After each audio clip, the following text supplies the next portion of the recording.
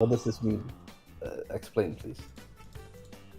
So I just started my stream. Hashtag Will Pluck. And that's the first thing you're gonna tell me. I don't know. I don't know what it is. Alright, so the oh my god not okay story. So I went to UK in 2014. That was my first across the sea Tekken tournament. Manchester Battle Arena. Damn. Warriors Den. Wait, was that tag 2? Tag 2 days. Yes, tag 2 days. So it was me, Icebeam, Spec, Fergus, I don't want to say John Ding, G-Star, Kekev, Luke Live, you may have heard that name before. A bunch of people all gathered together. The CKT back then. And after that tournament was done, I think it was like really super late. And so Spac's brother had a car, so he just took some of the boys in the car and just drove home. Where me, Spac, Icebeam, and G-Star, we had to wait for a bus that was gonna like go all the way from like Manchester back to like London or whatever. And there was this Domino's restaurant, pretty big, nice and cozy. And I was like, all right, you know, let's grab some pizza, you know, because we're hungry. It's like 1 a.m. or something like that, maybe 2 a.m. in the morning. It's a Saturday party, you name it, right? Loud music. And good. Yeah, nice and cozy. For me though, that was the first time I traveled by myself to another country that I've never been in. So I was like, okay, you know, I'm just gonna follow the boys and blend in. And there were these two pretty decent looking ladies in the Domino's. They were drunk, you could tell. Maybe they just got from a party and whatnot, and they're, you know, they need some pizza or drinking or whatever. And they were loud. They were just screaming and everything. And I remember, Ice, can you correct me if I'm wrong? Was it you who fell asleep? Cause like, so we ordered a pizza and there was like these big kind of like dinner tables with couches around them. So we were just all sitting together. I forgot if it was G-Star who fell asleep or it was Ice who fell asleep. I'm pretty sure it was Icebeam who fell asleep. And we were just waiting for the food. And these two baby girls was just being loud. They apparently ordered a taxi or some shit like that. They got their pizza and the taxi arrived. And one of the girls was like, oh my god, the taxi's here, let's go. And they like ran out towards the taxi driver and all that shit. Then, just to clarify, real quick context. It was cold outside. And you know how like concrete becomes like a little bit more hard and all that? You know, when it's like cold outside? Yeah. So, one of the girls was running together with the other girl. And it was almost like a cartoon. You know those like weird kind of like thingy you put out to kind of like warn people that the floor is slippery? Oh yeah, like some Looney Tunes shit.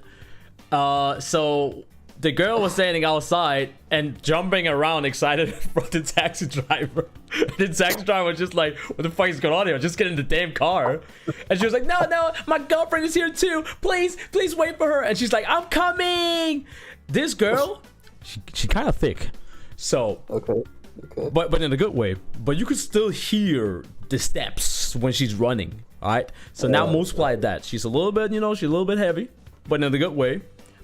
The moment she runs out, she slips on the floor. Oh no. And I shit you not, it's probably the worst, most violent face plant that I've ever seen in my entire life.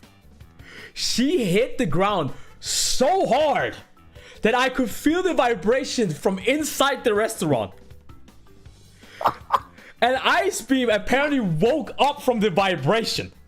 Ain't no way. I'm on my mama. On my mama. I was like, damn. She hit that shit hard. You could hear it, you could feel it, everything. Damn. Was it like a loud thud or like a loud like split? It was like that, like really hard on concrete. And I was like, I saw that shit. I just started breaking down laughing. I was just like I just couldn't hold it in. And obviously the taxi driver, he thinks because she's drunk, she just hit her face on the concrete. Maybe she needs to go to the hospital. Crazy, you know, whatever happened. Maybe she's bleeding. So he's like running, like, oh my god, are you all right? And her friend was also like, oh my god, baby, are you okay? This girl, she's like, I don't know, she's like a fucking hockey skater or some shit like that. She just immediately stands up like nothing happened, looked at her girlfriend and was like, oh my god, not okay. And she started like crying or whatever the fuck she was doing. And then they like got into the cab and drove away. Poor girl, man. God damn. Ever since that day, I've called that story the oh my god, not okay story. Oh my god, not okay. Ice lost it. That's crazy. What a story, man. Speaking of which, that's almost like 10 years ago now. Yeah, that's 2014, 10 years ago, man. Yeah. Crazy. Yo, real quick, what up everybody? On my stream, I want you guys to go and look at 2B's stream as well, because he's also streaming some CTR. What up? I got you back on CTR. Yes, he got me back on CTR.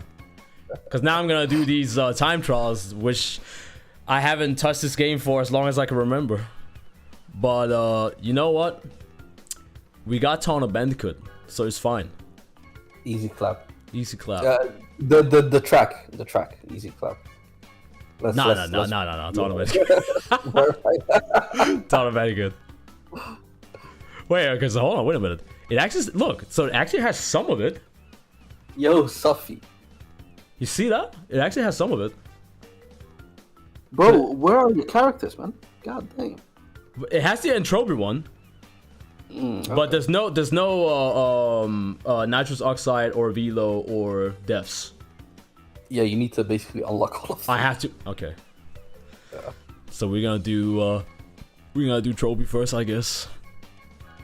Good luck, man. Good luck. Do I even have wheels? I mean, you don't need good luck for trophy. I mean, according to you, it's 3 years ago I played this game. I think. But yeah, I mean, yes, as a matter of fact, it's more than 3 years ago I actually played this game seriously. It's like riding a bicycle, dude. You're not gonna forget it. I think I might have. It's like swimming. I'm just gonna punish the wall, just like I told you. Just launch punish the corners. Yeah, launch punish. Yo, Chad, how do you drift again? Just kidding. Wow. After you gave me like... Nah, I didn't mean it like that. I didn't mean it like that. Man wrote a whole essay on that. Hey, Chad, let me pull up my own stream as well. Yeah, appreciate you checking me out, Sophie. Hope you're doing well. Is there a delay on? Nah, there's no delay on. I think the last time I played was on the PS4. I think this is actually my first time playing on the PS5. Do you have any delay when you play on the PS5? Like, does it feel weird? No? Nah.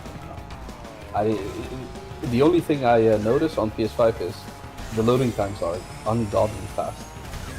Well, that's good. Right? That used to be like a problem on fucking PS4. That shit was bad. Used to be like, yeah, okay. Restarting costs like almost a minute. I even lost my flame. You. A little bit rusty, chat. A little bit rusty. But the Taunter Bandicoot is taunting.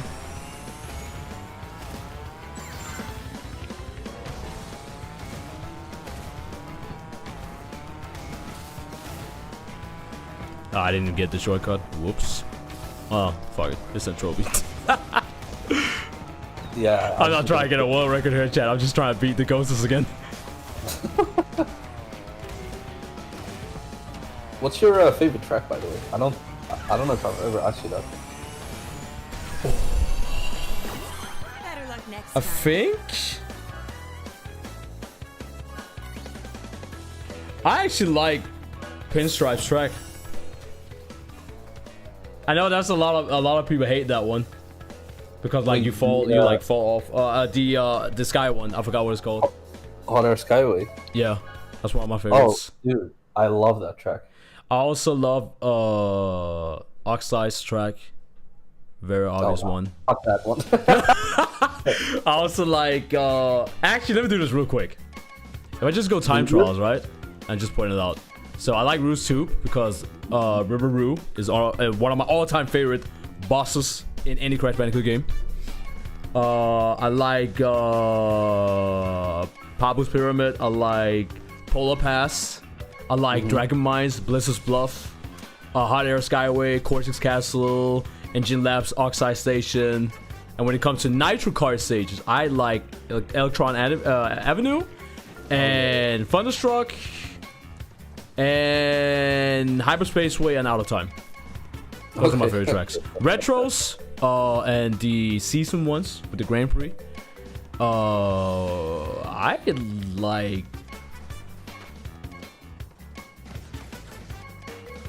I like Nina's Nightmare. Nina's Nightmare and Prehistoric Playground. Yeah. Is it weird if I say like I don't like any of the bonus tracks? No. That's fine. I swear. Alright. I don't know what it is. I cannot vibe with them, man. Nina's Nightmare is actually my least hated. Oh really? Like of the bonus tracks. Hey yo, what up, Christoph? Oh my god, CCR. It's so funny. I stream CCR and everybody's like, what? You're streaming CCR again? Bro, chill, chat. It's been too long, man. Yeah. The public wants it. No, I don't think it's like that. I think it's because we're probably the only people streaming CCR right now, and people are starving for that CCR. Yeah. Fair enough. Alright, chat, I'm gonna go Liz, because I like Liz. She's the waifu next to Town Bandicoot. Ay.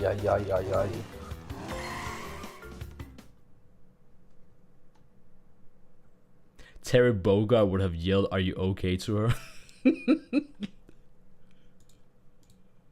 What would have Geese Howard been yelling then? Yeah, what up, Bunny Arts? CCR will always be in our hearts. That is true, though.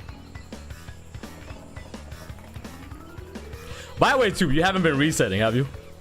No. Okay, good. I've been a good boy. I've been a good boy.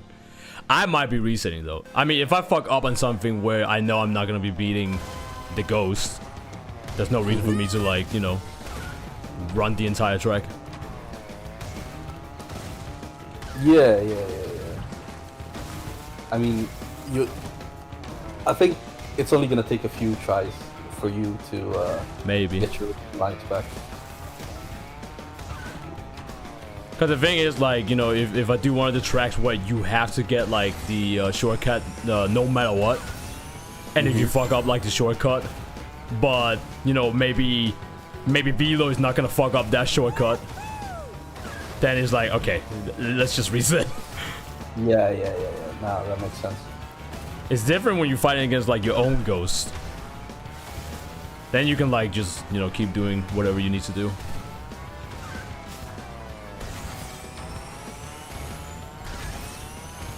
There's also a weird new technique that people have come up with in this game, where you hit the brakes, but you kind of like reserve all the speed. So when you let go, it's like a slingshot. What? Yeah, I have no idea how to do that. That was like that technique didn't even exist when I played.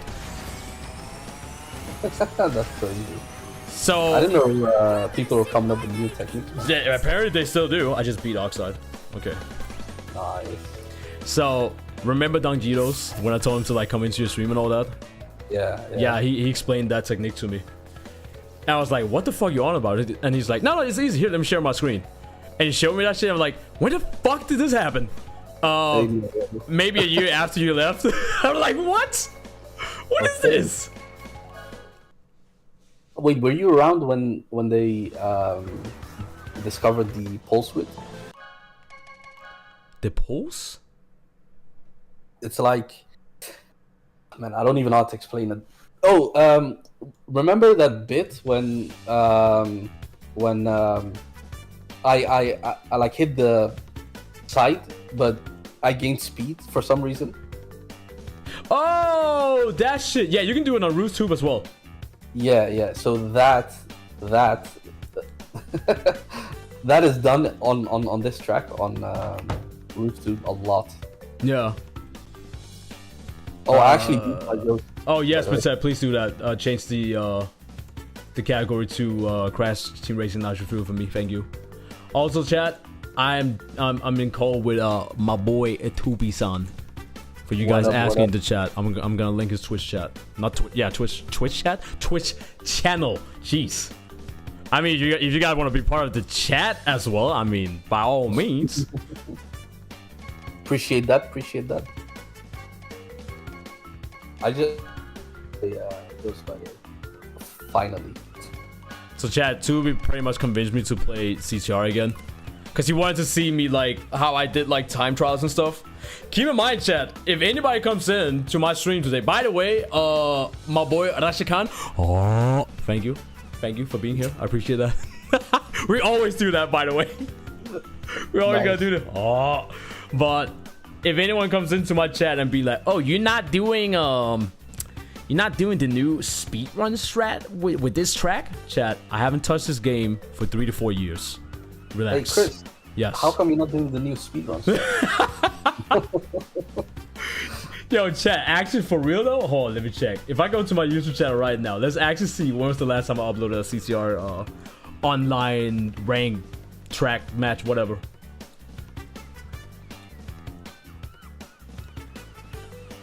And then I'll continue the race. What up, Master Klaus? Was good, my boy Rekakarn. Bro, I'm so sorry, I always mess up your name, man. It's my boy like, Rashikan, as I call him. Rashikan? Okay. Rashikan. I'm never gonna mess it up, man. Or Rekakan. Or Gekakan. Alright, Crash Team Racing. So I have a video on YouTube called I went back to Crash Team Racing Nitro Fuel after almost a whole year. I uploaded that video. How's the Tekken grind? Russia. Is that like one word, Rashikan, or is it like two individual words? So that video is almost 3 years old. So yeah, it adds up with the whole 3 to 4 years that I haven't touched this game. All right, video time.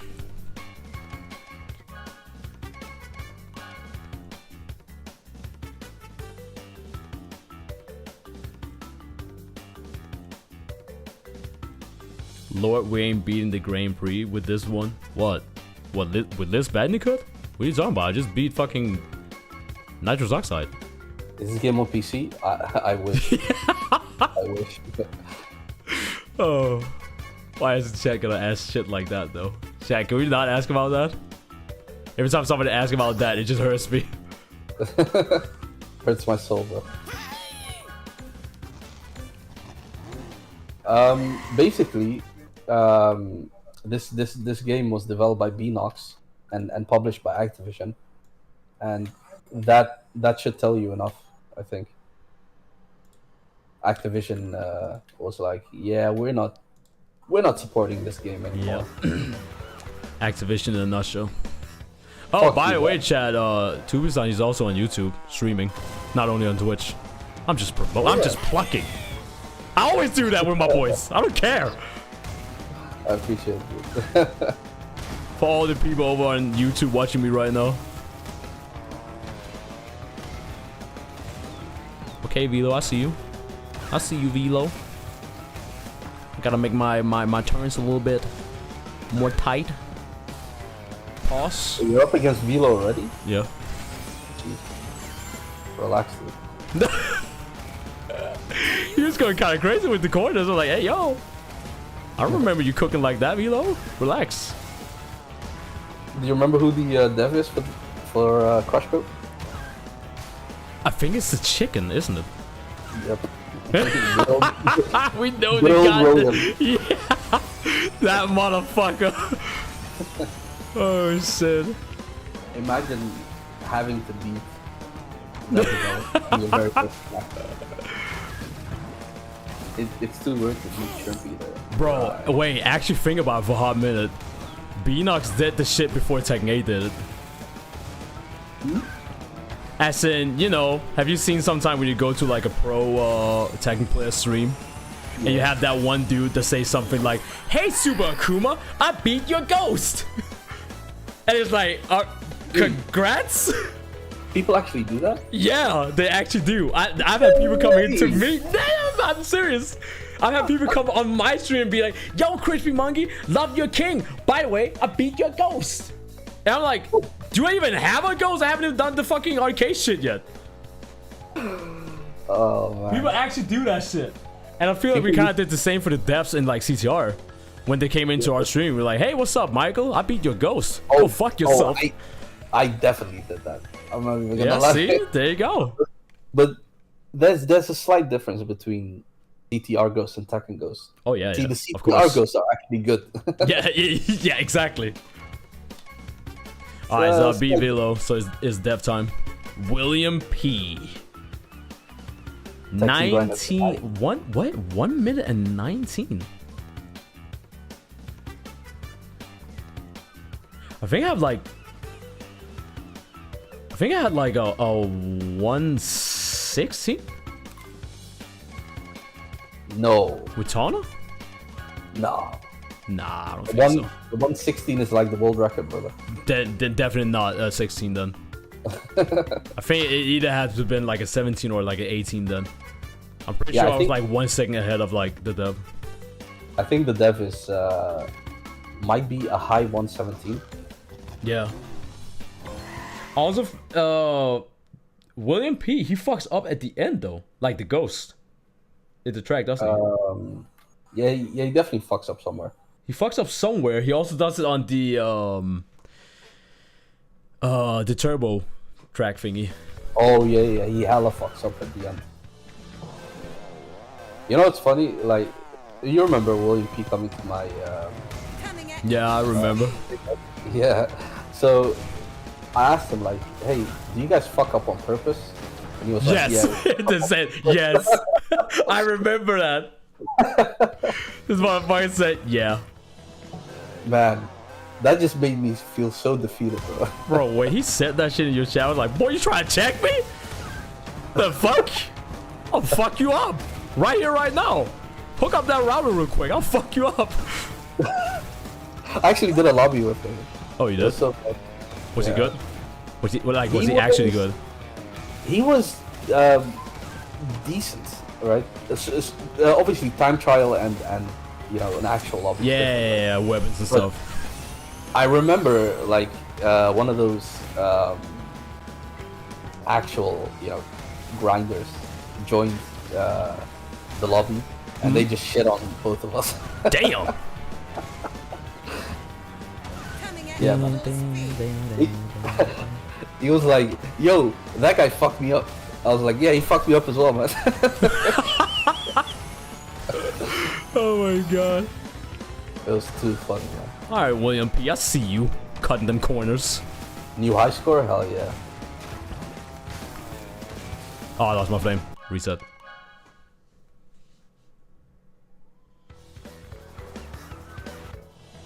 I remember I showed him my turbo track run, Yeah. and he was like, "Bro, you lost fire like 5 times." I was like, yeah, but it was still enough to beat you. Yo, Bitet just said in my chat, any new updates for this game, by the way? Brother. Wait, who's saying that? Bitet in my chat. Oh. He asked if there's any updates. Well, Bitet, imagine World of Warcraft but with no updates. We're basically playing a dead game. We're playing a dead game. In terms of the developers don't give a shit. No, actually, I should rephrase that. The publisher doesn't give a shit. Oh yeah, that's way better. Yeah. I'm William P. Look at you being sussy.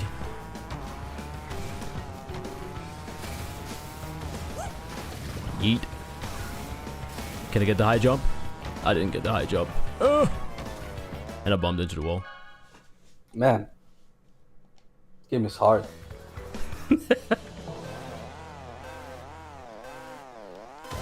So, do you feel any improvement? I beat my own ghost once, so Okay, nice. that's about it. So that lap you had where you were like drifting really nice and shit. Now imagine doing that like 3 times in a row. Oof. I don't know if I could handle that, huh? A little bit too much stimulation. Yeah, I might, you know. Boom. Damn, shit. Oh, damn, I just lost my flame. But you know what? We're not resetting. Because I'm still kind of close to him. Can't lie, bro, like, having a satisfying run in this game. It feels good, right? It feels so fucking It feels so good. Now imagine playing online and you just like... You're just lapping people. Oh, Like, yeah. you're just like one lap ahead of them. Oh, it feels so good.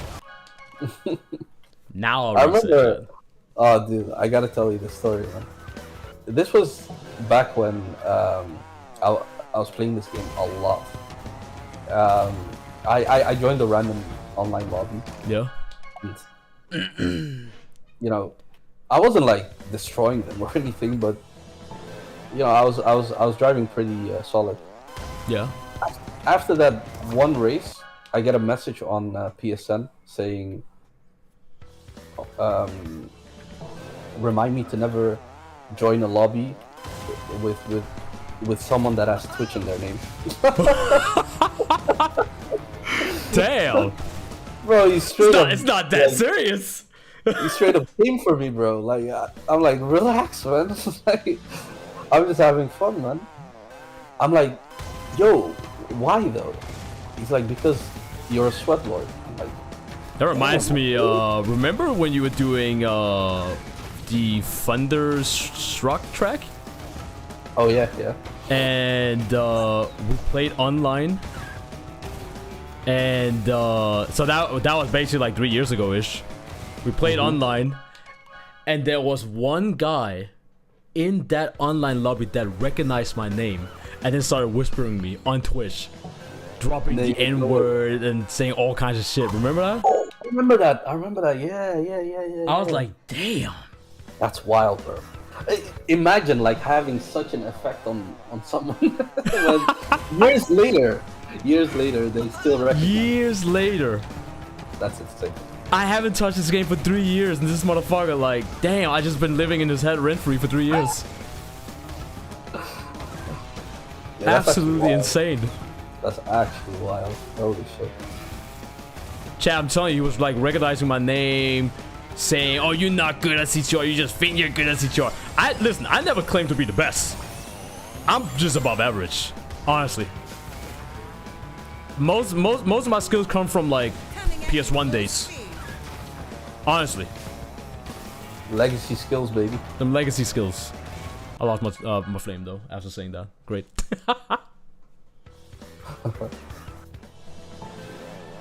I remember playing this game when I was, you know, a kid, on like the OG one on PS1, and I was like, I was wrecking these, like the CPU. Oh yeah, you feel like hot shit. Yeah, bro. And then you go online. Then this game came out. I was super hyped. I was like, yeah, man, I'm gonna shit on everyone, bro. I got shat on every time. Bro, it's so funny because most people in the Tekken community, back then when they heard about like Nitro Fuel remake and all that shit, most of these players were like, "Yo, Chris, you ain't shit. You ain't about that life. I'm gonna be playing Tiny Tiger, and the only thing you're gonna be seeing is my back." They said that? Yeah. And then most of these players, most of them from EU, top players in EU, they come into my stream, me speedrunning Crash Team Racing on the PS1. They look at how I'm playing, and they're like, "Boys, we might have made a mistake here." It's Jovo. They're like, "It's over."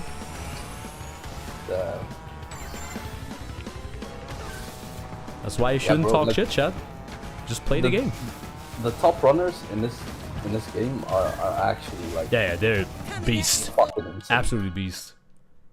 Yo, what up, Rizzy? Speaking of FGC content creators, Rizzy, remember when people were talking about, nah, Chris, he ain't all that in CTR, and then you came in and saw me at Cortex Lab doing 360s in the air?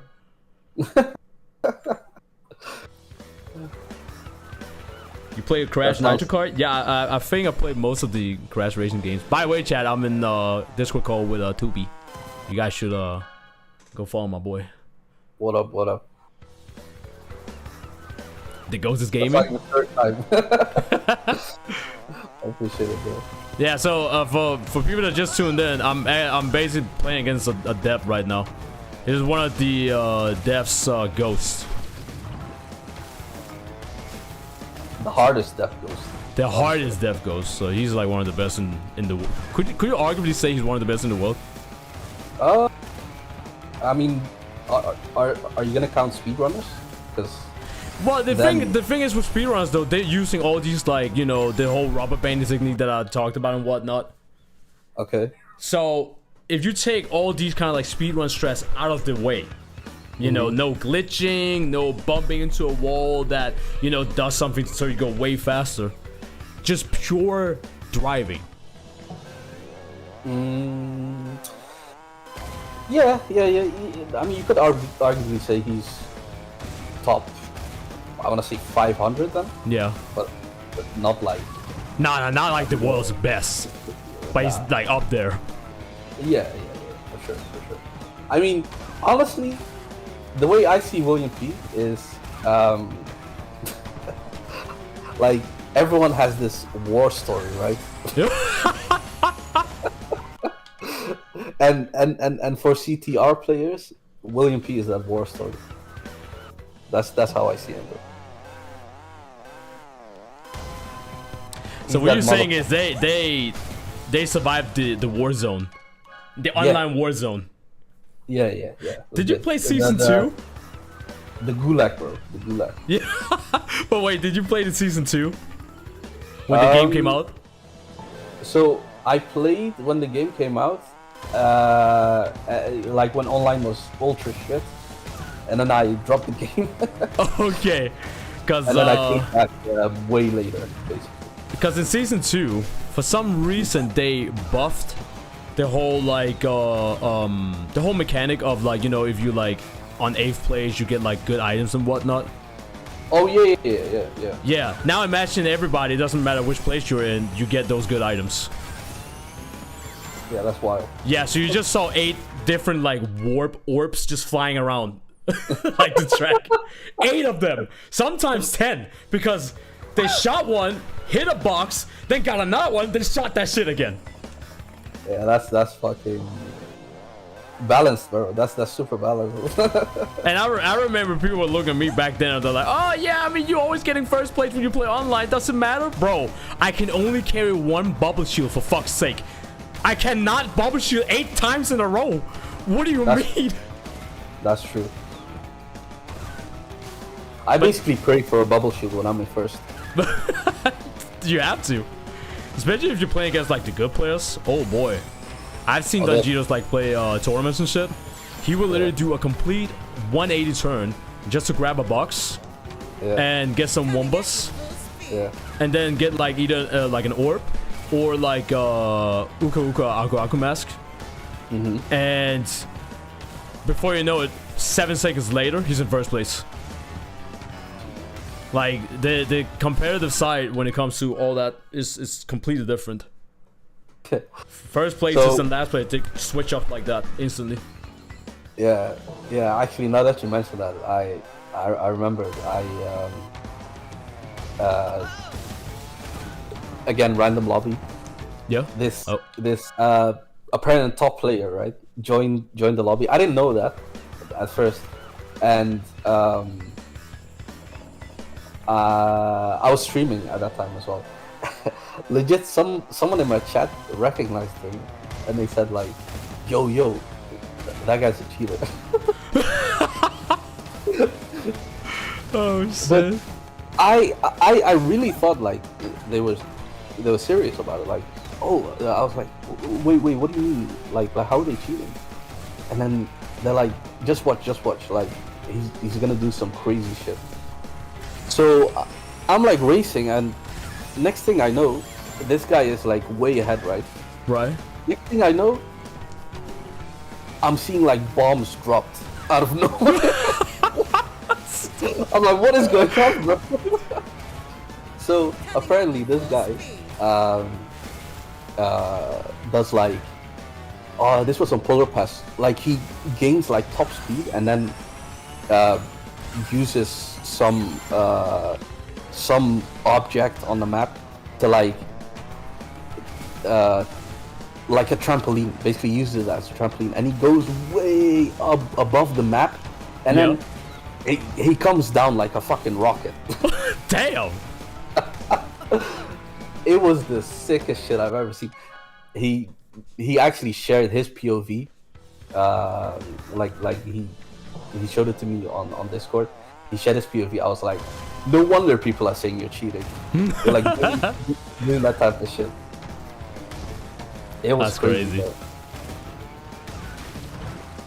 Oh, what's going on, William P? What's going on? I'm right behind your ass. What's up? I just lost on my flame. GG. Get him. Bro, it took me like 5 hours to beat that fucker. 5 hours? I mean, you know what? Having played this game for like 3 years and starting off with William P. Boy. Yeah, but at least your speed, man. Try that shit on drift. That was true. Very much true. I mean, if you want to suffer anyway. Chris is the reason why I was good as I was at CTR. Chris, I remember that shit. I remember leaving. I actually, as a matter of fact, you, Rissy, Slick, who's in the chat right now. What's up, Slick?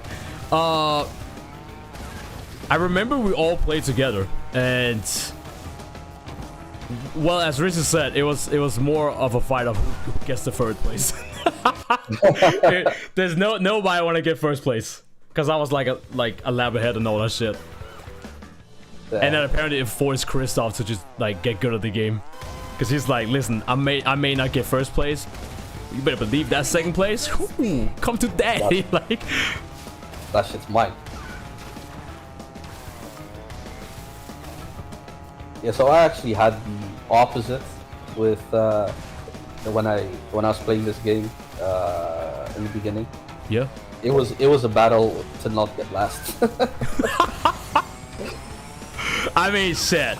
Let's be honest. We've all been there.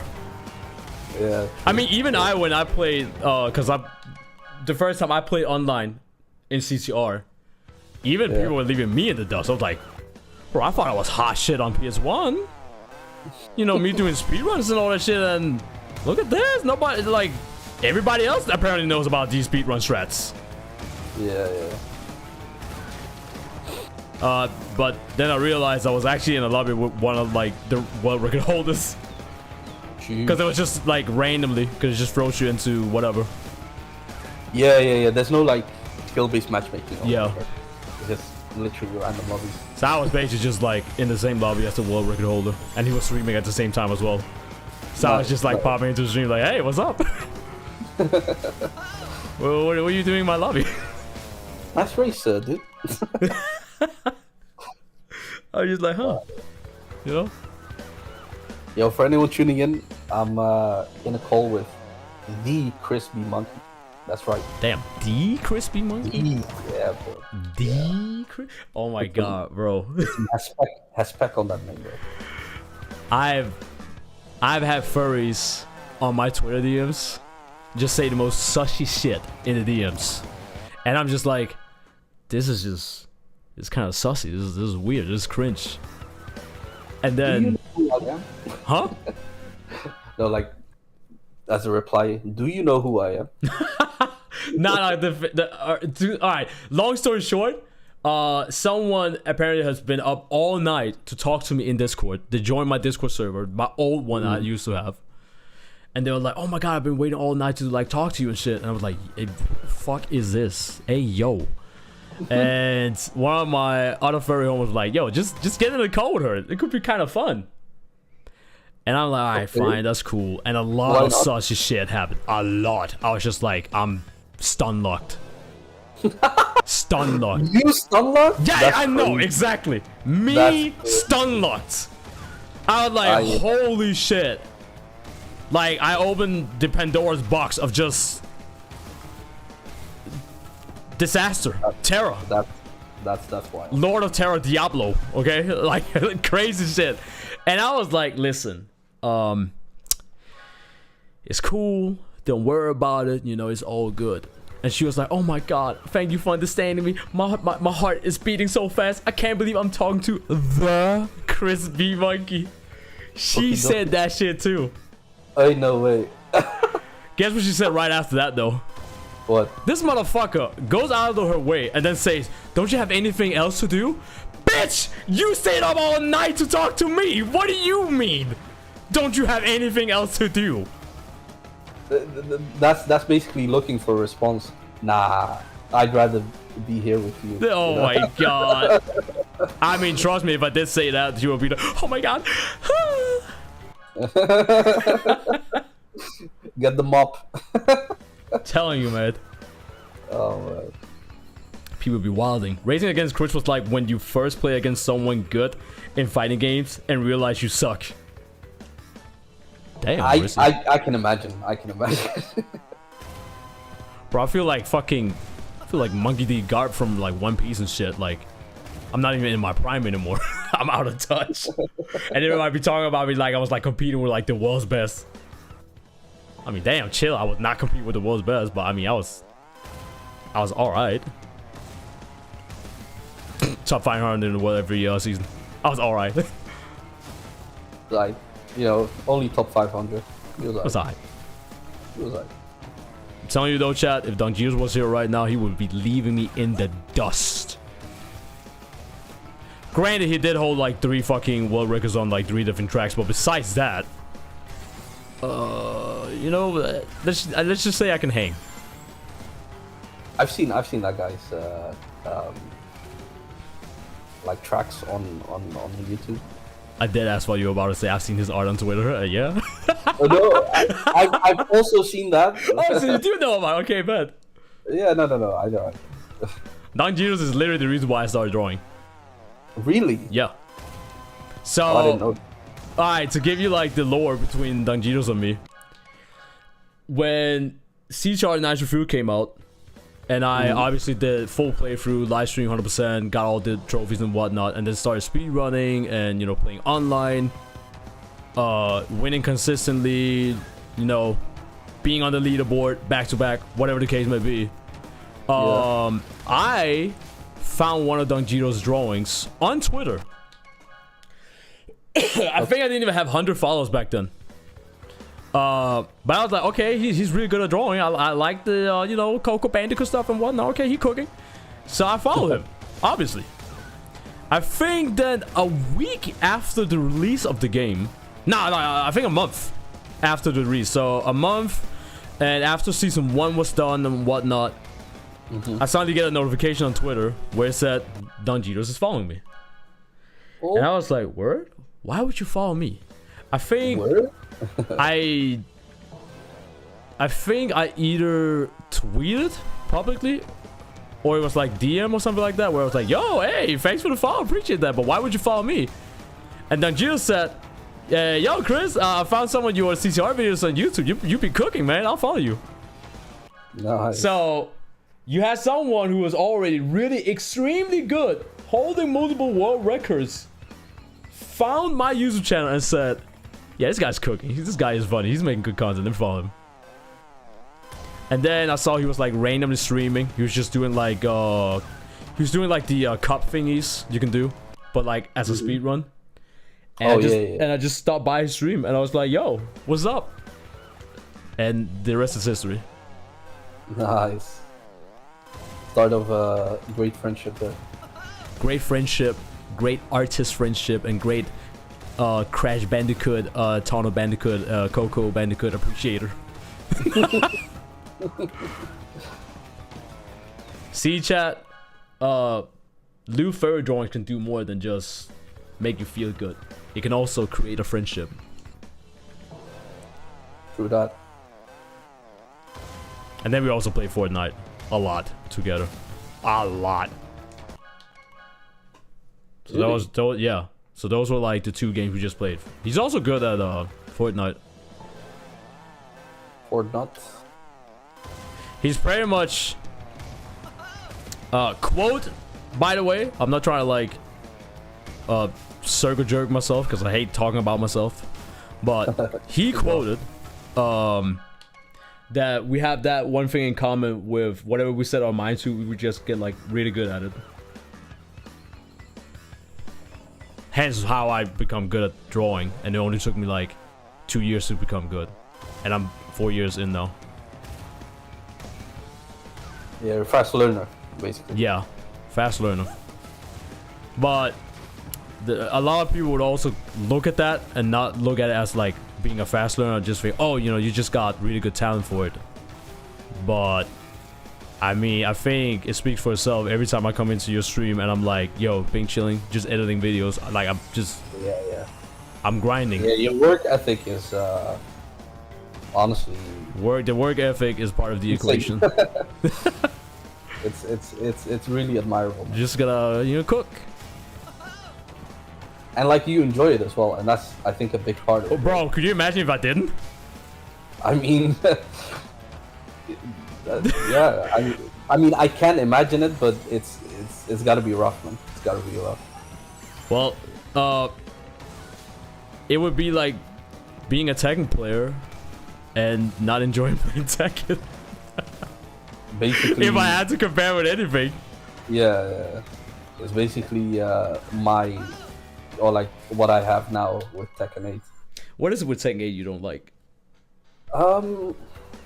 Honestly, bro, the thing that like irks me the most is the one and dones. Oh yeah, like of the course. one and dones in the squad. Like I used to lose a lot in Tekken 7. I'm used to like taking L's and like learning from them, right? But what I cannot handle is not being given the you know, due time to learn. I just cannot take that. So like, let's say I win, right? It doesn't mean anything, right? But they're like, oh, he won, I'ma leave, you know, because obviously figured me out, whatever. Yeah, but yeah. that doesn't have to be the case, you know. I could have won because I was just more aggressive, or like my game plan worked at that moment. But I don't know what it is, but the Tekken player base of Tekken 8 is just way more results based. Instead of playing to learn, they play to win. Well, like Eric said, you gotta blame it on the parents. Because they were raised by a pair of bitches. I mean, at some point, you become a grown-up though, right? Yeah, you might become a grown-up, but that doesn't mean you're gonna be acting like a grown-up. Oh yeah, that's true. I mean, look at Low. Look at who? Low. Oh right. I mean, you could argue with him. It's like a character, I guess. Yeah, of course. It is. But, it is a persona because he's not like that in real life. Yeah, but like, there are definitely like real people like that. Yeah. For sure.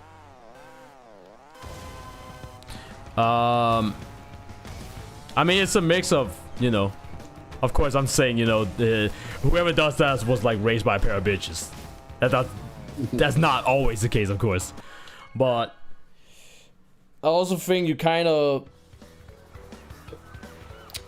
The thing is, I'm gonna sound like such a fucking boomer now.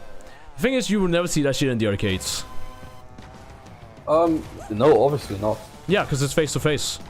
Yeah. If you're gonna act like a bitch, you know, get slapped like a bitch. I don't know, you know. I mean, if you act like a bitch, then people are gonna have less respect for you. Yeah. And so it's a lot easier to just pull the plug or talk shit behind a monitor. You know, it's that mindset. Like, in an IRL setting, it's way different, right? Yes, exactly. Now because it's online, people teabag you, key charge you, and Yep. plug on you. I've had, oh my god, dude, I've had like the funniest plugs. People are actually there's actually a meta to plugging now. It's insane. Yeah. Now like legit, like I was playing against the Xiaoyu.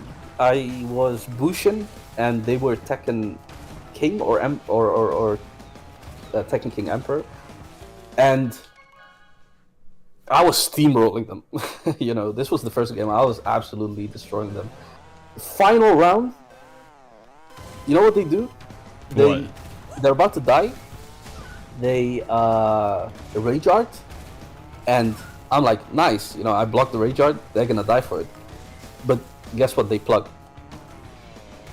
They rage art, and because they know they're about to lose, so they use the rage art window, right, to plug. Wow, that. And I'm telling you, bro. Do they do that because like the game can like figure out like, oh, they plucked on purpose, or what? Like have Harada and Mura like even done anything towards that? They kind of have, but they're saying like they're banning people and like you can report people and stuff, but they're saying like the bans come in waves.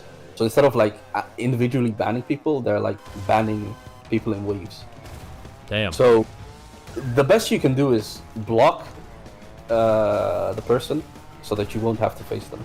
Right. But obviously, that also has the downside of, oh, I can't beat this person. I'm just gonna plug. I'm just gonna block them. Right. So yeah, like Tekken 8 is in a very weird position right now for me personally. That sounds Online, rough. anyway. Online. Yeah. I hit the wall. Like the game is a lot of fun offline, but online is a mess, dude. Also, Phantom said, "How old is Coco? Like realistic?" So here's the thing. The way I see Coco and Crash Bandicoot, a lot of people look at Coco Bandicoot and tend to draw her like she's like 12 or like 8 years old. Like they're really drawing her like young-ish type of, or like teenager type of stuff. But if you really look at the Crash Bandicoot lore, I'm pretty sure that Crash, Coco, and Town of Bandicoot was made at the same time. It's just that back in the 90s of PS1 days and whatnot, and pretty much most female video game characters, they wanted to make Town of Bandicoot look like, you know, Busty. busty, you know, the Lola Bunny type of shit, busty bimbo looking, you know, all that shit, right? And as far as I'm concerned, there were some people that didn't quite like that. Like parents, you know, the moms, because they don't look like that anymore. They're in their 50s or whatever the case may be. So in Crash Bandicoot 2, they got rid of Town of Bandicoot and then added Coco Bandicoot. Dude, I I didn't even notice that. Yeah. I like didn't notice Coco wasn't even around in Crash 1. That's why. Yeah. So, and I remember, cause I read like the gaming magazines you used to like buy in kiosk and whatnot. So my mom always bought that shit, and there was actually a gamer journalist that had a page back then on the like PS1 gaming magazines chat, where they apparently asked him what happens to Tawna Bandicoot.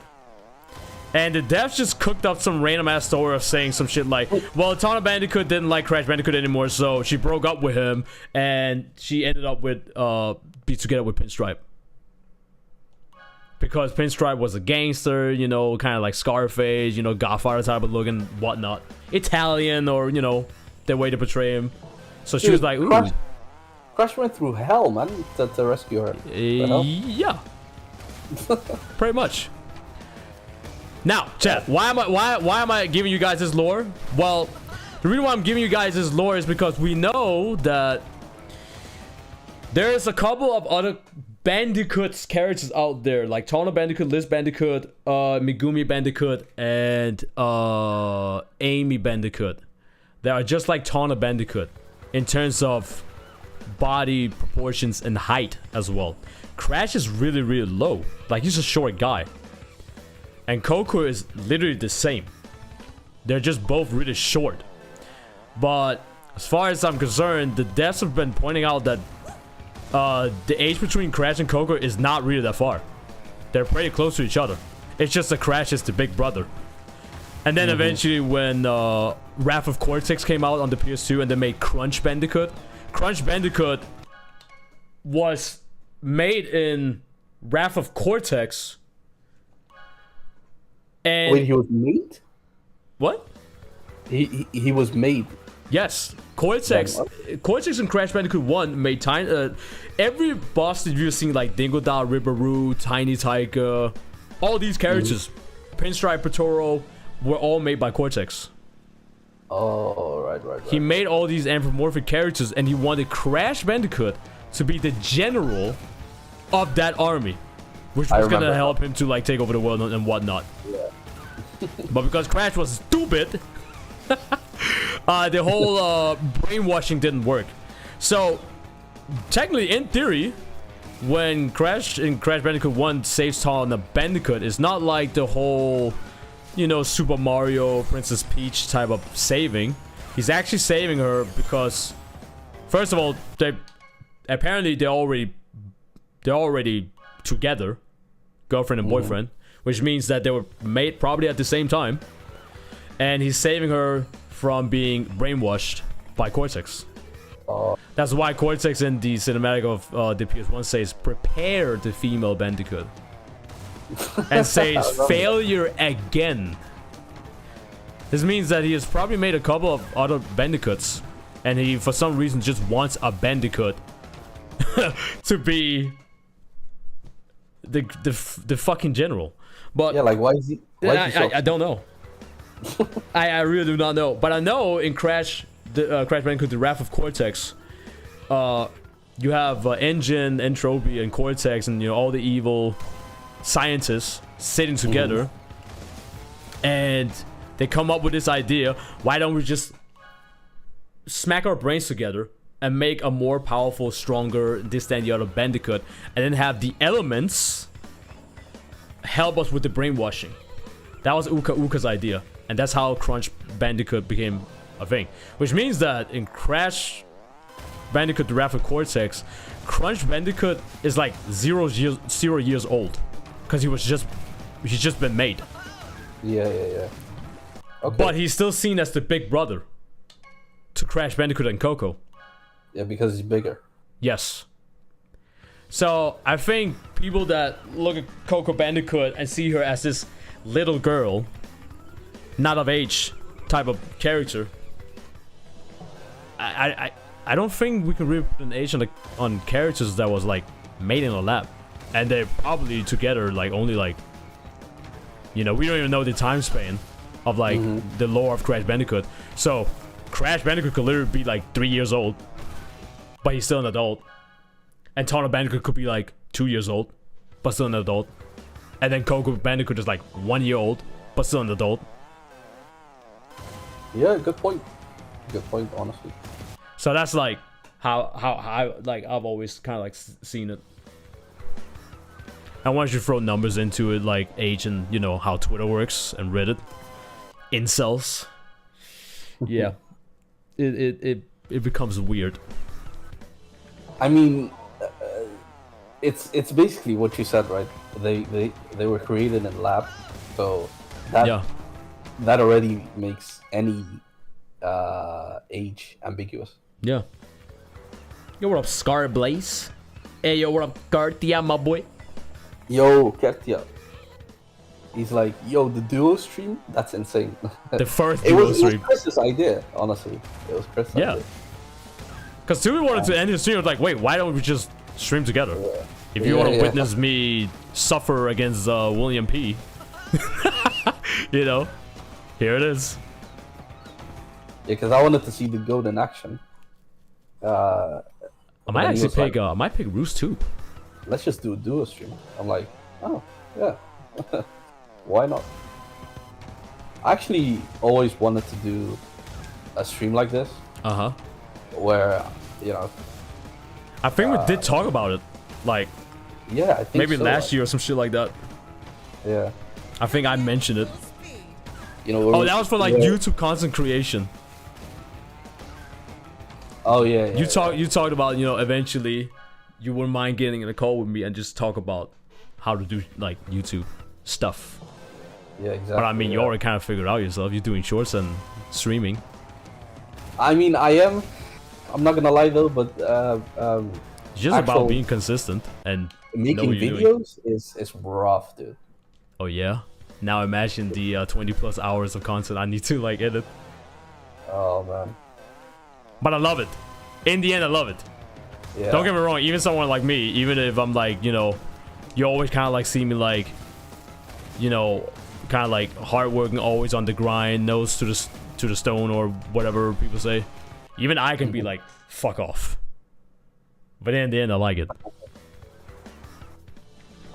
Hey, can I play with you? I have CTR too. We're not playing online. We're just doing time trials.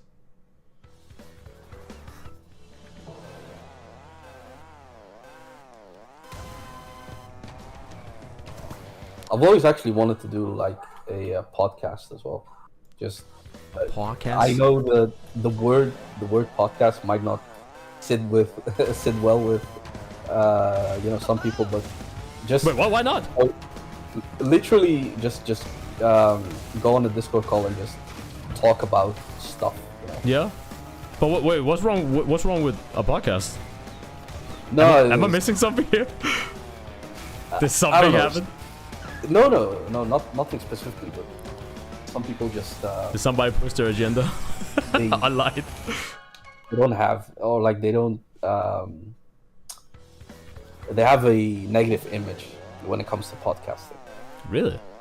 Due to some podcast creators or content creators. Really? I mean, what kind of like what like? I mean, if you don't want to like say the names or anything like that, like what kind of like category are we talking about? Are we talking about like FGC podcasters, or are we talking about like completely outside of that? Outside. Okay. Like your, I don't know if the FGC even has. Yeah, there's a few podcasts. There's the Waifu podcast or something with Main Man and Blast Salami. That one is chill. Kurt just said too many bro scientists have a podcast. That's kind of the thing. Yeah, like basically everyone is like, hey, let's do a podcast. I have an opinion, so let's do a podcast, and they just end up having the. Right. I see where we're going with this. You know, they're having the little bit of you know, Andrew Tate maybe kind of opinion on things. You put that shit together, you make a TikTok clip out of it, and now you're a millionaire. Yeah, basically that. Well, I mean, to be honest though, I don't see the problem in that, because at the end of the day, most podcasters usually That was sick. There usually is like around somebody's echo chamber. Yeah. Obviously, you know. You see what I'm saying, right? Like, Yeah, if every there's like a podcast- podcaster that has like a really strong opinion, let's say he has like a complete left side politic, American, whatever point of view. Well, obviously the people that is swinging left as well are usually most likely gonna be on that podcast then, and they're gonna listen to that shit. And then other people that obviously don't agree with that person's point of view, they're not gonna watch the podcast. They're gonna be the ones complaining about it on social media. Yeah, So- they basically hate listening. Right, so it's like almost like, what's the difference in having a podcast where you are echo chambering your opinion on something, and doing it in a Discord server? I mean, I would love to do that. The only difference is that it might require an invitation to get in that Discord server, but a podcast that's public, is everywhere. Which is why it's obviously more people are gonna see it, and then they're gonna make a clip out of something, out of context and whatnot. And I've seen some of those because they got like recommended to me in like YouTube Shorts. If you just scroll long enough on YouTube Short, you'll find yourself somewhere where you just think, how did I get here? Yeah, the YouTube Shorts. I'm just trying to see monkey videos and gorilla videos, okay? That's my shit on my YouTube Short. And then suddenly here's somebody being like, fuck women, blah blah. I'm like, how? What? Hello? Why is Andrew Tate on my screen?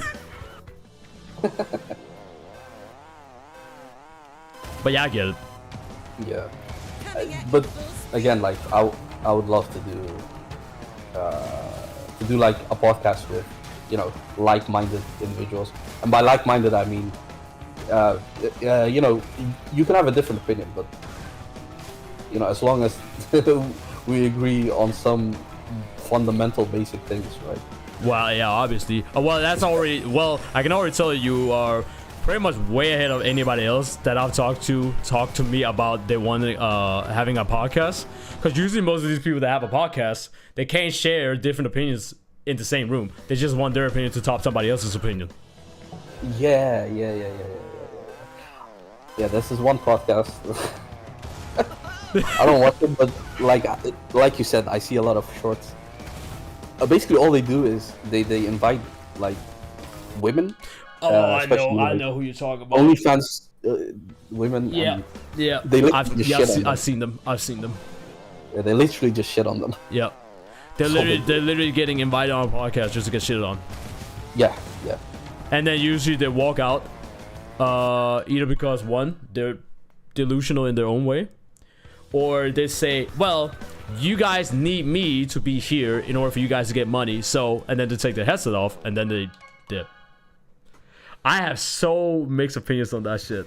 There are some that I think there was one of those podcasts I saw on the, on my short feed, where it might have been a different podcast, but similar to the whole idea of, you know, having OnlyFans girls on and whatnot. But there was one guy that was on that show, not the owner of the show, but just some other kind of like guests there. He talked about some shit where I was just sitting there and be like, wow. You know, he actually got a point. It was like that. Like, he actually had a good point. But even when he had a good point, because of, well, you know, the whole mindset of everybody else that was in that room, you know, aka building that echo chamber. Yeah. His point didn't really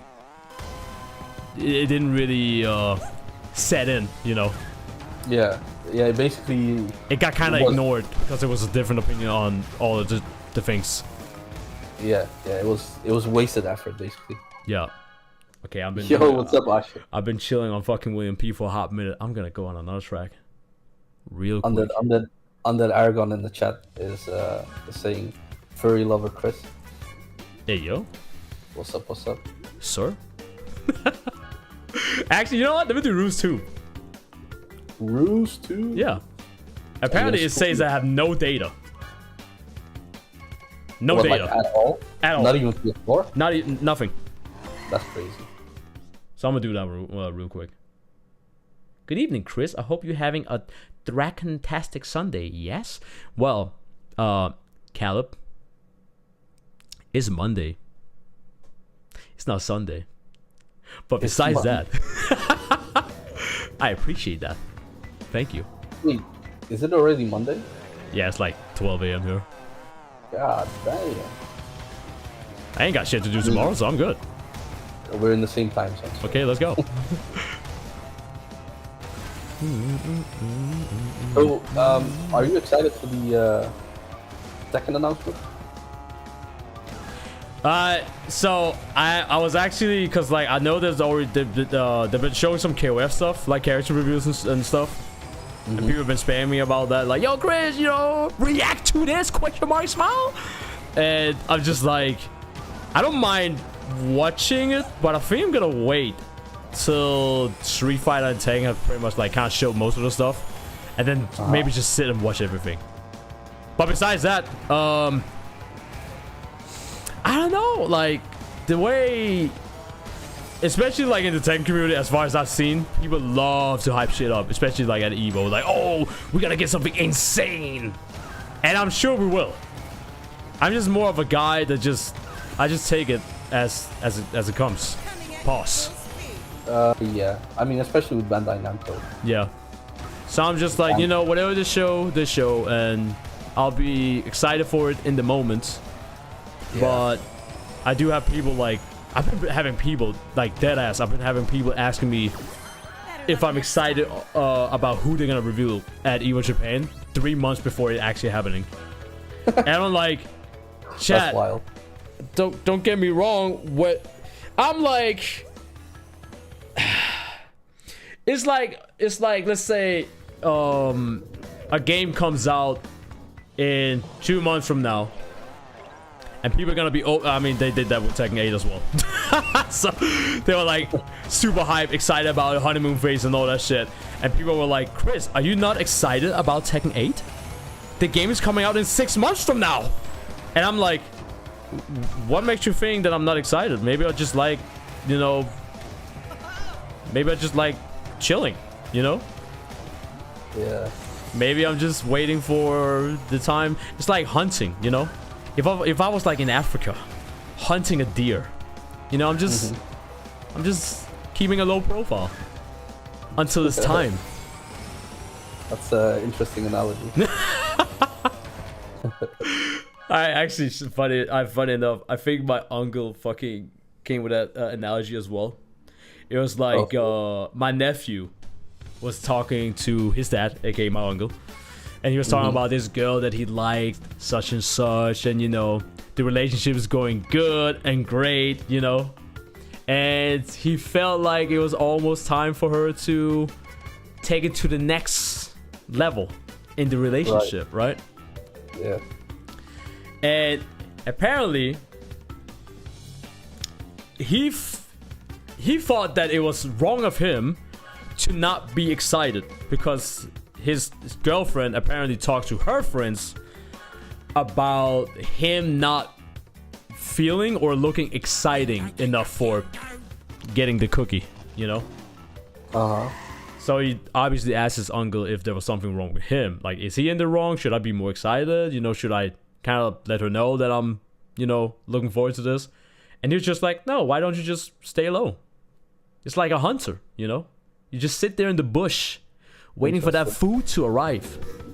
And you wait like night and day. You know, we're hunters. There's no reason to hype it up. That's like me, right there. No reason to hype it up. Just, you know, we know it's gonna happen. When you think about it as well, like, in life, in general, the more you hype something up, the more disappointed yeah. you get. That's also a thing. For damn sure. And I'm sorry to say it, but the FGC, they really like doing that. And then they play the game for 2 months, and now it's the worst game. I mean, I wouldn't say it's the worst game. Like, it No, has. of course not. But that's like, again, that's like Twitter's mindset on it. Yeah. They're like, man, fuck this game. Let's go back to Tekken 4. I'll, What? Excuse me? yeah, I'll be honest though, I did not expect it to happen so fast. I think it's like, you know what? I had a great example about this. Mortal Kombat. Mortal Kombat has always been one of those. Oh, peep the drift. I fucked up. See, even I can fuck up. But Mortal Kombat has been like that for as long as I can remember. Every time a new Mortal Kombat or any new kind of like NetherRealm game comes out, Injustice, Mortal Kombat, whatever, everybody hypes it up, excited. Cinematics are epic. Everything is epic. The music, you know, the way they introduce it, they're really good at hyping up their shit. And then, when it's finally time, you know, the game is out, we can finally, buzz. You know, I'm about to go. You know, all that shit, post not clarity. And then you ask the person, and you're like, so how do you feel about the game? I mean, it's alright. I mean, it's not all that, but, you know. It's alright, it's alright. Literally post not clarity.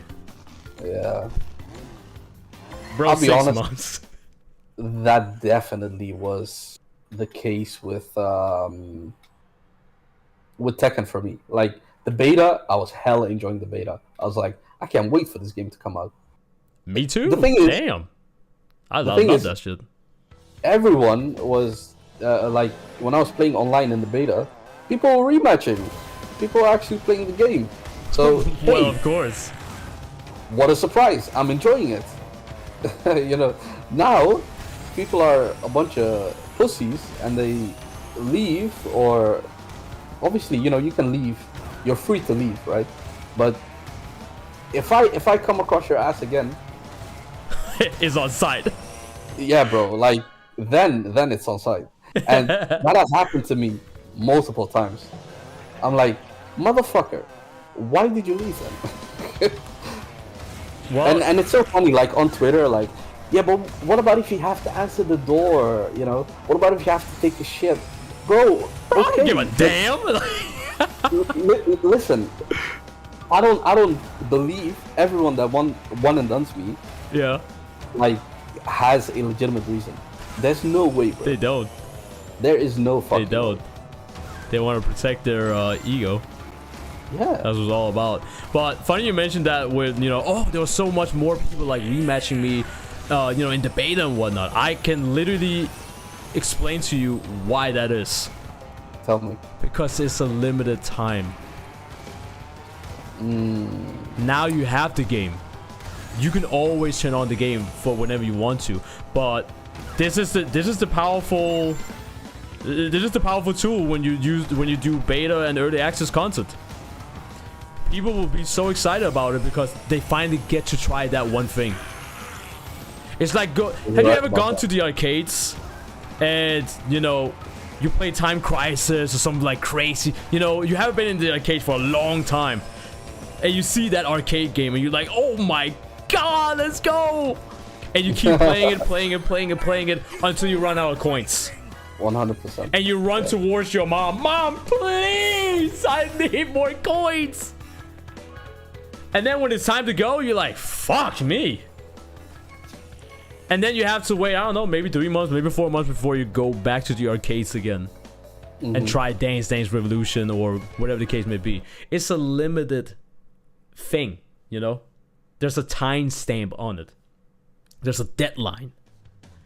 That's why battle passes are so good. That is, if the battle pass is actually good. So I'm not talking about Tekken 8 here. I'm talking about Fortnite. Oh my god. Okay? Dude. I'm talking about Fortnite here. Fortnite's battle passes are always exciting and good. They always give you way more than you pay for. And it's a limited time to get the things in the battle pass. So we humans have this natural phobia called fear of missing out. FOMO. Yes. Yeah. So it's the fear of missing out. The beta is there. You're trying to get that you know, the beta key. And you remember when the Tekken 8 beta came out and people on Twitter would like, please, I would literally buy a beta key. Bro. Remember that shit? The fear of missing out. Legit, there were actually people. I kid you not. There were people selling their fucking Steam accounts. There were people selling them, but there were also people dumb enough to buy them. Yeah. But now, the game is out. You have like unlimited access to the game. You don't need to go to the arcade. You don't need to wait for a random weekend in the season of the month or some shit like that to play the game. You can always turn on the game.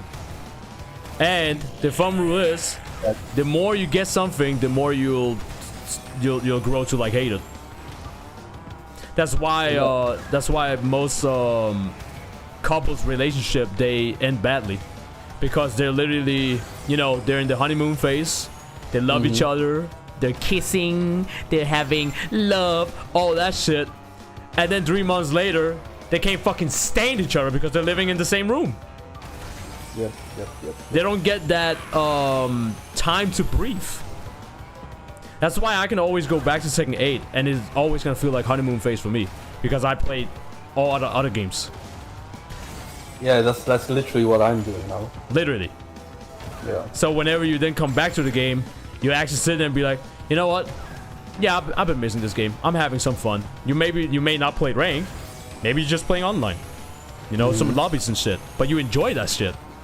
You don't worry about like fucking taking screenshots for Twitter likes and shit. Tekken PNG, bro. You just do it. Yeah. A lot of people don't they don't understand that. They think they need to play Tekken more in order to love it more. Where it's like, it's okay to just put down the game and play something else. And let's be honest, I really don't think you're gonna be missing out anything, because this game is gonna be here for the next 10 years. Oh yeah, hell yeah. So what's the rush? Well, okay, so my initial like with me it was different.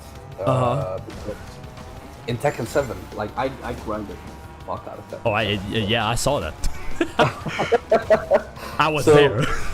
yeah, and like my main reason for that was, I've always loved Tekken as a franchise. My very first game I ever got was Tekken 2. So like, obviously there's a huge nostalgia there. Same. When I got Tekken 7, I wanted to learn the game like properly.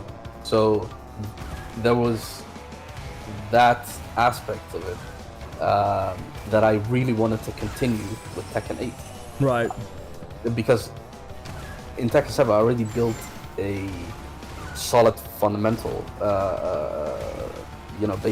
basic, like I know my basic stuff, right? So I wanted to take what I know and with me to Tekken 8 and then continue the grind, right? Yeah. That was the mindset. That was my mindset going into Tekken 8. And not being able to do that was such a crushing blow for me. Like realizing that I can't do that in this game. For me personally, right?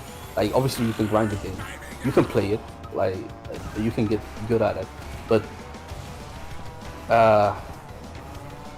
I can't do that personally because of the state of the game. So realizing that I cannot do that has been a tough pill to swallow. So that's why, like, I feel like I had this feeling after the first month, but I didn't want to give it. I didn't want to admit. Like, I didn't want to admit. The copium. Yeah. Basically. Yeah. Hella copium. And so, yeah, that was basically my stance, and like that's why try to hold on a bit longer. But honestly, right now, I'm like, I've accepted it. Like, you know how there's like different stages of grief, right? I'm at the acceptance stage right now. I'm like, this is the game. This is how it is. It doesn't vibe for me personally. Doesn't mean it's a bad game, but it doesn't vibe for me, and that's fine. You know. That's fine. So instead chill. of getting frustrated by keeping by playing the game more, I'm just gonna forget about it and come back to it sporadically, like whenever I feel like playing again. Yeah. And obviously not take it serious, and I think that's the biggest like key thing for me, is not taking Tekken seriously, because I took Tekken 7 very, very fucking seriously, to the point that I wanted to excel in the game and like I do remember that. Yeah. pro. Obviously pro was ways away, but like I wanted to take that road. You know what I'm saying? But I do not have that feeling at all in this game. Like not even an ounce of that feeling is left with me, and that's so fucking depressing, bro. Because I put everything I had in Tekken 7. Like it's so unfortunate that the game came out like this. Unfortunate for me, because it's not my kind of game, unfortunately. But like I said, I accepted it and we move on. Move on with it. Let me give you a great comparison. The reason why I can stay so consistent with my YouTube, because I don't think I've ever mentioned this, but I've been doing YouTube videos since 2008. Oh, I didn't know that. And back then I was very less confident than I am today. So I went back and forth. I deleted my YouTube channel, all that shit. Made a new one. Then I made a workout kind of like YouTube channel where I was like talking about workout and whatnot, because I did do parkour and was a private trainer for like 9 years. So, wow. Okay. But I also deleted that channel. And then we had the whole, 2012, the end of the world. And obviously it wasn't the end of the world. Yeah. But I looked at my YouTube channel and I was like, I've always wanted to just make videos about video games. Just me talking, having fun, doing playthroughs, whatever comes up, that's like my idea. Right? Right. And I'm gonna stick to it because I believe I can get somewhere with it. So the mindset wasn't, I'm gonna keep doing this because I know I will become this. I did it because I wanted to have fun. This is the sole reason why you see me play all these random ass games, because I just do it for fun. And I think a lot of people, when Tekken 8 came out, they had this mindset of, I'm just gonna go balls to the wall. I'm gonna become the best player in my country. I'm gonna go to tournaments. I'm gonna be on Evo stage. You have all these like views and stuff you want to do, right? So what happens is that you bite off a big old chunk, and you do your first Tekken 8 stream, which is probably like fucking 9 hours or 12 hours, or you just grind rank, you just go in, right? You level up ship, you do everything possible in order for you to become good, right? But there's one thing that a lot of these Tekken players, they for some reason have forgot. If you look at someone like Infiltration, or as a matter of fact, if you look at someone like me when I play Tekken, I pretty much echo the same thing that someone like Infiltration did back in Street Fighter 5. And just to point out, Infiltration, when Street Fighter 5 came out, he played that game for like 12 hours every day, and then he spent like 2 extra hours scouting players. He literally said, goodbye life, I'm winning every tournament. And he fucking did. But even him, when they asked him, well, Gutex and Mike Ross, when they asked him on their show and whatnot, what exactly is it I need to do to like become as good as you and whatnot. And I remember I saw that shit live. And Infiltration, he said, he asked Mike Ross, have you ever watched my live streams? And Mike Ross said, yes, I have. I'm dancing, I'm singing, I'm interacting, I'm partying, you know, I'm just having fun with the chat and fun with the game. And I think that's the problem that most of these people that try to get really good at the game, they forget to have fun. It's always every day, every night out, your mindset is always, you know, I gotta focus, I gotta play serious, I gotta, you know, you on a mission. All right, yeah. You never had that moment where you can just kick back, relax, and take a break. It's always like that mindset. If I don't do this, you know, I'm setting myself up for failure, or whatever the case may be. Yeah. So just have fun. I'm amazed that sometimes when people come into my stream and I stream Tekken, the amount of times I have to repeat the word enjoy your game is absolutely fucking insane. I'm not saying you're not enjoying your game, but there's a lot of other people that have the same mindset as you, and they've never even played the story yet. They went straight to rank. They went straight to practice mode. Started lapping everything. And to me, you and me, we're decent at Tekken. We can say that. All right, we know how to lap carries. We know frame data and whatnot, right? Correct? We all know it's boring to lap some shit. But once you learn that shit, it can be fun for whenever you then finally run into, you know, I don't know, like a fucking shitty ass fucking dragon that just keep spamming shit, but you know how to punish that shit, right? Yeah, okay, fine. That's fun. But you still have to go and sit for in lap for like the next 2 hours and just sit there and be frustrated. And all this frustration of you trying to lap a character, and you know, I don't even know how many. Do you have like 32 characters in Tekken? Well, 33 now because Eddie's out. So you have 33 characters. You just sit there and lap, and there's no time for fun. No, we ain't got time for fun. We need to get good at this game, and I think that's the wrong approach. A lot of my Street Fighter friends have talked to other Tekken players where they've had that approach where they're like, well, I know this game is hard and I know I'm not gonna be learning it overnight, and then they're like, oh well, you know, now that you learn this character, now you gotta learn all these 32 other characters. You need to learn, you need to know their frame data, you need to learn all this shit in order to, like, you know, be able to compete.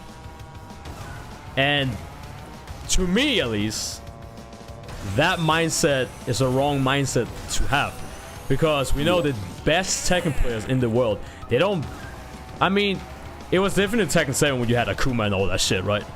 But ever since Tekken 1 and up to Tag 1, and I would argue in Tekken 8 as well, even though there are some characters that are, you know, a little bit more stupid than other characters, the best Tekken players, they play Tekken.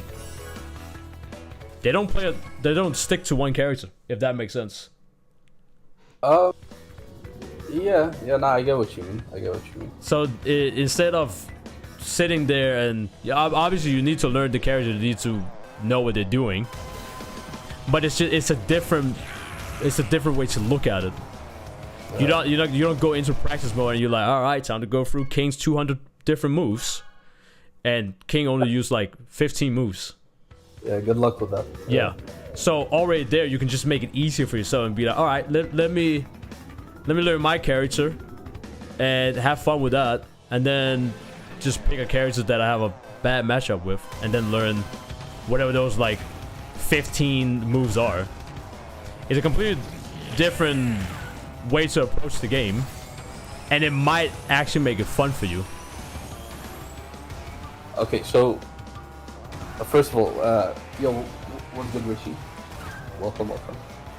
I agree with you 100% when you say like having fun is more important than you know, going die hard and like trying to be the best straight away. You know? Yeah. But it also makes sense, because why would you grind something that you're not even enjoying? Exactly. Actually, one more thing, real quick. Yeah. You know the fighting game, Them Fighting Hurts? Oh yeah. Yeah. So Sonic Fox. I think it was 2 years ago. Sonic Fox was arguably the best player. I mean, it's Sonic Fox.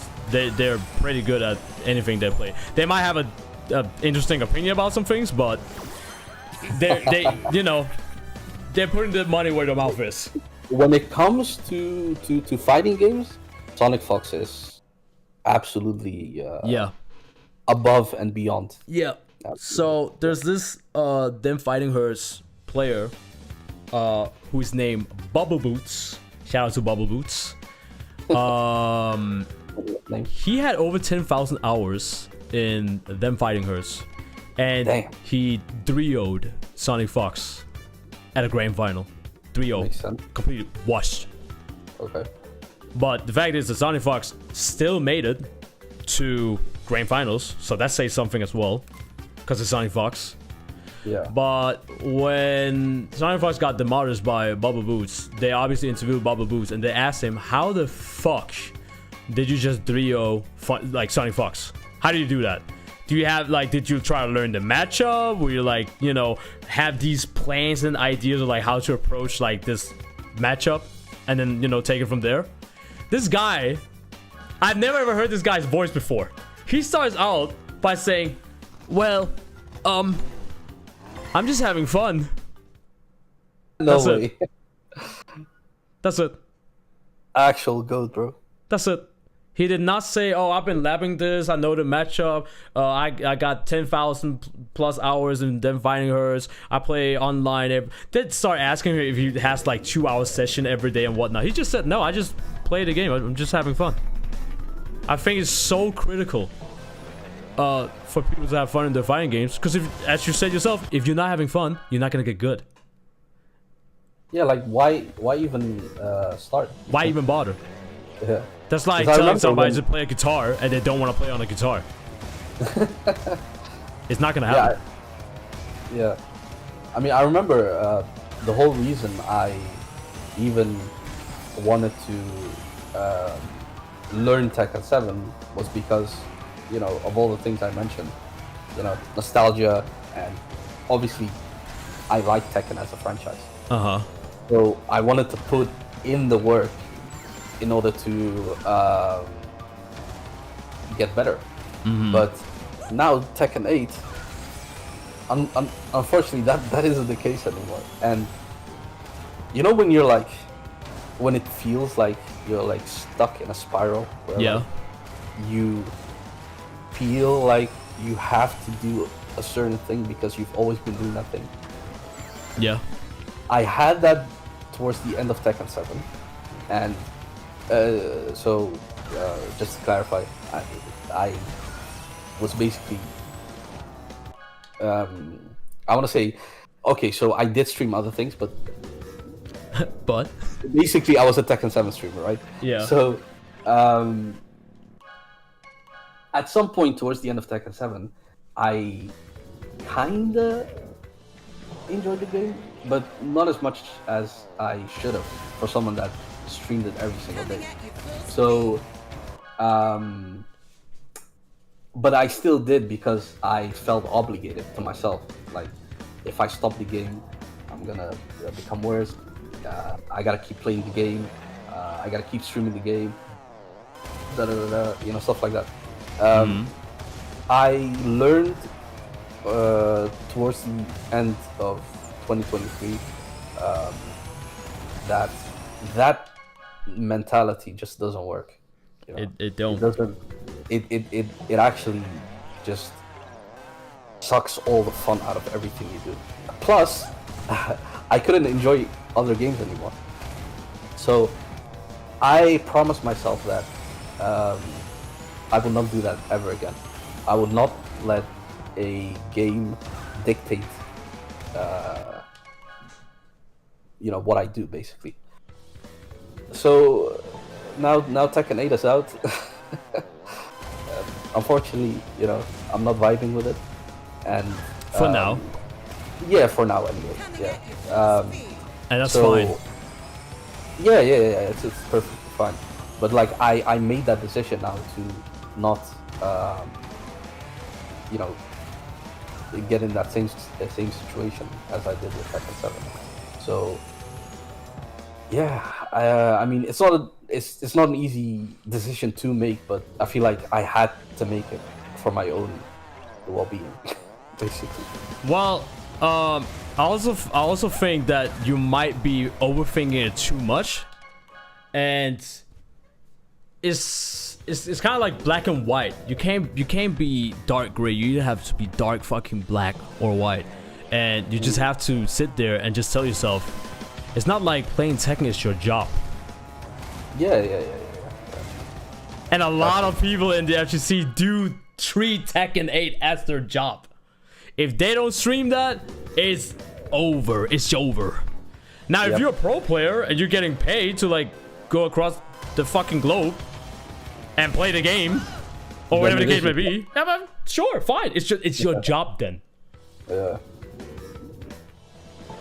But there's a lot of people in the FGC that do treat their favorite fighting game as their job, and we know how everybody feels about jobs. Jobs is like, you know, J Omega Low B. Yeah. So that's why I said, you know, the whole infiltration shit. You know, enjoy your game. Treat it as a hobby. You know what's wild as well? Like, I've been doing this exact same track for almost 4 hours, and I'm still enjoying it. I'm about to beat the dev of Rusu. Oh, let's go. You're gonna beat him before I do. But like this is the difference, right? I can start up this game anytime, any moment, and I'll just be vibing. Yeah. I'll literally just be vibing. That's because there's I no don't give a shit if I fail. I literally don't give a shit if I fail. Exactly. You literally just answered your own question right there. You don't have any expectations. Yeah. In Tekken 8, you have this expectation of you must become good because you told yourself you want to become good. And it's like when I told one of my friends to lose weight, and he's like, well, you know, I gotta do a P90X, I gotta do Insanity and whatnot. And I was like, I mean, you can do that, right? If your body can take that shit, or unless, you know, maybe you got like bad knees. Funny enough, I actually did talk about this like 2 days ago with one of my friends, and she got like bad knees and stuff. And I was like, well, I mean, if you got bad knees, I'm not telling you that you have to do Insanity to lose weight, right? There's definitely other options you can do to lose weight.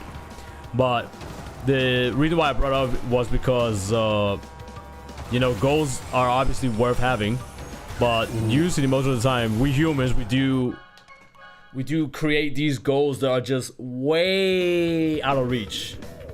Right, way out of reach. We're setting ourselves up for failure.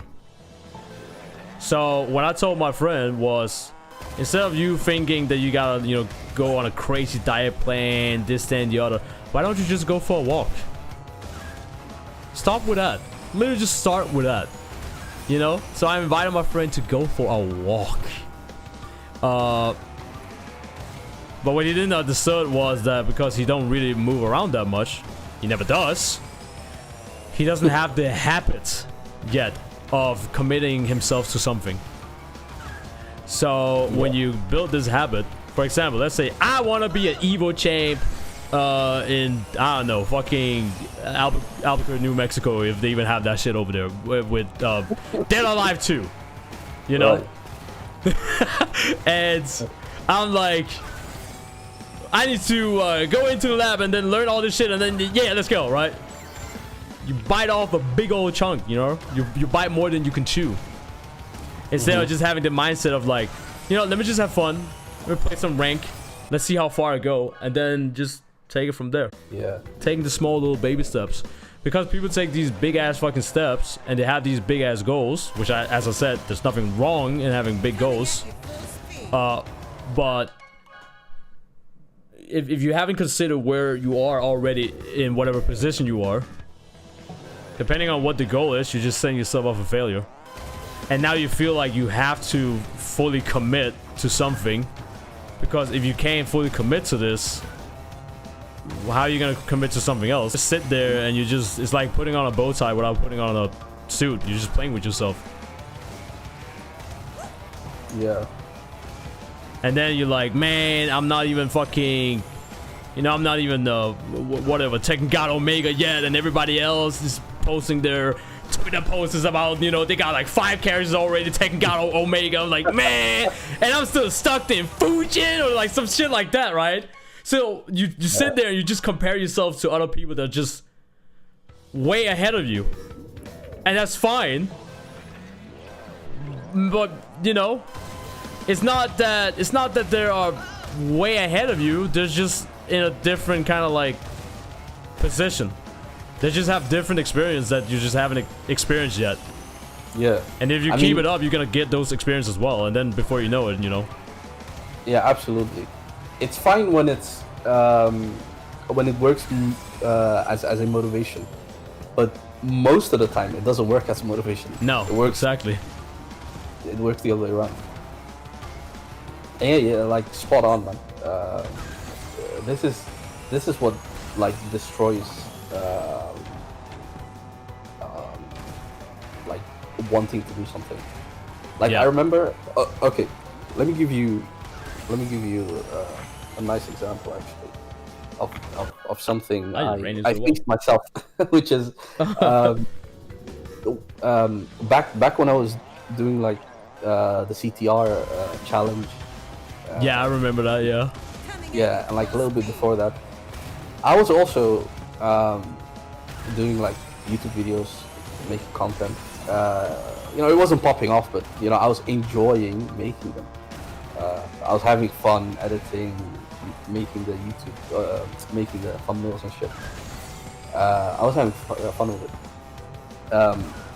When Tekken 8 got announced, I basically told myself I am going to make Tekken 8 exclusive content, because you know, I feel like I can do that. I can teach like new players stuff, but I never stopped and asked myself, am I gonna enjoy it though? And lo and behold, I started doing it, but now I'm just like, yeah, I don't even feel motivated at all to do it, right? And it's unfortunate, but you know, sometimes you gotta get burnt in order to understand your mistakes. And it's very normal to get burned out. That's why I'm like, you know, if you want to fucking play Crash Team Racing, then I mean, fucking go for it. And then come back to Tekken after. And as I said, the game ain't going anywhere. Yeah. It really isn't. You can either A, I mean, it's very, very simple. You can either A, play other games, have fun, and then come back and then try it out again, or B, keep playing the game and be another one on Twitter complaining about it. I've done enough of that. It's really, if I really had to, like, you know, really just long story short, just say it as it is, because I don't like sugarcoating shit. That's your options. Yeah. Absolutely, bro. Unless, again, if you have like goals where like you want to be like competitive player, you want to be like Evo champ and all that shit. I mean, imagine you being like Knee or Arslan Ash or like John Ding. John Ding, John Ding is a great example. Eddie Gordo just came to Tekken 8. Everybody got their eyes on John Ding. How is John Ding gonna perform at Evo Japan with Eddie Gordo? Could you imagine the amount of pressure? Yeah. It's insane. So, if you're already feeling pressure from someone online that you don't even know shit about, right?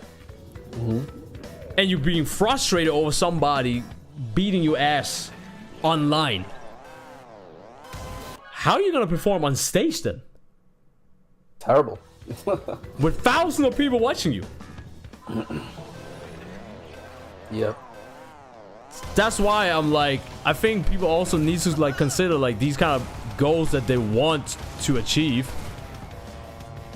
I don't know, maybe just start somewhere less, you know, and then move your way up. Start local, bro. Honestly. Start local. Do I mean, when I started YouTube, well, started in 2008, but then fully committed to it in 2012. I didn't say I'm gonna have 1 million subscribers at the end of 2013. Yeah. I was like, what? And yes, it does happen where some YouTube channels does blow up, like mine did. But how many years didn't it take for that? Took a lot. Took a long ass time. Yeah. And throughout those years, I've just been doing me. I've been enjoying God of War, and that eventually went to a point where Corey Barlock hit me up and said, "Yo, I like your E3 reactions to God of War. Can we use it for a documentary?" Yes, you may. And he then sent me the documentary and all that shit. That's so sick. Crash Bandicoot speedruns and doing marathons. Naughty Dog coming into my channel because someone from the Crash Bandicoot Reddit back then, years back, said, "This guy is doing a marathon. This is awesome." And then having Naughty Dog come in and be like, "Hey man, good luck in the run." Never expected that shit. Or when I did Sparrow content, a lot of motherfuckers pulling up as well and be like, "Yo, Sparrow, let's go." I was just having fun. As a famous movie quote goes, "Build it and they will come." Boss. Nah, How are they gonna come, yo? Hold on. Absolutely. But like what you're basically saying is, as long as you enjoy what you're doing, the rest is It'll come naturally. Yeah, Basically. yeah. It's like you standing like on the street, and you know you're one of those like clowns that's like, you know, flipping stuff in the air, and you know you're just doing crazy shit and you're having fun with it. Could you imagine if you were a clown that didn't enjoy that and you just sit in your chair and be like, "Yay, we're having fun over here. Let's go." Yeah. People are just gonna walk past you. They're not even gonna put a coin in your hat that you got on the concrete floor. But if you're like, "Hey, look at me, you know, I can do backflips while I'm flipping axes in the air, and I can suck my own dick," people are gonna be like, "He can suck his own dick? What the fuck?" And they're gonna pull up. And you like sucking that dick. But you get my point. It's like, you know, you're having fun with it. Point taken, bro. Nah, but absolutely, man. Like, as long as you're like enjoying, I think I kind of lost that aspect of streaming. A lot of people will. Well, first of all, I know you're probably not doing that, but I'm still gonna say it. Do never ever blame yourself for that. Because it's a very, very natural human being thing to do. This is why I enjoy doing YouTube. Because when you sit there and stream, because the thing is, you don't know what other people got going on in their life. Somebody could be, I don't know, somebody got hit by a car and it's like one of your mods, they're always in the chat, and then one day they're not there for a week. And you're like, "Oh man, you know, I'm dropping viewers, you know, maybe, am I doing bad streaming?" I had one of my friends funny enough stream Overwatch today. Besides that, I don't even know why the fuck you would stream that in the first place. But besides that, he was sitting there and he was like, "Yo, what's up, Chris?" And I was like, "Yeah, I'm just being chilling."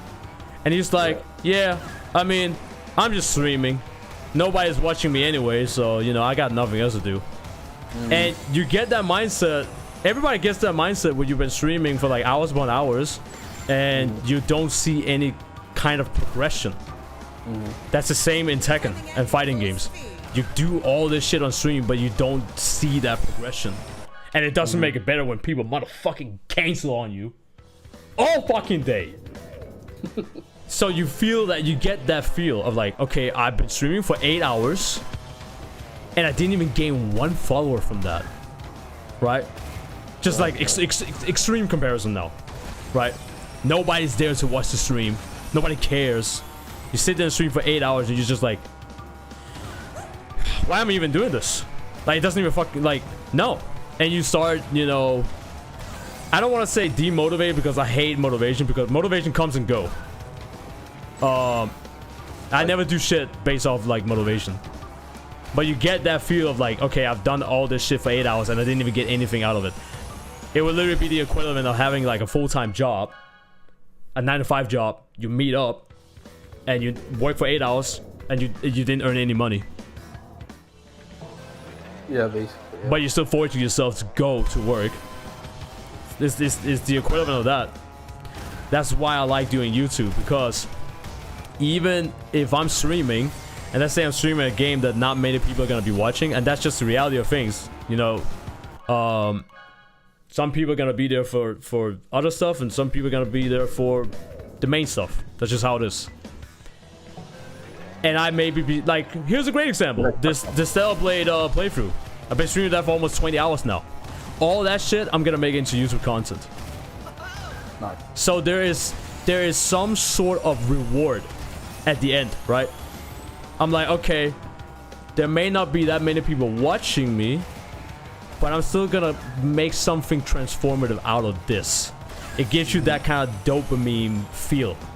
It feels like you've done something out of the hours you've been sitting and streaming.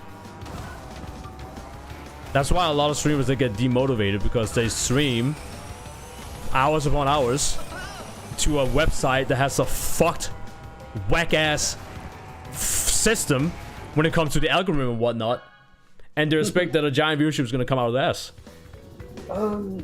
Yeah. It's a tough pill to swallow. I It feel is. like every streamer definitely can relate to what you're saying. 100%. Yeah, don't get me wrong, I've had those feelings too. Everyone's been there, bro. Everyone's been there. I remember being there and you telling me, like you reminding me, you basically said the exact same thing. Yeah. That you just, said now, and it's very important to like remember that. I've mentioned this before, but like my whole reason for starting to stream is because as a kid I always wanted to share my experience.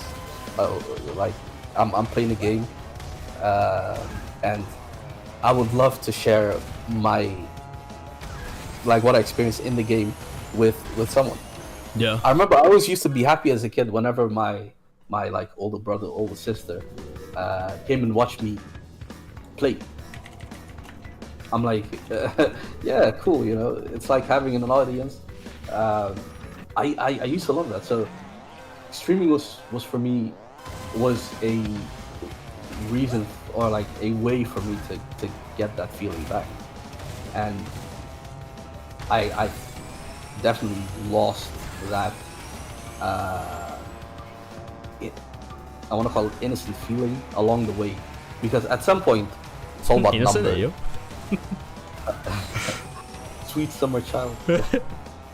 Now, but at some point it's all about numbers, and it's like, oh, you know, why isn't this like I personally never do this, but you know, you can get thoughts like, hey, you know, they're usually in my stream, like why aren't they in my stream now, you know? Yeah.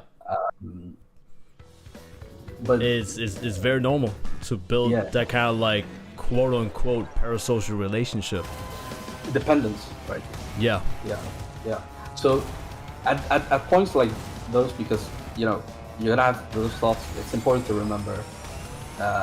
It's important to remind yourself why you even started doing this in the first place. Did you start this and think like, I'm gonna make this a career, or did you start this because you liked it and because you you know, wanted to share your experience with your friends or whatever.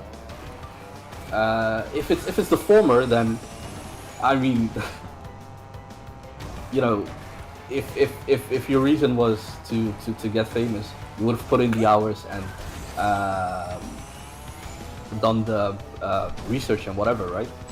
But if your main reason was just to have fun, then have fun. Have fun with it. And that's Straight up. That's something I need to remind myself. Not anymore daily, but it used to be daily at some point. Where I was like, man, why am I even streaming? Like, yeah, I mean, it's normal. It's normal. Besides, you can't expect, like you said, like you can't expect everyone to be watching a stream all the time. No, that's the great thing about YouTube. You just upload the video and then people watch it whenever they got time, or they don't watch it at all because they don't find it interesting. Yeah, it's And fine. I look at YouTube analytics a lot, not because I'm addicted to the numbers, but I'm more curious to see. It's like, for me, it's like building a talent tree for like a character in an MMO. I look at something, and let's say I look at like my viewer percentage, and then I look at like the retention and whatnot, right? Watch time and stuff. Then I look at it and I'm like, okay, how can I make this better? I don't think, oh, I guess, you know, I'm just not that funny. I'm not that entertaining. I'm not whatever. I don't even think those lines. I just always think, how can I do this better? And then I go back to the drawing board. And when I edit my video, and when I'm done editing a video, I'm looking at it and I'm like, okay, you know what? I don't really need that part in the video, so I'm gonna take that out. Self-awareness. It's like, okay, if I don't want to watch this, I'm sure nobody else is gonna watch this either. So it's just self-awareness. Right. That's the fun part of like doing YouTube. On stream, that shit happens live. You know, you were witnessing that shit live. Oh, yeah. Nobody's here watching me. And it sucks. It is a sucky feeling. Having that realization. That's why I remember this big Australian. He was a pro Tekken player back in Tekken 7. Had like the biggest stream in Australia, Oceania even. I legit asked them for advice. I was like, what should I do? Like this Twitch thing isn't working anymore, or like isn't working as I expected it to work. He's like, forget about the numbers, bro. Just stream. Remember why you started to do this in the first place, and just forget about the numbers. A lot of people do tend to forget that, because when they do start their stream and they see a little bit of following, you know, they maybe get some subs and stuff, you know, they get their first paycheck from Twitch.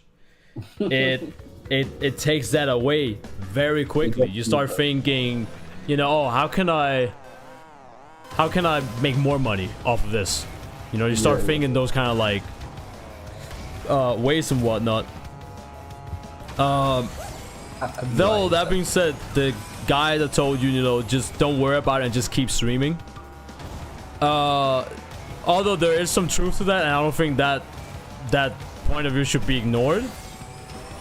But also at the same time, there's a lot of people that think that if I just keep streaming and I just keep having fun, then eventually my channel will grow. How can your channel grow when people don't know you exist? No, obviously. I think I've mentioned this. I forgot if I mentioned this on your stream at that time. Because somebody asked me, how do I... well, basically somebody started asking me how I suddenly got like a lot of like subscribers and whatnot from my Resident Evil content blowing up. and they thought that I like fought it through with this and the other, and honest to God, I was just being me, not to kind of like circle jerk myself and say I got like a good personality and whatnot. But what I did explain was the reason why my shorts blew up, and I know a lot of people want to point fingers at the algorithm, and I'm telling you guys in the chat, saying that shit right now in my YouTube chat, take the word algorithm, take that shit out of your word capital, yeah, take that shit out and switch it up with viewers. Okay. So when you make a video and it doesn't perform well, and you say, oh, the algorithm doesn't like me. No, the viewers doesn't like it. The algorithm is made for the viewers. The algorithm is actually doing completely fine. YouTube algorithm is actually the best algorithm out there. And I'm not even trying to circle jerk it. Because the way the YouTube algorithm works is that whatever content you're making, the algorithm is going to push that out to set people that watch that same content. That's why watch time matters. So if I watch a lot of Crash Team Racing stuff, let's say I watch Crash Team Racing stuff for like an hour, and then I go to my YouTube short feed, guess what's gonna be in my YouTube short feed? Crash Team Racing stuff, Crash Bandicoot stuff. That's the YouTube algorithm that say, oh, you like this? Well, we're gonna take this person's content then, and we're gonna push that out. Now, whatever video they're pushing out, if it is actually doing well from where they push out that said content, YouTube, which is owned by Google, they want people to stay on their platform. They don't want them to go to Facebook, Twitter, and Twitch, and TikTok, and whatnot. So if a video does good when they push that out to that set community, then they're gonna push it a lot more out. But that could be said for anything. So let's go back to the Resident Evil content. I made Resident Evil content. My content didn't get pushed out just because I made Resident Evil content. My content got pushed out because I did something that was interesting enough to someone who doesn't know who I am, because they don't. And that's a tough pill to swallow. So whatever I did that piqued the interest for people, maybe it was my reaction to, you know, when I saw Mommy Milkers, because I was acting up. She was fine as fuck. My reaction was probably what piqued that shit. I know it wasn't, because a lot of people do say, oh, Chris, you know, your YouTube channel only blew up because of Mommy Milkers and shit. That's not even my most viewed video. It's not even, it has nothing to do with Mommy Milkers, actually. That's not even why my shit popped off. It was something else. But it was interesting enough for intrigued people to watch it. What was it that made Donna Beneviento's Dollhouse in the Resident Evil Village. There's a part in that game where it turns into kind of like Silent Hill PT, and that something happens that really scared the fuck out of me. And I found it really funny, so what I did was I was like, because I was screaming, and then I yelled, "What the fuck?" But I trimmed that part out because I was like, oh, that's a let's just cut that out. That makes it so much better. And people like that shit. It was like the perfectly cut, what is it, scream? Yeah. People love that shit. And then I obviously took advantage of that shit and said, okay, people love when I get scared and something surprises me. And, you know, this weird kind of like cut of the scream or me saying something, it just cuts. So I started making a series where I actually went back to some of my old playthroughs, like Outlast in 2013. So really like early kind of like Justin TV, or like almost that was like where Justin TV became Twitch. Justin TV, god dang. But I took that old content because I knew there was a lot of moments where I got scared and whatnot. And I just did the same shit, and I just titled the video Outlast Doesn't Scare Me. Oh man, I got a clip to show you, bro, but yeah, go on. and that was it. I didn't have any like crazy thumbnail, no booty shot thumbnail, clickbaiting type of shit. Even though I wouldn't even call that clickbait, because let's say, you know, you get like an ass shot of like Mommy Milkers from Resident Evil and you use that as your thumbnail. If the ass is in the video, that's not clickbait. You're giving them what they clicked on. That is very true. But my thumbnails for those series of like Outlast doesn't scare me, or like Amnesia doesn't scare me, or Numbra or whatever. It was just a random screenshot of the game. Right. And then a random monster and whatnot.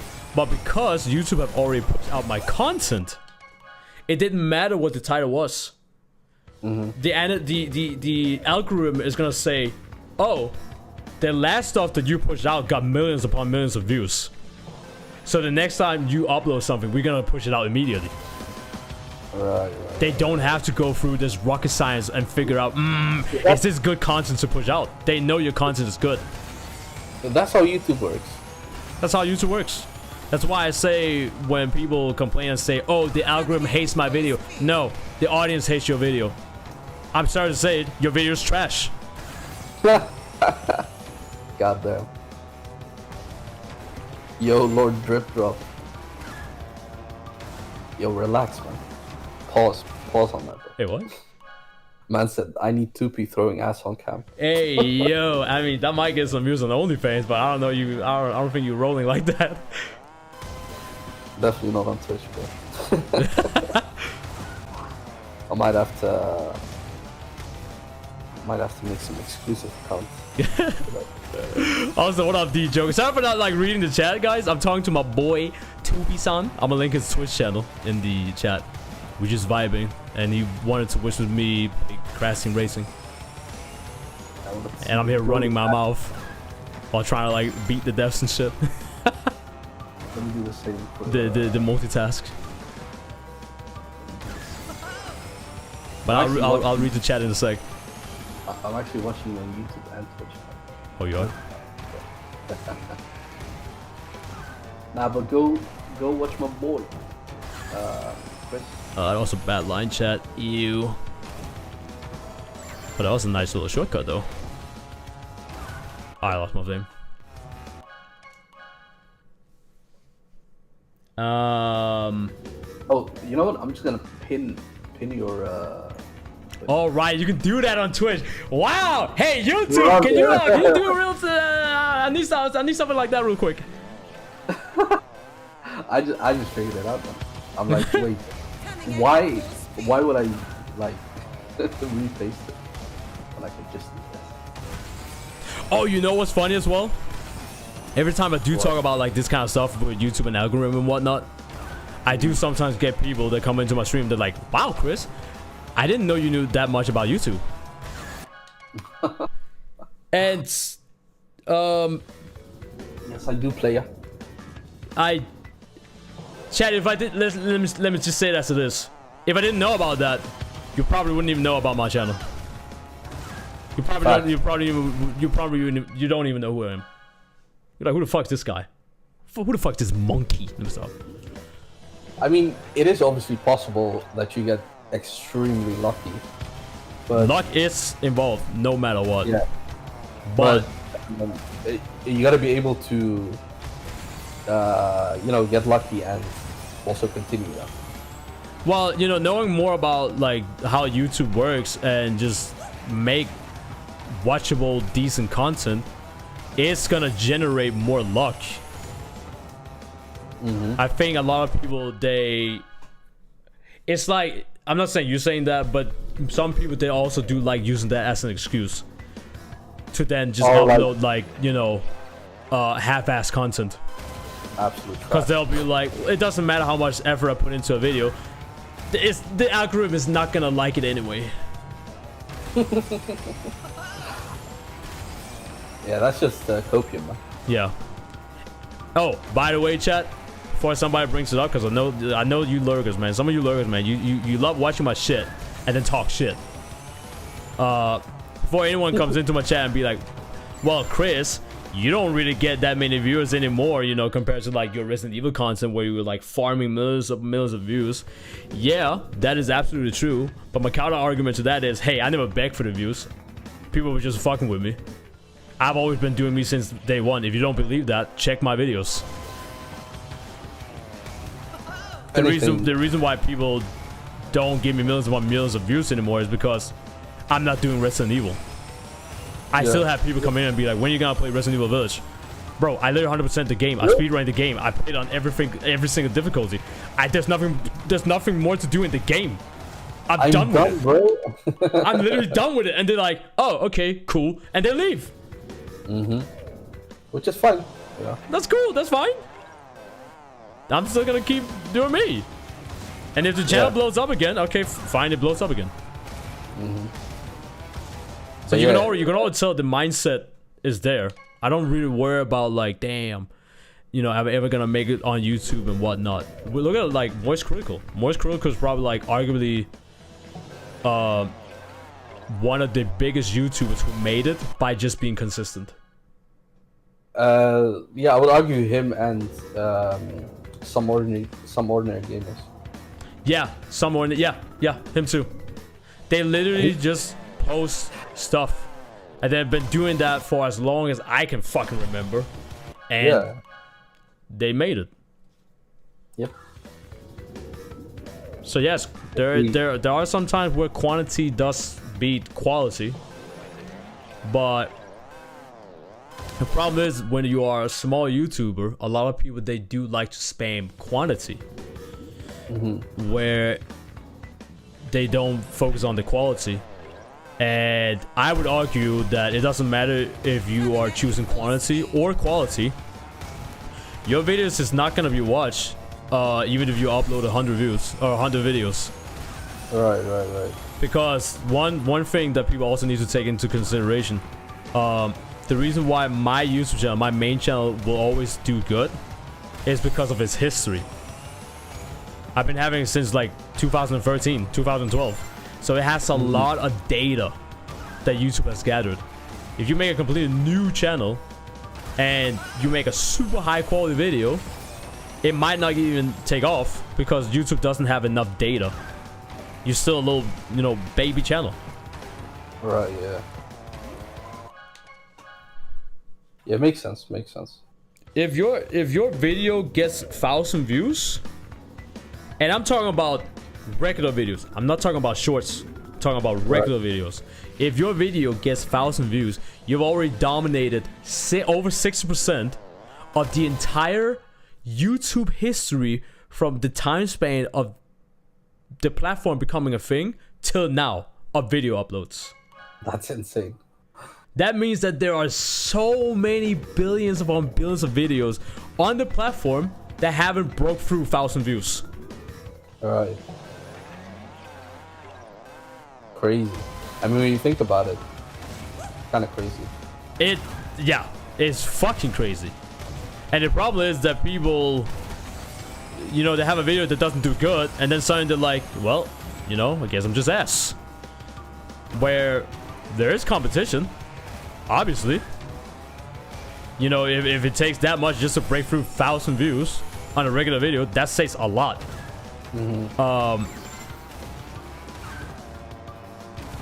And it just means that your video is just not good. Coming at you full speed. It's break to you, brother. I hate to break to you. I don't like being a dick, but maybe you're just boring. But you can fix that. You're not bored being boring. You can fix it. No, but it's absolutely fine because how many popular YouTubers are boring as fuck? Yes. Right? There's also a lot of YouTubers that do blow up overnight, and they can't keep it. They can't maintain it. That also. I was able to maintain it because when my YouTube channel blew up, that was also the start of my art journey. That was where I met Dongitos as well and all that shit. And I drew I drew like the Resident Evil characters because why wouldn't I? I just got like 16 million views on Resident Evil content. Let me draw some dummy fake mommy waifus Resident Evil characters. And people were eating that shit up. What the fuck? Where can I get more, Chris? Well, if you follow me on Twitter, there's more there. Bada bing, bada boom. Bada bing, bada boom. Suddenly I had an audience for art. That's quite fortunate that you started your art journey at that point. It really fucking is. Coming at you. But the thing is, maybe it could have been. I mean, let's say I didn't start art, but I just started doing music again, because I do make music as well. What if I just made like a remix of some random ass Resident Evil song? If that was like my shit back then, people would probably have ate that shit up as well, because you used to push that shit out.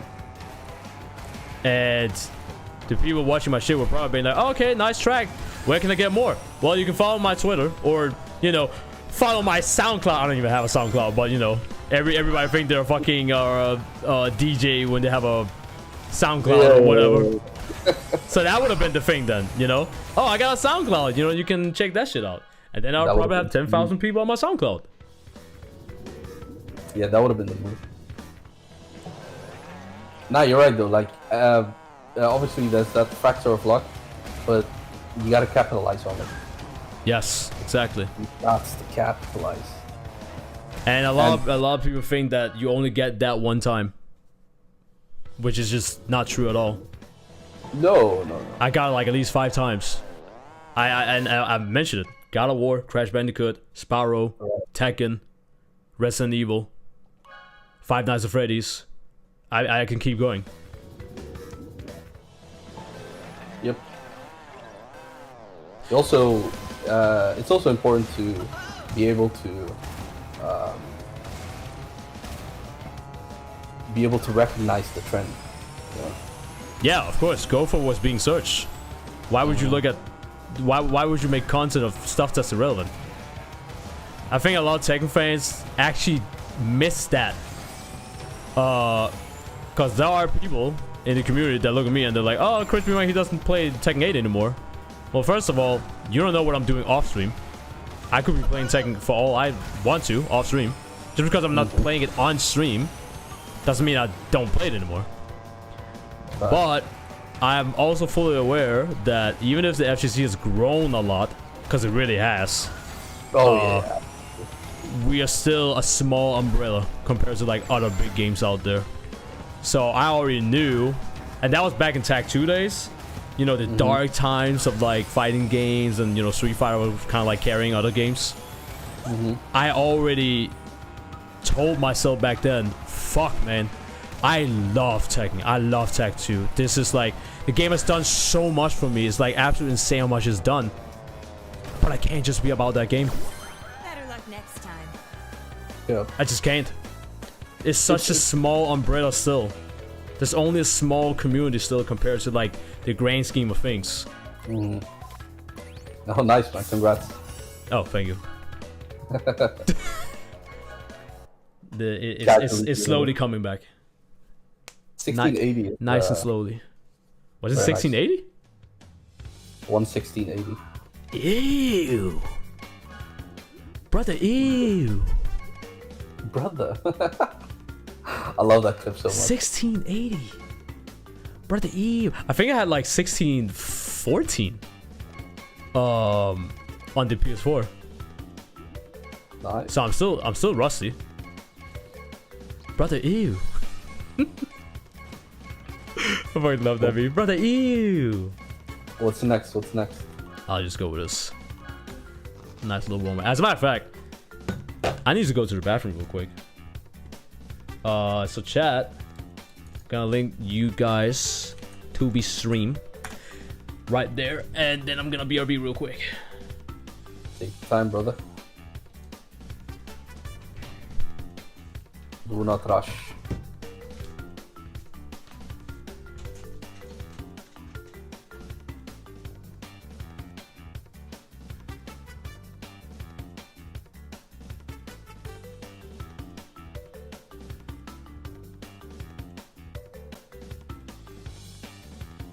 Alright, let's actually beat this motherfucker.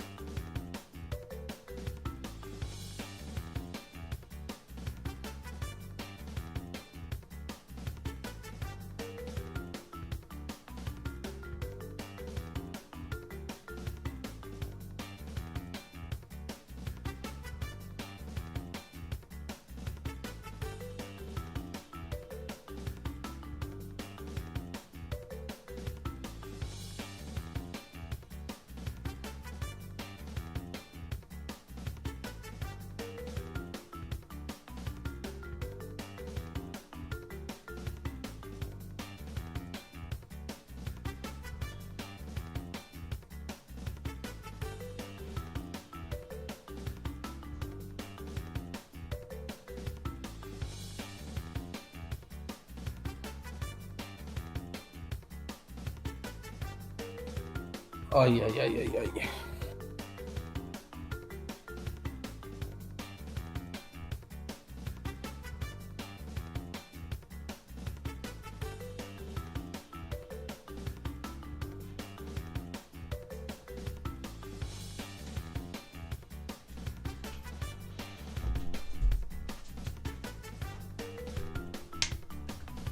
Yo, shout out, Habibi. What's up, brother?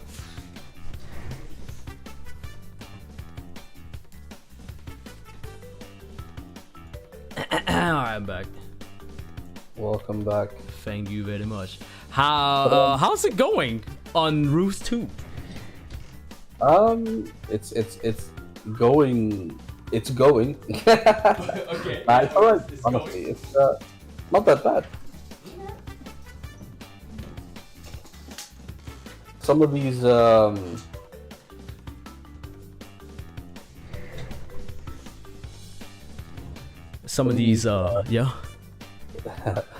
some of these corners or yeah are going really well. Mm-hmm. So it's definitely helping. Nice. My road leads to Yo, chat, I'm gonna be playing Megumi real quick. Also, I'm sorry for ignoring my entire fucking chat while I've been talking to the homie Tubi. I will catch up with the chat now because I know you guys talk about a lot. Yeah, it's difficult to multitask. Well, I was like using my keyboard to kind of like reply to some things in the chat. So, yeah. But I also thought it was like super important, the things that we were talking about, and I love talking about these kind of things. It gets me going. That's content fucking mind. It gets me going. I love talking about these things, and I love sharing them. And the best thing is sharing these kind of things. I don't give a flying fuck what anybody in the chat or YouTube or anybody, as a matter of fact, are gonna use this information with, because I'm not losing anything by talking about this. That's the best thing. I could be talking about all these things and give advices, and then the next day the person that I'm giving advices are not even gonna like take my advices. They're just gonna go back to square one. Yeah, I mean that's all on you though. Yeah, it's all on you. This is why, like, every time I do something and people for some reason wants to learn that thing from me, I always tell them, watch what I do, not what I say. Even though what I say may sound smart, but what is way smarter than that is actually watching me doing it. You learn a lot more about watching me doing it.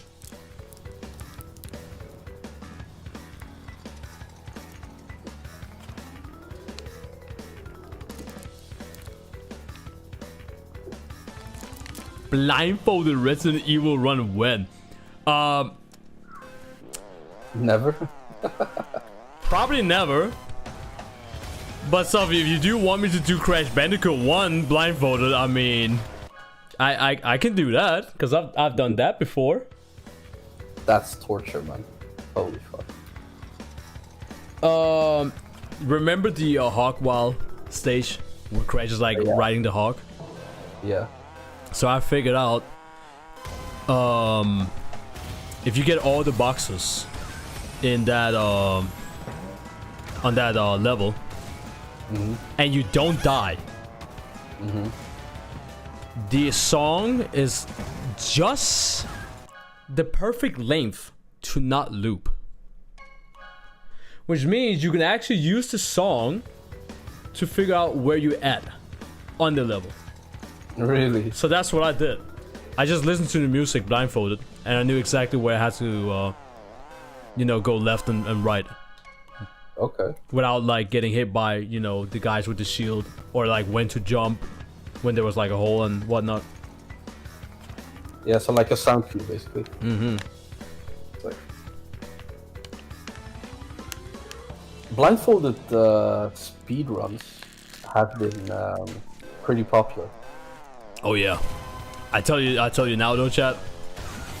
I ain't doing the full game blindfolded. You got me fucked up definitely not doing that. I can do that level blindfolded. Anything else? Fuck that. Imagine doing what is that level called Road to Nowhere or something? Yeah. Imagine doing that one blindfolded. No, thank you. Jesus. Chat, it's not happening. I can do that level. Anything else? No. I mean, you could probably do boss levels blindfolded. Yeah, Pabu. Just stay in the corner and just keep jumping on him, sure, yeah. Imagine doing Cortex fight then blindfold. No, thank you. Ooh. I'm not doing Yeah, that. you wouldn't know what to. You would spin not back. know. There's no sound cue for that, right? Well, there kinda is, because it goes done, Crash Bandicoot, and then he goes ha ha ha ha ha. He says that 3 times, and then the first shot is the green. Ah, okay. But that's the first health bar, though. What about the other ones? Oh, okay. It becomes progressively harder. Yeah, because he does shoot the whole barrage thing, where he goes ha ha ha ha, and then the final one is always a green. But the thing is, you have to dodge the barrage Yeah. and the because he shoots like 2 times. So you have like the purple ones, you have the low one and you have the high one, where you eventually have to like jump over it. So you have to figure that out as well. Right. So chat, what I'm trying to say is fuck that, I'm not doing it. I just said no. You want to see somebody do it? I don't know. Have Tubi do it. Hell nah, bro. Nah, that's content. I'm not even playing that game. They're even better then. Like not blindfolded. There's nothing like Nah, honestly though, Crash Bandicoot 1 has to be my least favorite one. Really? I mean, you know, I don't blame you, because it's either because one, people didn't really grow up with Crash Bandicoot 1. They grew up with Crash Bandicoot 2 or Crash Bandicoot 3. Exactamundo. Crash Bandicoot 1 was actually the last Crash Bandicoot game I played. Yeah. So, yeah. That's usually also the case for Sparrow. Most people grew up with Sparrow 2 and Sparrow 3. So Rips was Rage and Year of the Dragon. Yeah. I grew up with Sparrow 1. That's why it's my favorite. So yeah, actually, it's just a biased, you know, opinion. yeah. If that makes sense. Although you could argue that Crash 1 is so clunky. So clunky. It is though, because it was the first. Yeah, no, absolutely.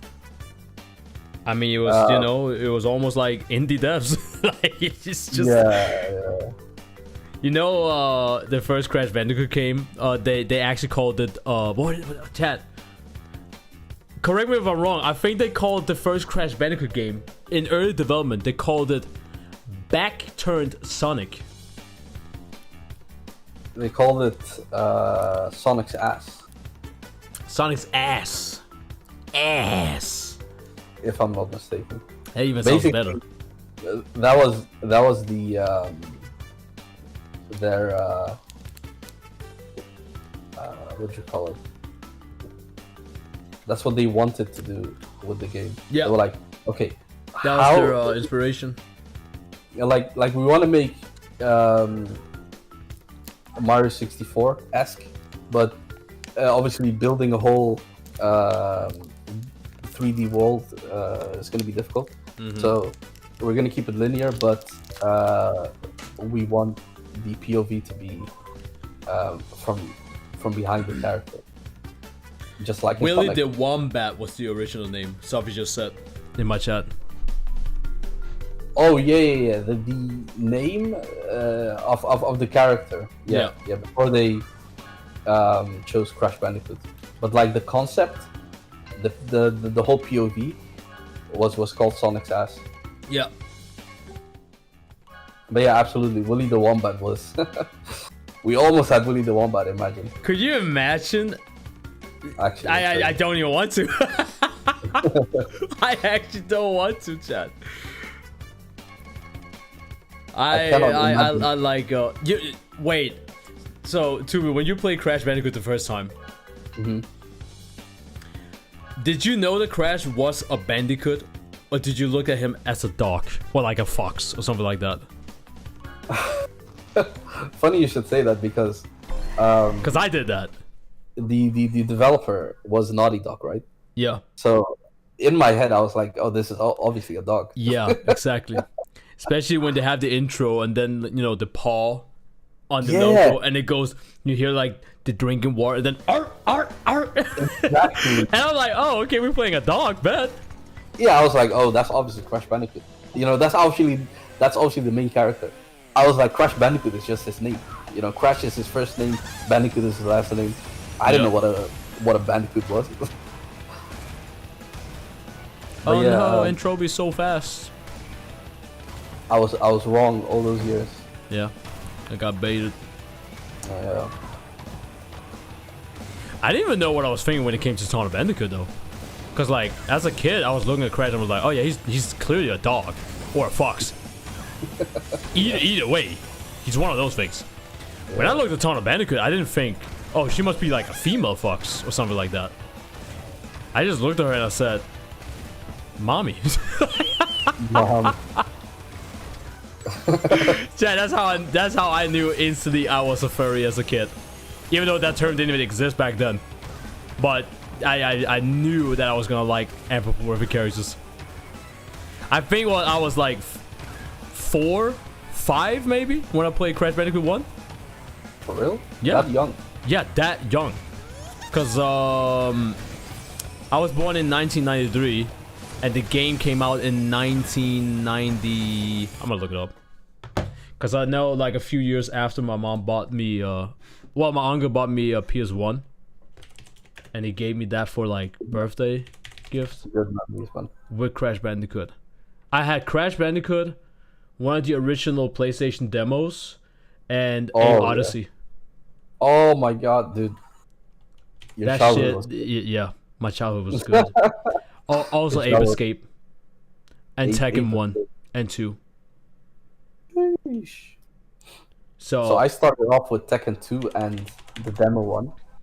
And like I think, I don't know, I'm not sure if I think I got Crash 2 afterward, and then like Spyro, or maybe it was Crash 3. I don't remember. I do remember like renting a lot of video games. Okay, so yeah, that makes sense. So I was born in 1993, September 1st, and in 1999, September 1st, that was 3 years after Tekken 2 came out, because Tekken 2 also came out in 1996 on the PlayStation, and 1995 in the arcades, and Crash Bandicoot came out in 1996 as well. So it was 3 years after, Tekken 2 came out, and Crash Bandicoot 1, that I had those games on the PS1. Nice. So yeah, I was 6 years old when I played it. 5 to 6. Well, 6, because I literally just turned 6 back then. Yeah, I was born in '89, and I think it was '96 that I got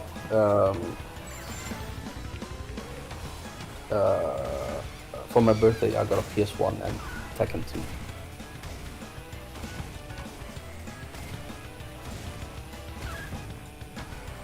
Now I'm sitting and thinking about all the PS1 games I actually had. I mean, I still have them on my shelf. Oh, you still have them? Yeah, of course. I got all, like, I didn't even know why I had to bring that up, because now I'm just pissed. So, Why? I used to have almost, like, 300 different PS2 games. And, remember you could go to not Xbox, GameStop. Yeah. And you could sell your games, and you could get, like, money out of it, and then you could, buy other games at the store and whatnot. Yeah. I was a dumb-ass teenager back then. I wasn't even a teenager. I was like, when the fuck did PS2 come out? I think it was like 11, maybe? 10? 13? Came out 2001. 2001. Yeah. So I must have been like 12 or 13 when I went to the GameStop, that is. And well, obviously I got that shit, and I sold probably about 170 PS2 games. Huh? And wait, when did PS3 come out? Because I remember, no, it might actually have been a little bit later then, because I was getting a PS3 game and I sold my PS2 games. Oh, rip. Yeah. So the price was also lower on the PS2 games. How many did you sell, you said? 170. Ouch.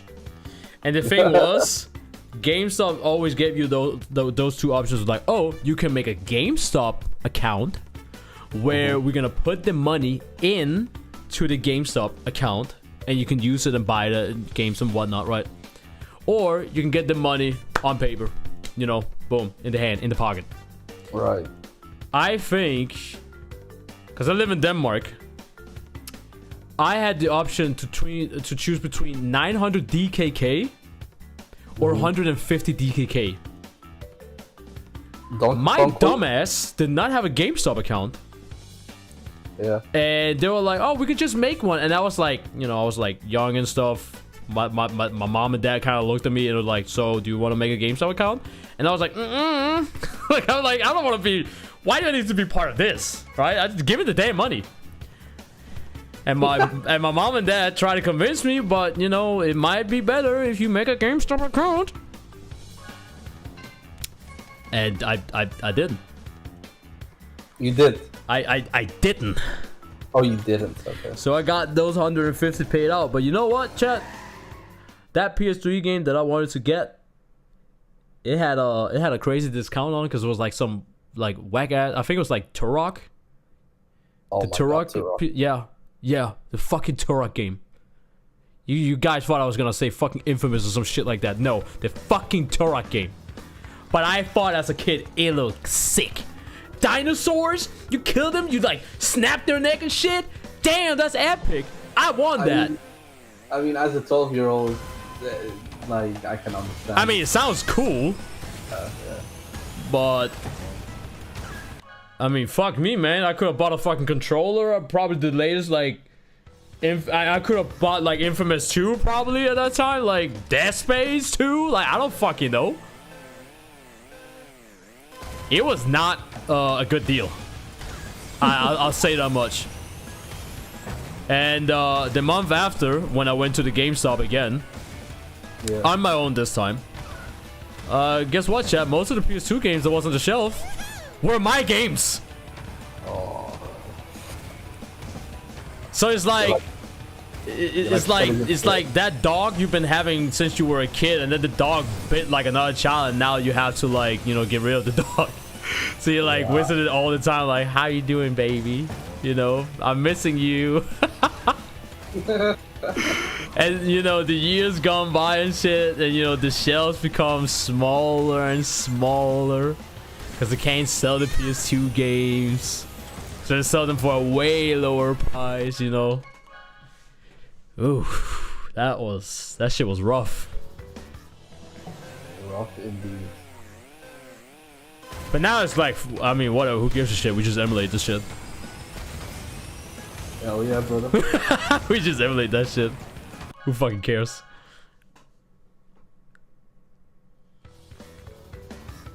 Also, I'm sorry, chat. I didn't even read the chat.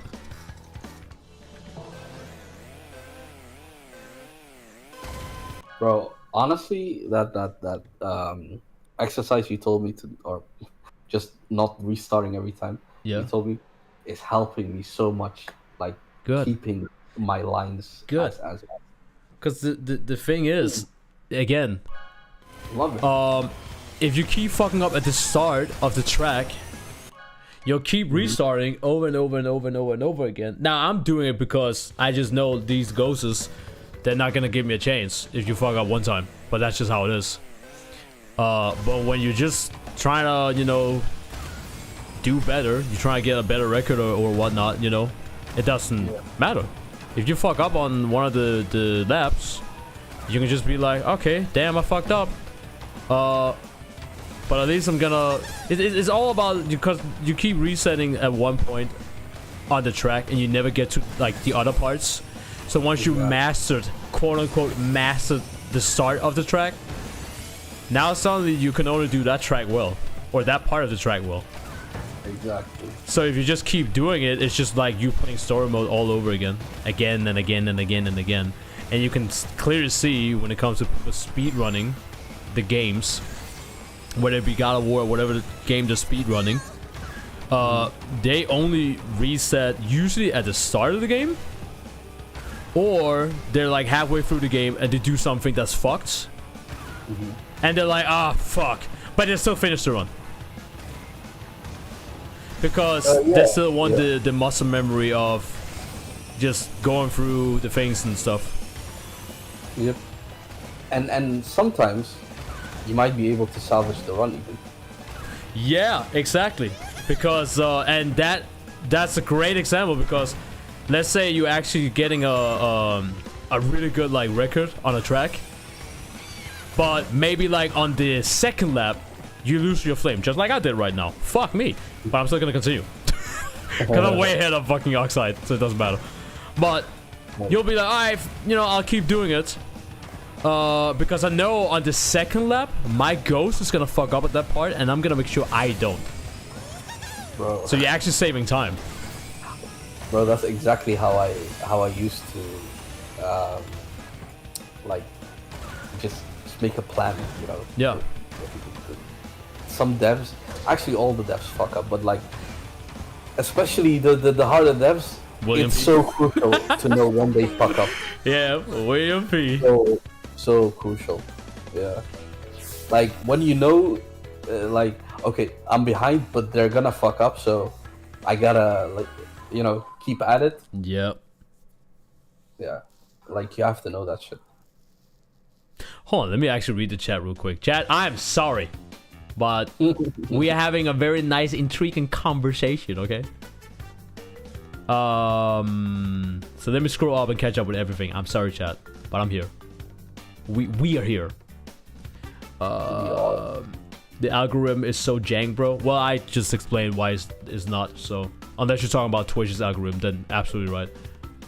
Twitch, I would argue Twitch doesn't even have an algorithm, honestly. They don't. What do you call that? The environment on Twitch platform is that the rich people get richer and the poor people get poor. That's a perfect way to put it. If you are one of those streamers that has 20,000 people watching you, you will always be the streamer that has 20,000 people watching you. You might fluctuate a little bit. Maybe you have 12,000 sometimes, and now you think yourself as a dead streamer, even though you're already dominating like 0.1% of the entire platform. But, bro, you know. Oh my god. The algorithm is very, very consistent. Thank you, Kurcha. Why is that polar bear so goddamn good? Oh, fast? Well, Salvi, that's because the way time trial works is, so on the PS1, the original Crash Team Racing, you fought against Entropy once you beaten his that I never understood that part.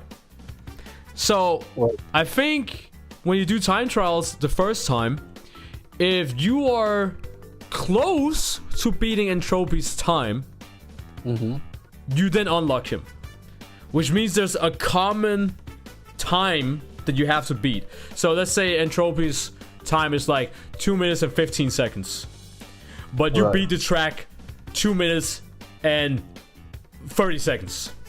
Right. You were still in that timestamp to unlock Entropy then and challenge him. Yeah, I think that's how it works. So then when you unlock Entropy, well, chat, I can show you guys right here. So let's take this as an example. So Entropy's ghost here is 2 minutes and 24 seconds. So if I beat this track, 2 minutes and 40 seconds. Let's just say that. That might still be within the time realm of unlocking Entropy to challenge him. And then when you get Entropy, his time on this track is 2 minutes and 24 seconds. Once you beat that, you are in the time realm, whatever, to unlock nitrous oxide. So you gotta look at the ghost character's records, as once you are faster than that ghost, you are in the time. It's like relics in Crash Bandicoot 2 and 3. So in order for you to get like the Sapphire relic, you have to be faster than 2 minutes and 30 seconds. If you are under 2 minutes and 30 seconds, you get the Sapphire relic in doing the time attack on whatever world level. If you beat the level and your time is 2 minutes and 40 seconds, you're above the 2 minutes and 30 seconds. Therefore, you do not get the Sapphire. And we know the lower you go, so let's just say 2 minutes and 10 minutes, that is the timestamp you need in order to get the gold relic.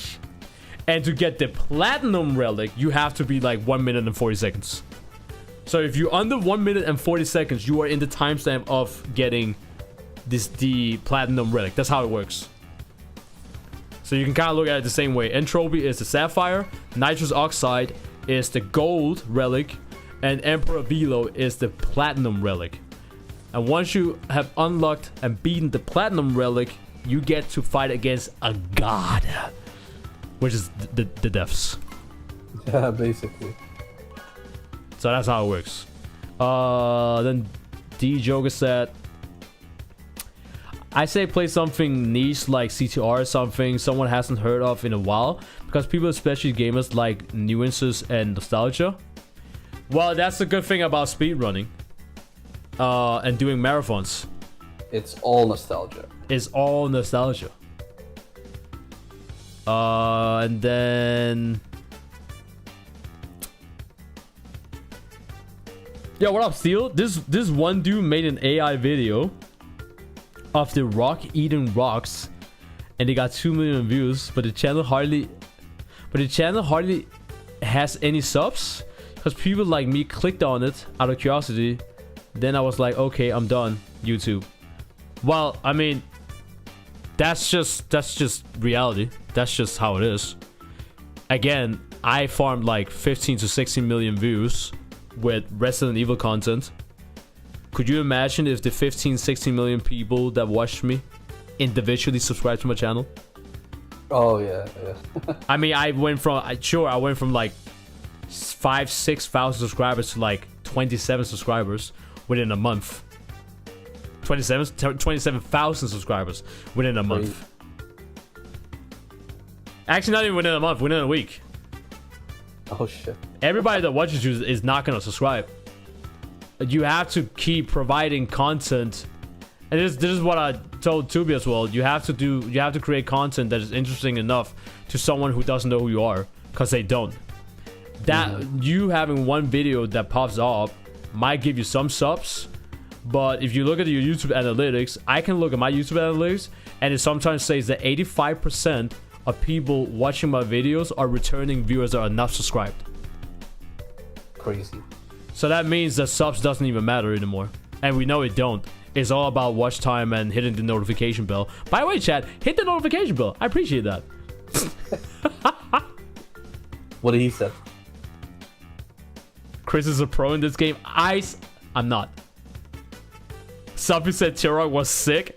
Alright, you know what? Thank you, Sophie. I'm happy to know that I'm not the only one that thought that game was tight as a kid. PS3 will forever be the GOAT. I was playing Marvel's Capcom 3. Well, I'll tell you what. Back then, the GOAT was Xbox 360. And I'm not saying that as an Xbox fan, but that was what everybody was using when it came to Marvel vs. Capcom.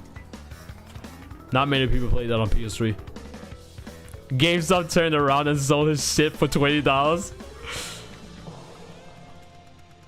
Chad, I'm still pissed.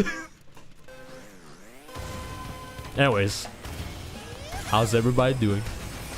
I'm here with 2B. We're just being chilling. I just drove into a wall. I'm still stuck on the same track, brother. Yeah, I'm watching. I've been watching you stream the entire time.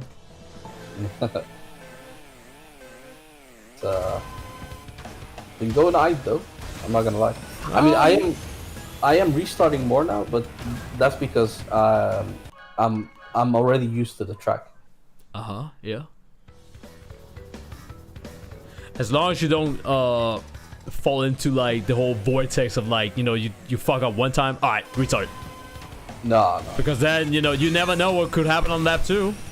Maybe you like, you know, you do something sick. It's like, oh damn, okay, I'm kind of cooking. Yeah. I mean, right now it's not even about beating the death. It's about PBing. Yeah. That's what it's about right now. Yo, what up, Hasty Steve? Is it bad I still don't know how AI works? No. I mean, my mom doesn't even know how Instagram works sometimes. I mean, unless like, unless you have a job that's where you're about to get replaced by AI. Maybe it's a smart idea to then learn about AI so you could maybe get a job where you fix the AI. Just like that movie with Johnny Depp, Charlie and like the chocolate fabric or whatever it was. Where the dad, like, you know, he was getting fired from making toothpaste tubes. But now he's the one fixing the robot making the toothpaste tubes. You know? I mean, if we're not talking about anything like that, I mean, then no. Who gives a shit? I'm not saying, yeah, I'm not saying fuck AI or anything like that, but I mean, maybe it's not. I mean, if it was important, you would know about it. I mean, AI, like, it's not like AI can replace everything. Yes and no. There's always gonna be that human element involved. Oh yes. Depending on what industry you're in, obviously there are just some things that cannot be replaced by AI. Yeah, like for instance, making games. For example, landing on another planet that we can't reach yet, but the robot can. Yeah. Yo, chat, I don't remember Vio being able to keep up here. He's being a little bit sussy.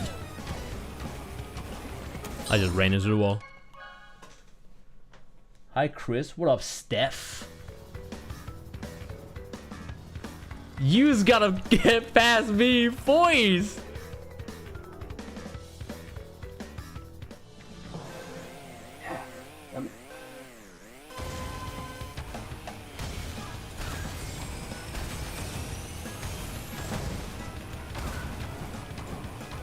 So, chat, what's the word around town? What's the sitch? Spill the beans. Do we have more game journalists complaining about female characters in video games? What's the new thing to talk about?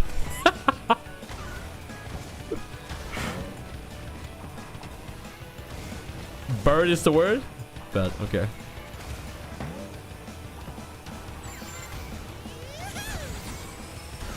Apparently, you know that new game that came out, Justice League, or was it? No, Suicide Squad killed the Justice League, right? Yeah. What about it? That game is apparently already like dead, like dead on arrival. Yeah, I've heard a lot of things about that game. Yeah. And that's putting it nicely. People did not like that game. I mean, No. I don't know, like, I just feel like, you know, when you make a video game called Kill the Justice League, I would assume that you're killing the Justice League in the game. But people that are, as far as I've seen, the people that's been complaining about it, they're talking about like they didn't know that that was gonna happen. No, I think the main issue is people knew that was gonna happen, but not the way that it happened. Right, because yeah, I did hear how like I heard some of the deaths, how like Batman died or some shit like that, and people thought it was like super disrespectful or anything like that. No, actually no. The reason why people thought it was disrespectful was because apparently the Batman that was in that game and the Harley Quinn that was in that game came from the same universe of the Arkham series. Okay. So they felt super disrespected that, Batman just died like he did. As far as I know. Because it's like, it's Batman from Batman Arkham series. Oh, he's like unstoppable. But I mean, so is Superman, but a little bit of kryptonite kind of fixes that. Yeah, but that's like the thing with these types of IPs. You have to be very careful not to piss off the comic book nerds, because they know their stuff. So yeah, they do. Yeah. So if you're not ready for that, it's gonna be embarrassing. Like, you're just gonna be embarrassing yourself. Well, the worst thing is that comic nerd fans, they're already pissed about something else. That is the whole idea that artists, they can't draw male superhero characters too muscular anymore. They can't be too jacked. And female superheroes, they can't have their titties and ass out anymore. Which is like, chat, I talked about this 2 days ago on my Stellar Blade stream, and you guys know, for those people that was there, you know how that kind of conversation went. Not that we were really fighting or something like that, but yeah, man, it's a very sensitive topic. Especially when you're talking to people that don't look like the superhero characters. Not to say that there's anything wrong in that, but the problem is that, back in when I was a kid in the 90s, that sounds so old. In the 90s. In my day. Yeah, back in my day, I'm a fucking boomer now. But when we read comics, I looked at these superheroes and I was like, man, they fucking inspire me. I want to be like Batman. Mm-hmm. I want to be like Superman. I want to be like Wait, nobody said that. Nobody said Aquaman. Remember watching Dragon Ball Z and bro, yes. Stuff like that. When I saw like, funny enough, chat, I actually liked Raditz when Raditz was like introduced in my childhood.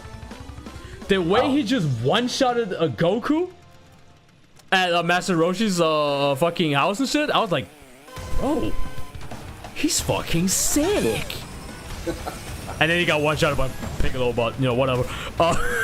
But the thing is, these characters inspired us and shit. They're like, even my mom, my mom can sometimes, she can talk about how like she used to, like, she loved DC back then and Marvel and all that shit. And my mom keeps talking to me about like how much, like, a lot of, because my mom, she used to be like a model for like 30 years. That was like her career. And one of her inspirations was like Wonder Woman. And Wonder Woman, as far as we know, chat, back then was a great, huge inspiration for a lot of women. Like, a lot of women were inspired by Wonder Woman. Same with Chun-Li. That's why Chun-Li's birthday is on... You guys can guess, chat? Maybe not? No? Yeah. But... So I find it funny that my mom, and then you and me too, we are kind of like generation, looked at those characters and was like, man, I want to be like that character. They're so fucking badass. But now we live in a current day and age where people don't say, I want to be like this character. They say, how dare this character look better than me? I want That's this character to be me, not the other way That's around. wild. Isn't media supposed to be an escape form Yeah. instead of like? And then we reality. for some reason taught old people how to use social media, and now we stop. And that's the reason why, chat. No, I'm kidding. And that's why we can't have fun things. Honestly, like, speaking of social media, like in my opinion, obviously social media has brought about a lot of good things. Yeah. But man, if it were up to me, that shit would have never gone invented, bro. Well, I mean, It's I don't know what it is that I don't know what the fuck happened. I just know everybody got so fucking sensitive. And don't get me wrong, I think, Chad, I also think it's right to say that people have become really fucking sensitive and people can't take a fucking joke anymore. But I also think it's wrong to say that it's not like the internet back then was more better or more grown or more enlightened. it Cause was more savage. That's all it was. exactly, Chad. Have you guys ever been in a Call of Duty lobby back on Xbox and PS3 days? Have you guys been? Have you guys ever been in a Halo 3 lobby? I guarantee you, if you are in a lobby back then, you're probably gonna hear at least 15 different slurs. And I'm not talking about the regular ass slurs that people like to use. I'm talking about 15 different new slurs you have never heard before. People was cooking slurs back then. This like slurs that Savage. That'll make a sailor man blush, bro. It's fucking true. Absolutely crazy. So, also, wow, this is actually fun fact. This is something I actually forgot to mention as well when we talked about like the whole YouTube stuff. Cause like, chat, as I said, I did YouTube like all the way back in 2008. Back then, you couldn't make money on YouTube.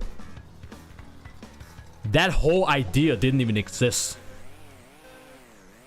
Yeah, people make videos for fun. Yeah, people uploaded their shit, and then they got hyped that 20 people watched that shit, which was probably like their parents and their friends like in school, like their classmates. But then Google took over, and you know, Google AdSense, monetization, you know, all that. Yeah, I mean, I think that's also I sometimes I feel like I have some sort of like advantage when it comes to that, if that makes sense. Because if somebody started their YouTube channel now, this day today, you know that most likely they're gonna make a YouTube channel because they want, you know, something to happen, and that something is making that bread. But back then, bro, I was recording on my fucking Nokia whatever cell phone, and I had like a couple of PS3 and PS2 games stable, like kind of like I built like a little tower on my desk, and then I put my phone up there, and I fucking record. That was my playthroughs back then. That was my Crash Bandicoot 100% playthrough. Yeah. I wish I still had that footage. Yeah, that sounds like a vibe, bro. That is like mad nostalgia. And it's funny because like Low Tier God and DSP and all these other YouTubers, they started off like that too. That's like really OG days. Recording the fucking monitor. Yeah, man. Fucking unregistered Bandicam. That was before that even, actually, now that I think about it. Yeah, well, first it was Fraps, and then it was Bandicam. Yeah. Remember fucking Fraps? Oh my god. Yo, what up, Rose? Unregistered Bandicam. I also remember the actual physical, like, kind of like capture card. So, you know, everybody got an Elgato, you know, or they got like a fucking gamer PC that has like a, you know, RTX fucking 3080 or like a 4000, and it has like an inbuilt capture thingy and whatnot, right? Back then, when we wanted to record shit on the PS1 and PS2 and PS3, we had a Dazzle recorder. A what? A Dazzle. You can literally look that shit up. DAZZ, well, set. DA double set LE. That's a recorder. A Dazzle capture card. And remember like the 3 color thingies for like your PS2? So you had the yellow, red, white one. Yeah, you plug that shit into that capture card. No HDMI in this bitch. That's how you know that shit's old school. 240p. So I remember somebody that maybe was like partnered by Machinima back then. And they had that Dazzle recorder. I was like, whoa. It was like, I don't know, man. It was like, I was watching aliens being active on YouTube. This was like, there's no way it's a human recording this. This is literal proof that aliens exist among us. Like, that was how I looked at that shit. It was so highly advanced. And chat, when I say highly advanced, the highest quality on YouTube back then was like, what was it, 420p? Or was it 480p? Yeah, it's 420 or 480. Honestly, 480. I can literally, is 480. I just clicked on quality on your stream to see what it was. It's 480. Like, I would have remembered 420. True. Nah, but if you look at like old videos now, if you go back to like one of the first few videos of YouTube, like terrible quality. But that terrible. That was the standard back then. Yeah, you know what the funny thing is? Back then when we watched those kind of videos, it actually looked like high quality. Right. But our eyes have gotten so used to 720 and then later down the run 1080 that once we go back and watch those videos that are 480p and 320p, because we're so used to that high quality, it actually it's like in a funny way, not only has like capture cards and technology advanced, but our eyes have also kind of advanced. If that makes sense. Yeah, we've gotten used to it, basically. Yeah, our eyes have just kind of gotten used to it. Because, chat, I shit you not, back then, when you were playing PS1 games and they only had like 20 frames or like 30 frames, that shit looked like 60 frames. Oh, that shit was smooth as fuck. But then, you go back and you look at it and you're like, how the fuck? Where am I? I can't even see where I am in the game. That's how bad it is. I don't know if you've ever played Final Fantasy VIII, right? I played Final Fantasy 7 for a little bit. Specifically, in Final Fantasy VIII, there's a scene where basically you're at a party, right? Yeah. You can't interact, just dialogue, but you're at a party having a drink, and then this girl approaches you, and she's like, she looks at you, and she literally says, "You're the most good-looking guy in this room," and you look at your main character's face, and it's literally just pixels. Oh, like, shit. looking back now, you're like, bruh. It's like them good old like Grand Theft Auto games, where like you're so used to everything looks so cool, and then when you go back, and I beat another developer by the way, and then you go back, and motherfuckers don't even got fingers. It's just like it's like a Roblox hand. Like, what is this? Remember CJ fucking Grand Theft Auto San Andreas? Oh yeah. When I played that shit on the PS2 as a kid, I always thought they had fingers. But then when you go back and look at it, they don't have fingers. They just have a palm. That's it. It's basically one giant finger, actually. It's just one giant fucking finger and a thumb sticking out. That shit And- was ass.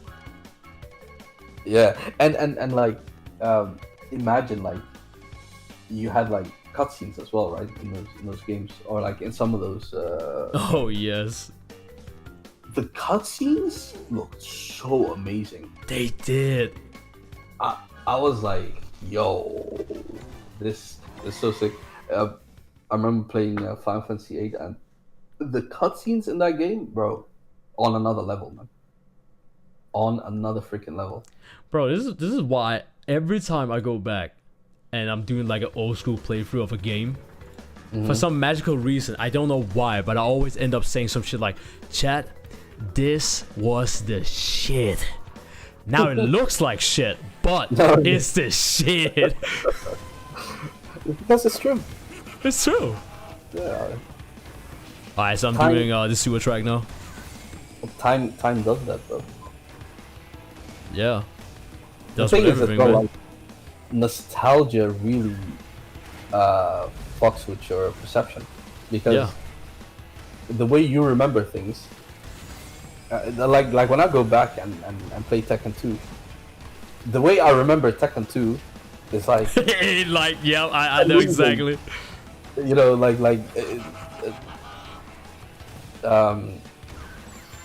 it was like this revolutionary thing for me.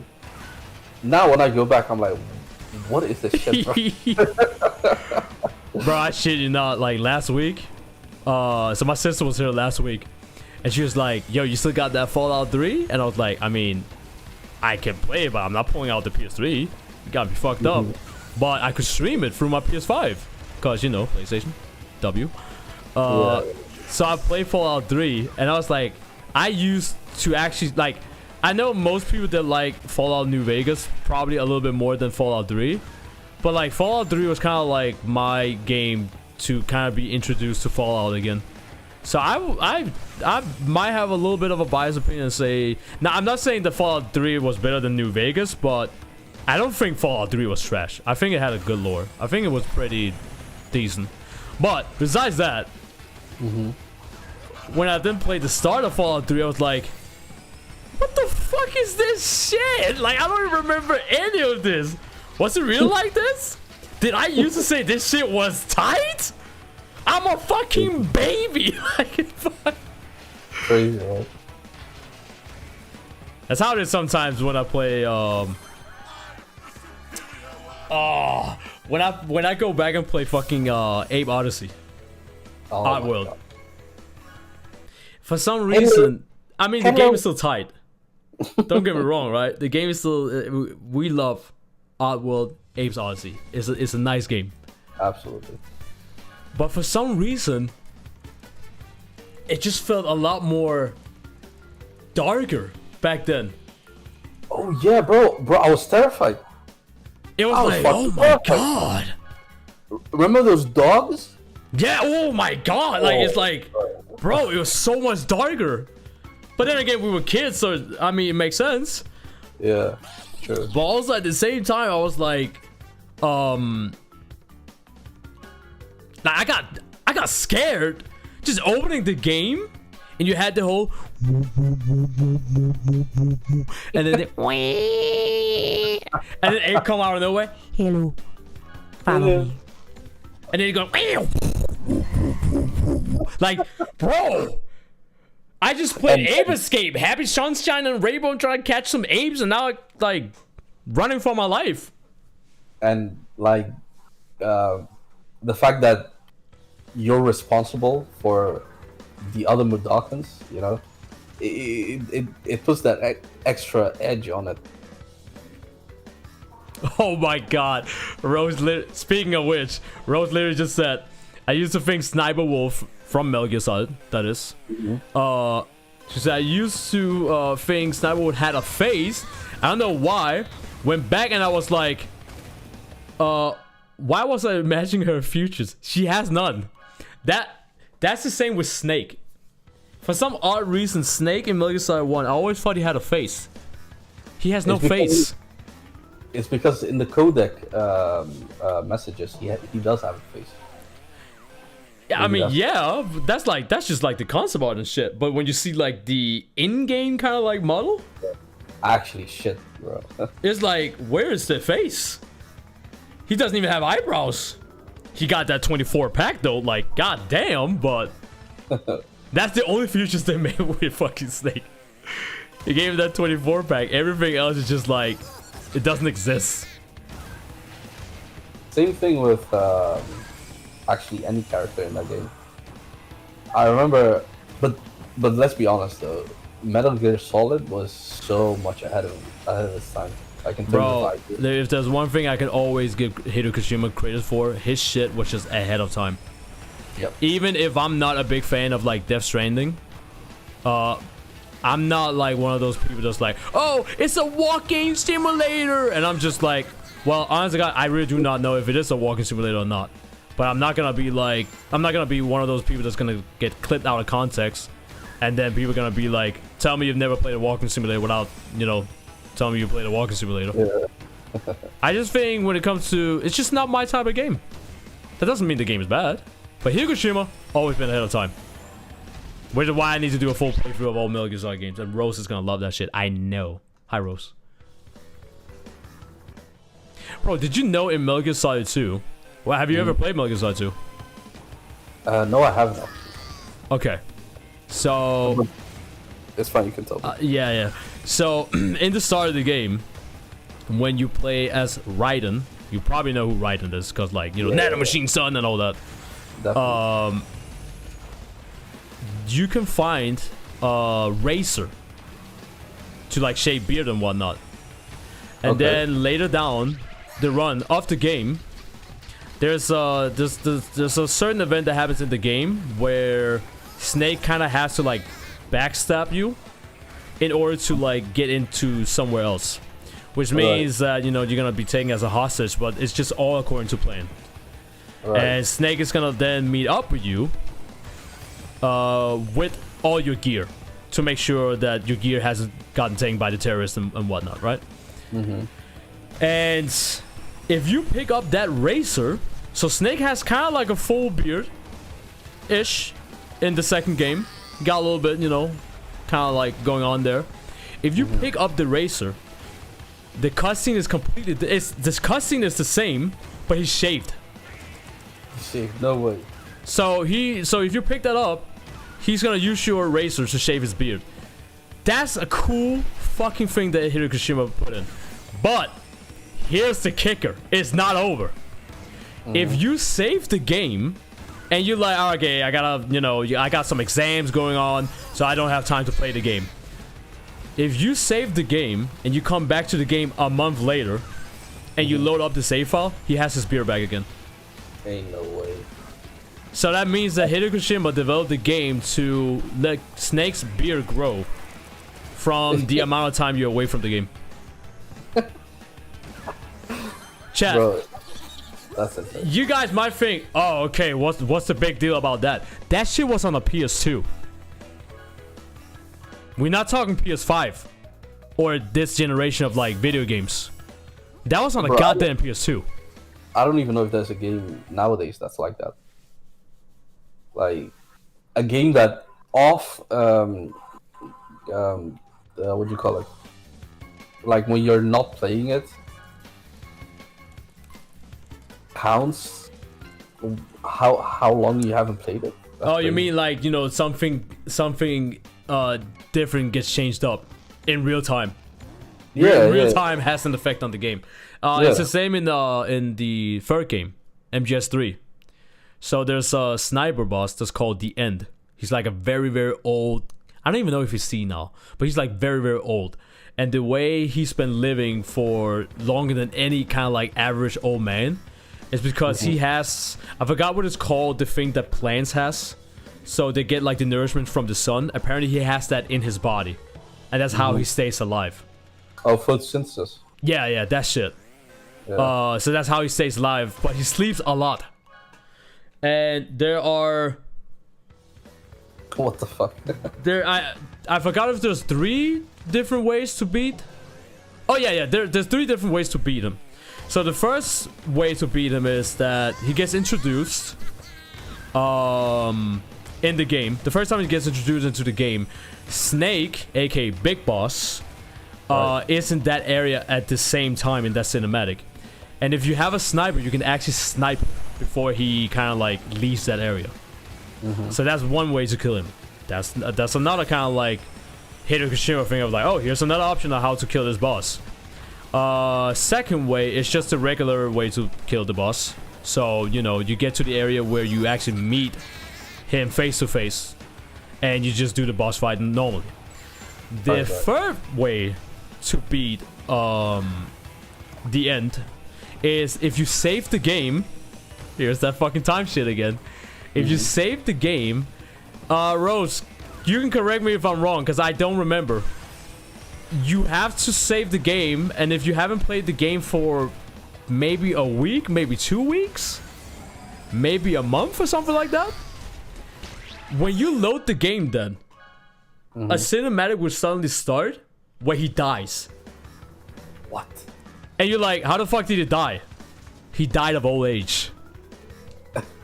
So you can actually kill the boss by just waiting it out. Holy shit, dude.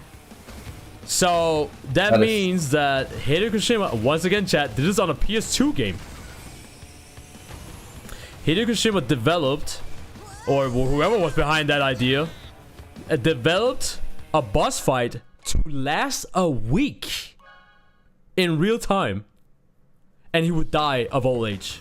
So if you actually just had the game turned on, because like how the boss fight works is there's like 3 areas in the forest, and once you spot him and he starts shooting you, you can get some damage in, and then he leaves that area and he hides somewhere else, like camouflaging and whatnot.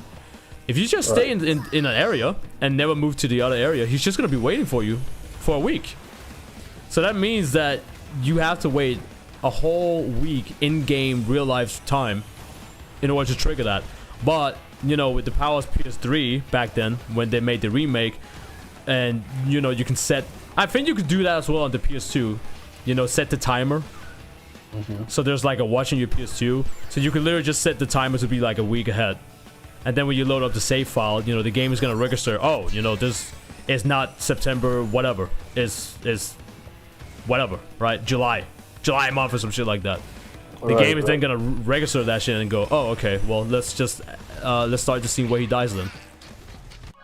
So that's really fucking cool. It's a nice little touch. That's crazy. He died from he dying from old age. That's fucking amazing.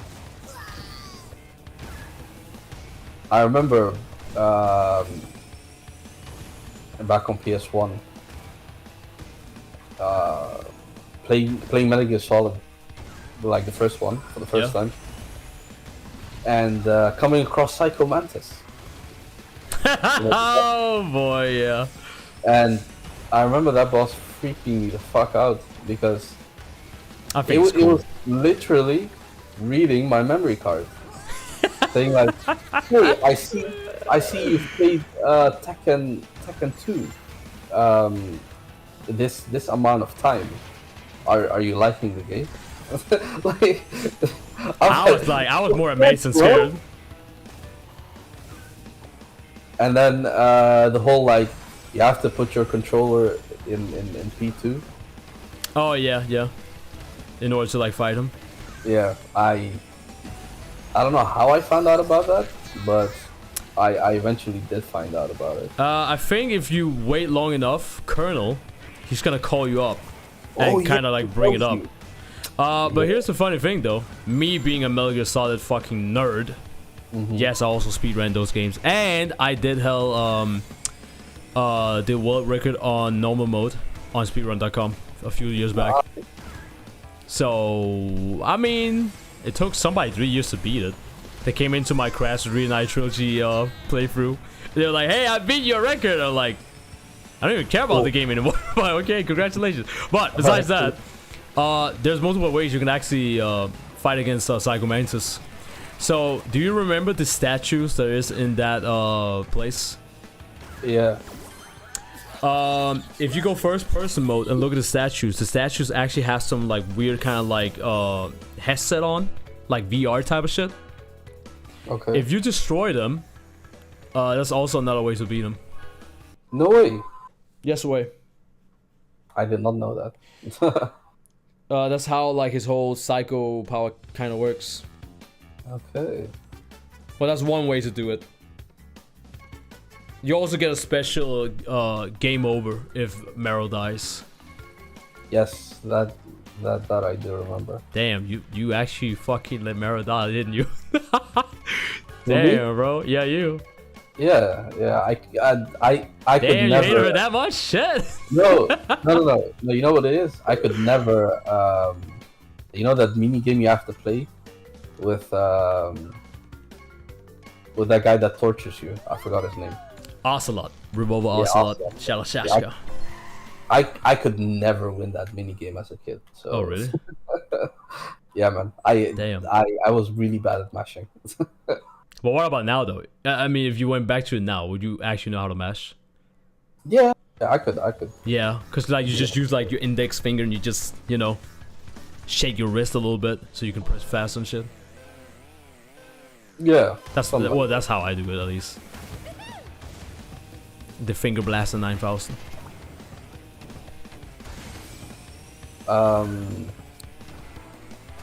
There was also another one. I mean, Metal Gear Solid is breaking the fourth wall constantly. Yeah, that's what I really liked about the OG MGS games. I mean, MGS 5 and Death Stranding also does it to an extent. I just feel like it's not even something I feel. It's just like it's a fact. Mm-hmm. There are a lot of people that do treat Hideo Kojima like a superstar, and for good reasons, I may add, right? For good reasons. But Absolutely. I remember when I saw the Death Stranding director's cut at like Game Awards, and you just had like Norman Reedus, I think the actor's name was. Reedus, Yeah, you have that scene apparently, which was like made to like introduce the DLC, where there's like this weird kind of like warehouse, and it's like empty, and you have Norman Reedus there, and he finds a cardboard box, which kind of like gives us like, ooh, you know, Metal Gear reference type of shit, right? Yeah. But it's just him like looking at the cardboard box, and he takes it down, puts it on the floor, stares at it, and then chooses to sit in it. And then the title pops up, Death Stranding Director's Cut. And then you have Jeff glazing the fuck out of Hideo Kojima, being like, there it is, ladies and gentlemen, finally, Hideo Kojima's next title, Death Stranding Director's. I'm just like, he did that? No way. yeah, he did. And me, just to point out again, chat, maybe it's because I didn't play Death Stranding, right? Because like I don't think it's a bad game. It just doesn't. I don't find it interesting. That doesn't mean the game is boring. But there were so many other like reviews and trailers that was more like epic hype and you name it. But because it's Hideo Kojima, it's like, you know, oh my god, the Rockstar, he's back. Showing up on the stage as well. I'm back. And I'm just like, I'm not saying that Hideo Kojima kind of lost it, but the man said himself that he want to make movies. He stated himself that, you know, he's not that much about like video game stuff anymore, which is why his games has like 40 hours of movies and then 2 hours of gameplay. And he actually is making a movie right now. We know that because the last time we had like Game Awards or some shit like that, oh, it was like PlayStation something exclusive. They ended it with Hideo Kojima and he was like, stay tuned, pointing at the camera, and then they zoomed out and they showed that Hideo Kojima and the entire interview was in one of those like big warehouses they have like in Hollywood, where they usually go to make like, you know, green screen kind of like scenes in movies and shit, instead of like going to a desert They just have like all the setup in the warehouse. So he's already like on his way to becoming like a movie writer, movie developer, whatever that shit is called. So the man himself said that he just doesn't have what he used to have back when he was together with Konami and stuff, with Metal Gear. But again, yeah. I mean, obviously, there's a feeling of wanting to move on, you know, and also he probably feels hella like tired. Yeah. Yeah, and just disappointed as well in the game industry. Well, maybe that too. Maybe that too. Konami, the way Konami treated him. Yeah, but Konami is like, I mean, I don't even know what the fuck is going. I mean, they need to fix some shit. Like Konami is actually like the only company out there that can actually make Blitzer look good. And that's putting it nicely. Unfortunately. Unfortunately. Though Konami is having a little bit of a comeback, you know, with the Resident Evil, not Resident Evil, Silent Hill 2 remake. Yeah. That shit looks really, really good. Metal Gear Delta, which is pretty much just Metal Gear Solid 3 remake, but they're calling Metal Gear Solid Delta. That looks amazing as well. Like, it's like, well, it looks good on paper, right? But how is the game actually gonna be though? We have seen a little bit gameplay though of the remake. Yeah. I think I actually talked to Rose about this, funny enough. About, you know, maybe, I mean, there's definitely gonna be people that's gonna buy the Metal Gear Solid 3 remake. But also at the same time, there might be some people that might boycott it just because Hideo Kojima's not involved. Alright. Yeah, And they're basically just trying to make more money off of his success. Yeah, I think people are still gonna buy it. Yeah, I think so too. I definitely think so too. But I also feel like, not even feel like, I know there's definitely gonna be people that's just gonna boycott it because they have, like, you know, emotionally issues with Konami. Yeah. And they're not gonna do anything that's related to Konami. Big Boss looking like a snack in Delta. Roach, you think that Big Boss look like a snack no matter what?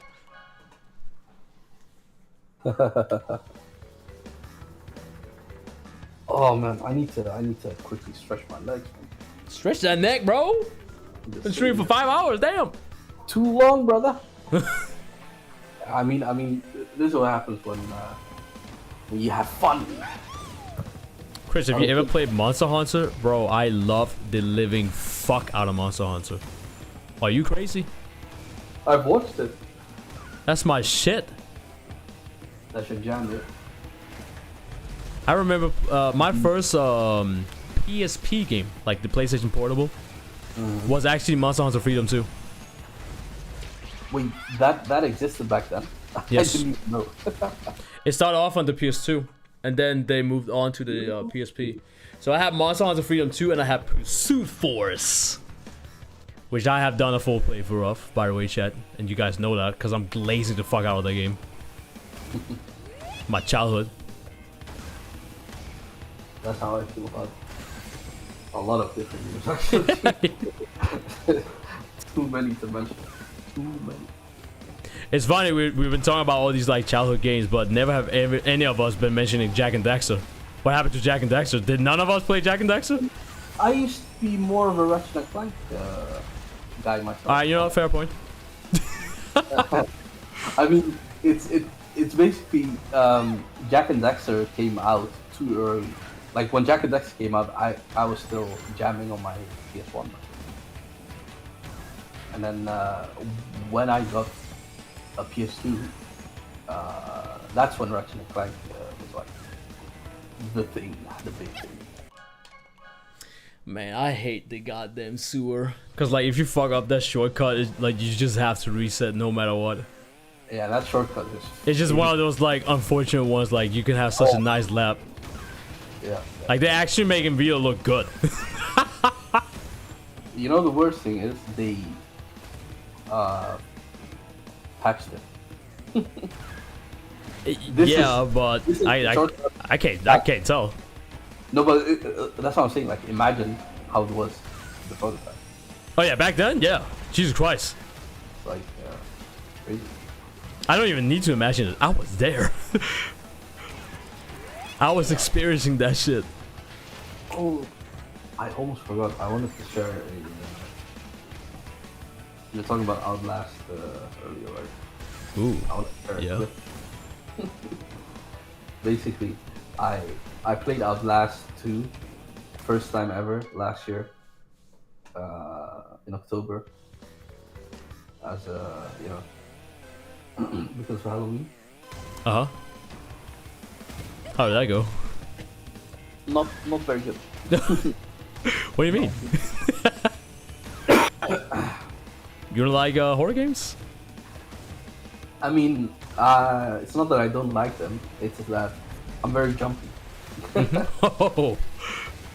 So like, okay, imagine this, right? I'm playing a game, like an adventure game, whatever, right? Story-based game. Uh huh. But at that moment, I'm like very invested. I'm like super focused. There's not much noise going on in the game, and then suddenly somebody plays a fucking sound. Yeah, I'm gonna jump, bro. Yeah. It's not because it's scary. It's just unexpected, I guess. Let me try to find that clip.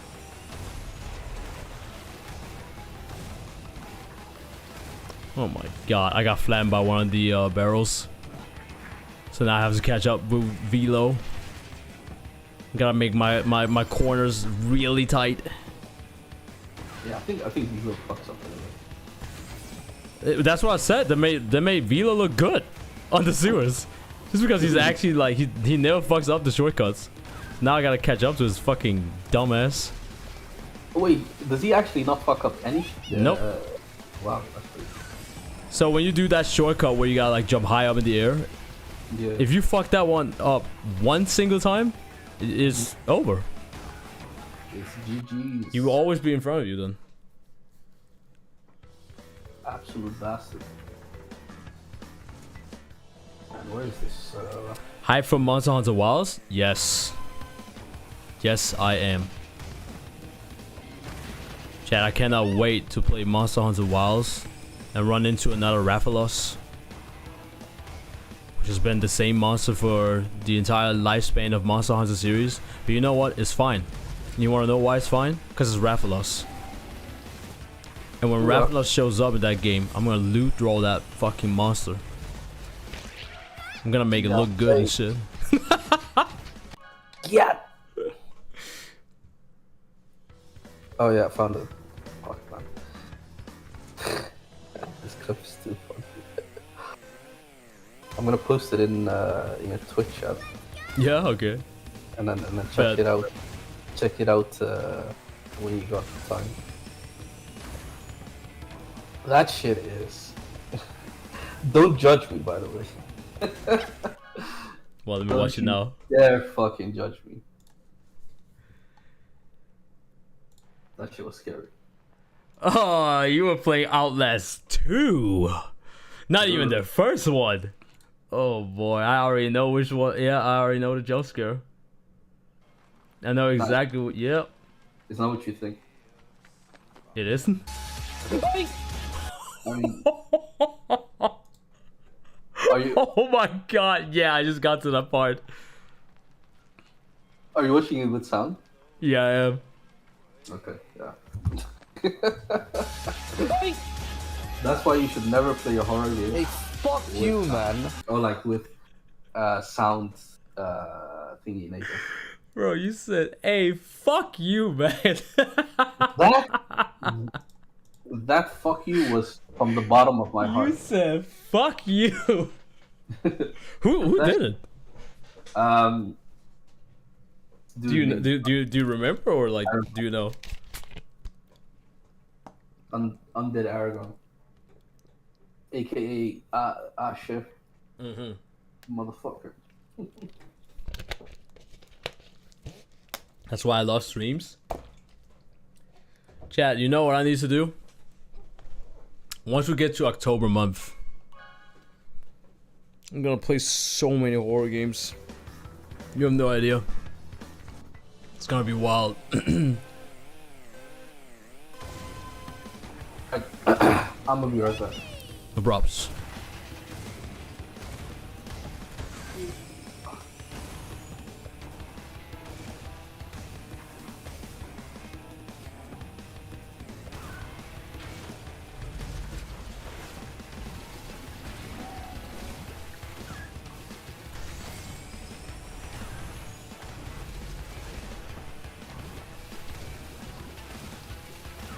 So how y'all doing, chat? Are you guys being chilling?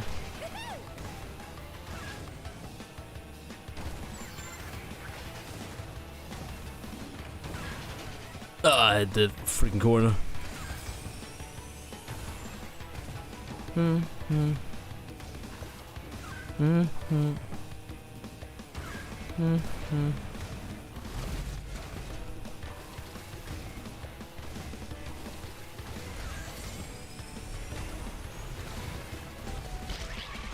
What?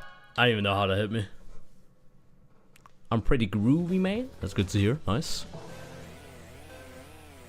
Is the game volume fine, Chad? Or do you guys want me to crack it up? I feel like it might be a little bit too low. Unless this is like fine.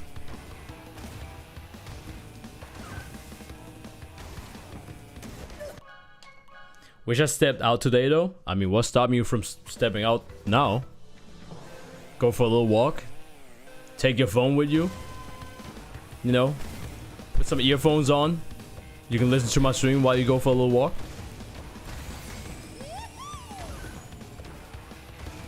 Love you, shortcut.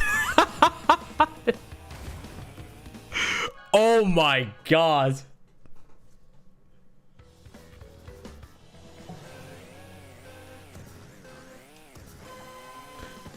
That's the crazy thing about that shortcut.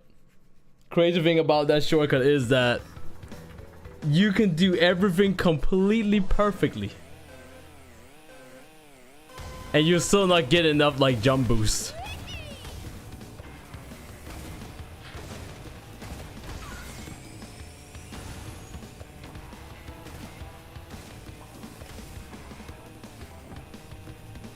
Thank you, that was pretty good.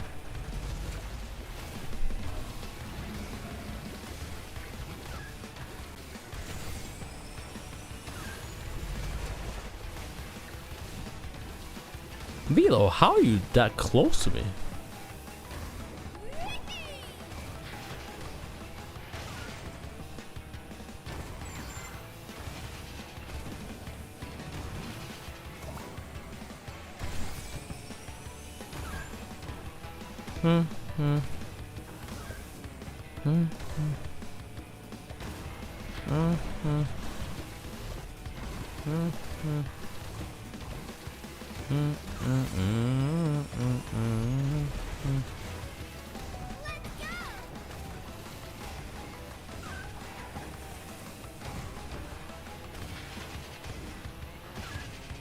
Damn, chap, eat the drift.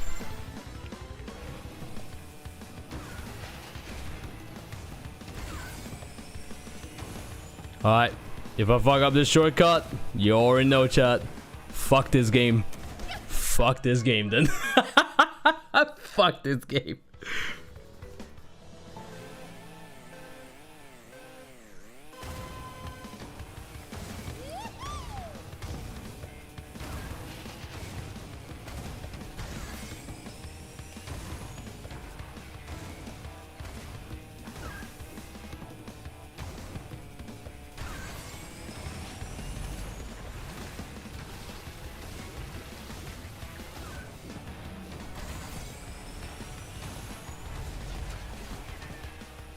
I lost all my speed. I don't even know where it just disappeared.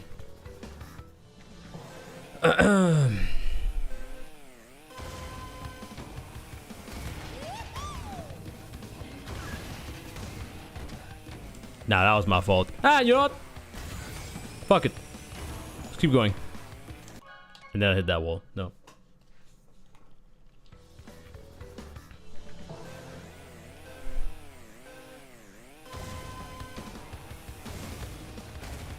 Boom, boom, boom, boom, boom, boom, boom.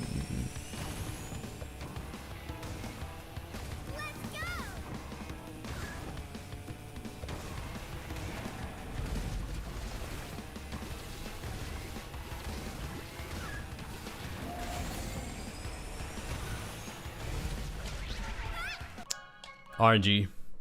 The RNG.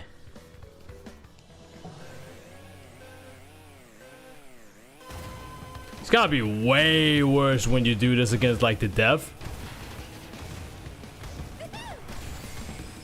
Doing this track against like the dev ghosts, it's way worse. Way worse.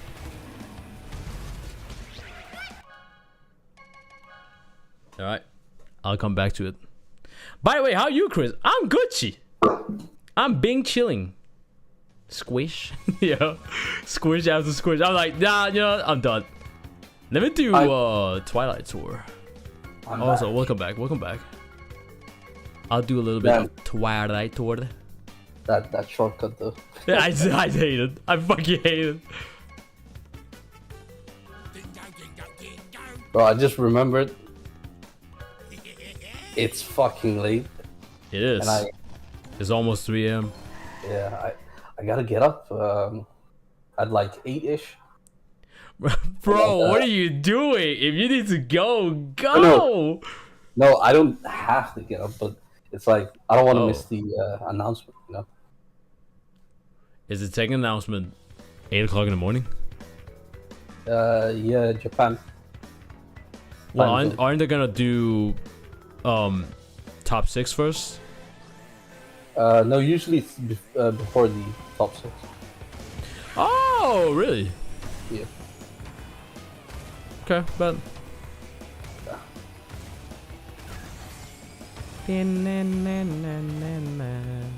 well, it's gonna sound like I'm stroking myself, but I'm established enough to upload a reaction video whenever the fuck I want to related to Tekken, and Yeah, nah, people are still gonna watch. I don't even care about the. I'm probably not even gonna do. Yeah, you don't even do that shit. You just want to watch it. Yeah, I just want to watch it. You just want to watch it. Yo, chat, how are you guys liking my dingo doll?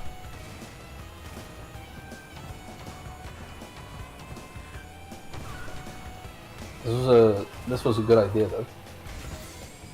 I'm glad I did it. This was fun. What was a good idea? The stream.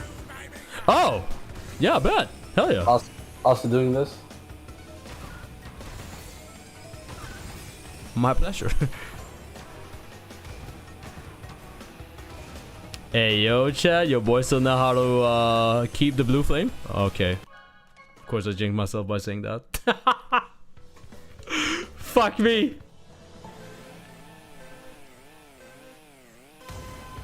Alright, chat, let me actually... Okay, here's what I'm gonna do. I'm just gonna do this track, and I'm gonna pretend I'm not streaming. I'm gonna pretend nobody's here. I'm just by myself, just gaming. Going hard. Watch this shit. Watch me get the world record on this track. No.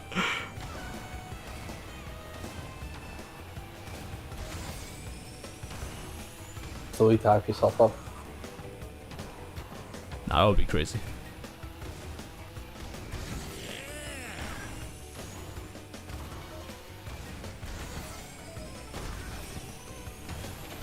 Bro, I ran into the wall.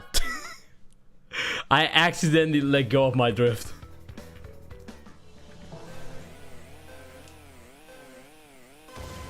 Oh, by the way, chat, I didn't read the chat. Can you guys tell me again if I need to crank up the game volume? I didn't see it.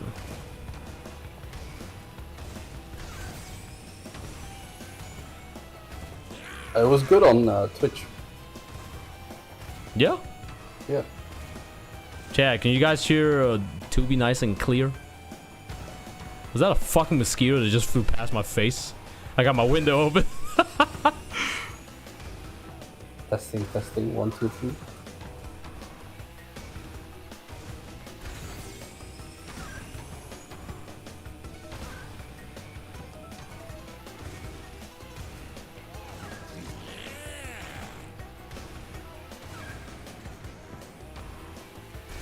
Nice. I refuse to give up until I beat this dev though. Well, you got hard. I like that. It reminds me when Michael J. White said that in Never Back Down movie, the second one. Someone is like, "Hey, I ain't no bitch," and then he's like, "You aren't smart either, cause I'm gonna whoop your ass." And then he's like, "What about you?" Some other random ass like kid as well in the movie. He's like, "I mean, I don't even like this motherfucker, but I can't let him go out like that." And he's like, "Y'all got heart. I like that. But you got money?" Because they wanted to be like trained by him or some shit like that in martial art. Just the way he says it. "You got heart. I like that. But you got money? Better pay up."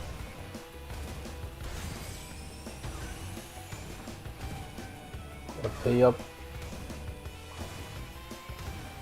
Chat, I completely forgot that I've been keeping the blue flame for 3 tracks now, or 3 laps. It literally took me one or 2 tries on this track to kind of like muscle memory everything again. This track's pretty chill. Kind of like. Yeah. It's not as crazy. Oh. It's just about maintaining, keeping your lines, being chilling. Twitch Prime. You got any primers in chat? Any primers in chat? Well, Record Park! Chat, I forgot I get coins by doing this. Not a lot though. Got like 100. Fuck, we gotta use the fucking 100 coins for. Item skins, brother. You gotta get that last pad on the ramp for Ultimate Fire. No, I think you can just chill with the other one.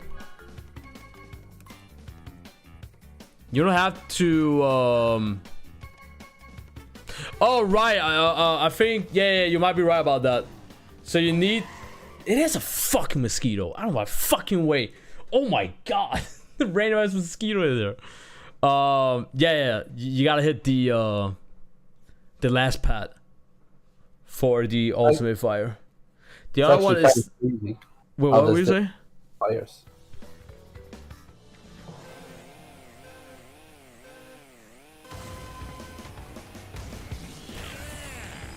Yes. Yeah, because I think the first ramp with the Ultimate Fire, the blue fire, it is a blue fire, but it's not as strong as the one in the end. Yeah. You might be right, chat. Same thing in Thunderstruck. Yeah. Never mind, chat. I didn't remember it. You guys are cooking. I don't know what I'm talking about. I'm washed up. I'm washed up, confirmed.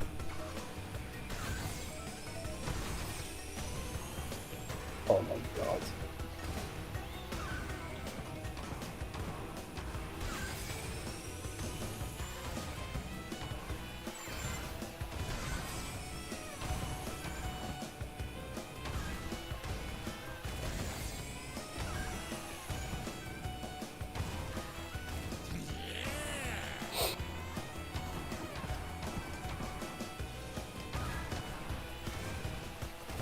I almost lost it, but we Gucci.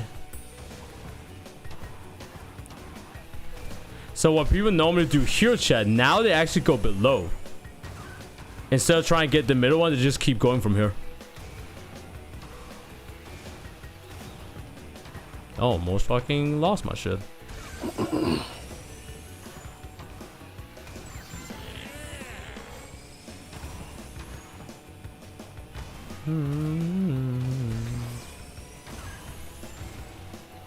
Get 3 boosts here. Thank you. Wait, I lost it?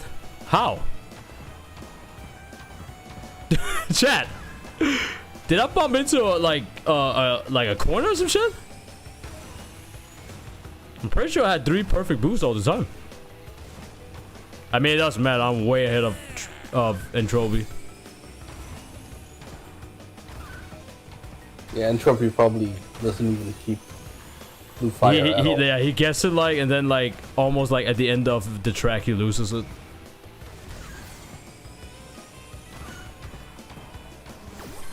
It doesn't even matter.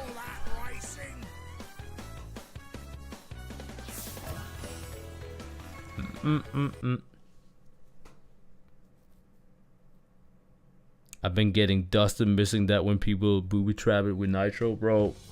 Online, if you play in a lobby with people that that know what they're doing, like they're really good at the game, bro.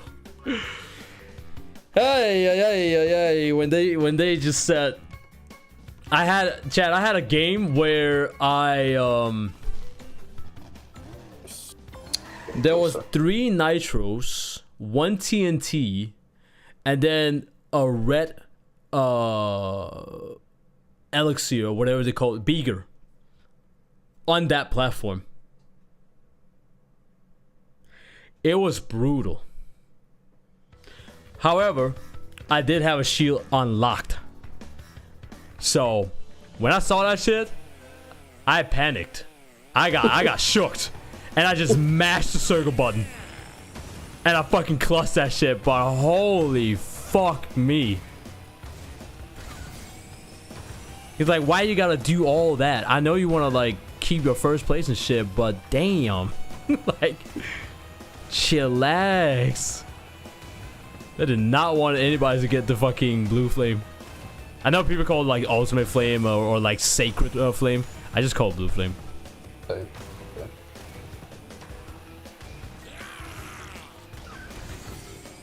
That's just, yeah, the red beaker has to be the worst one. yeah, because like when you get hit by that shit, you also have the whole rain on you, and oh nah, fam, nah, my man, I can't do that. Oxide, why are you following me? Lose your flame. Damn, my man keeping up.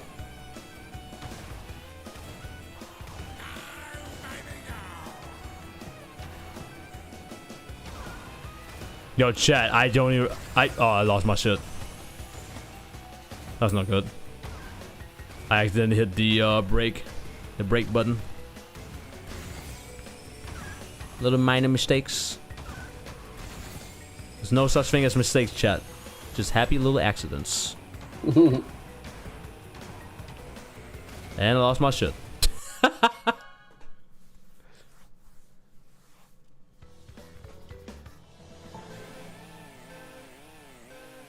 Yo, what up, Breezy?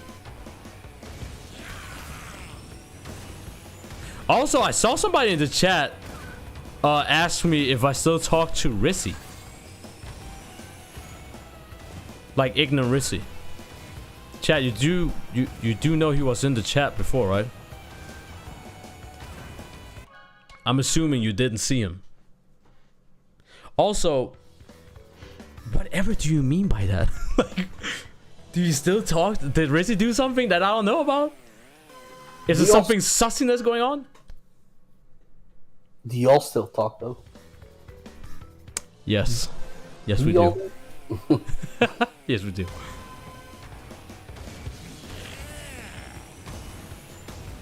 Oh my god. Bro, I know this mosquito is somewhere on my goddamn face. You know that feel where you feel like the goddamn mosquito is somewhere, and you try to smack it, but it's actually not there. It's just your face trying to like debate you a little bit. I hate mosquitoes, man. And I got my window wide opened. How's the weather over there? A little bit cold, which is nice. Cause I'm sweating. Not literally, but you know. In game, yeah. in game. You're the sweat lord. You got that Twitch name, you know?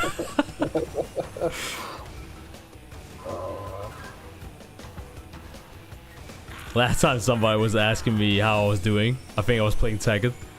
So he was like, "Yo, Chris, how you doing right now?" And I was like, "A little bit hungry." I don't even know why I said that. Well, I was just whooping ass. Hungry for the dubs. Hungry for the dubs. Gotta get that bread.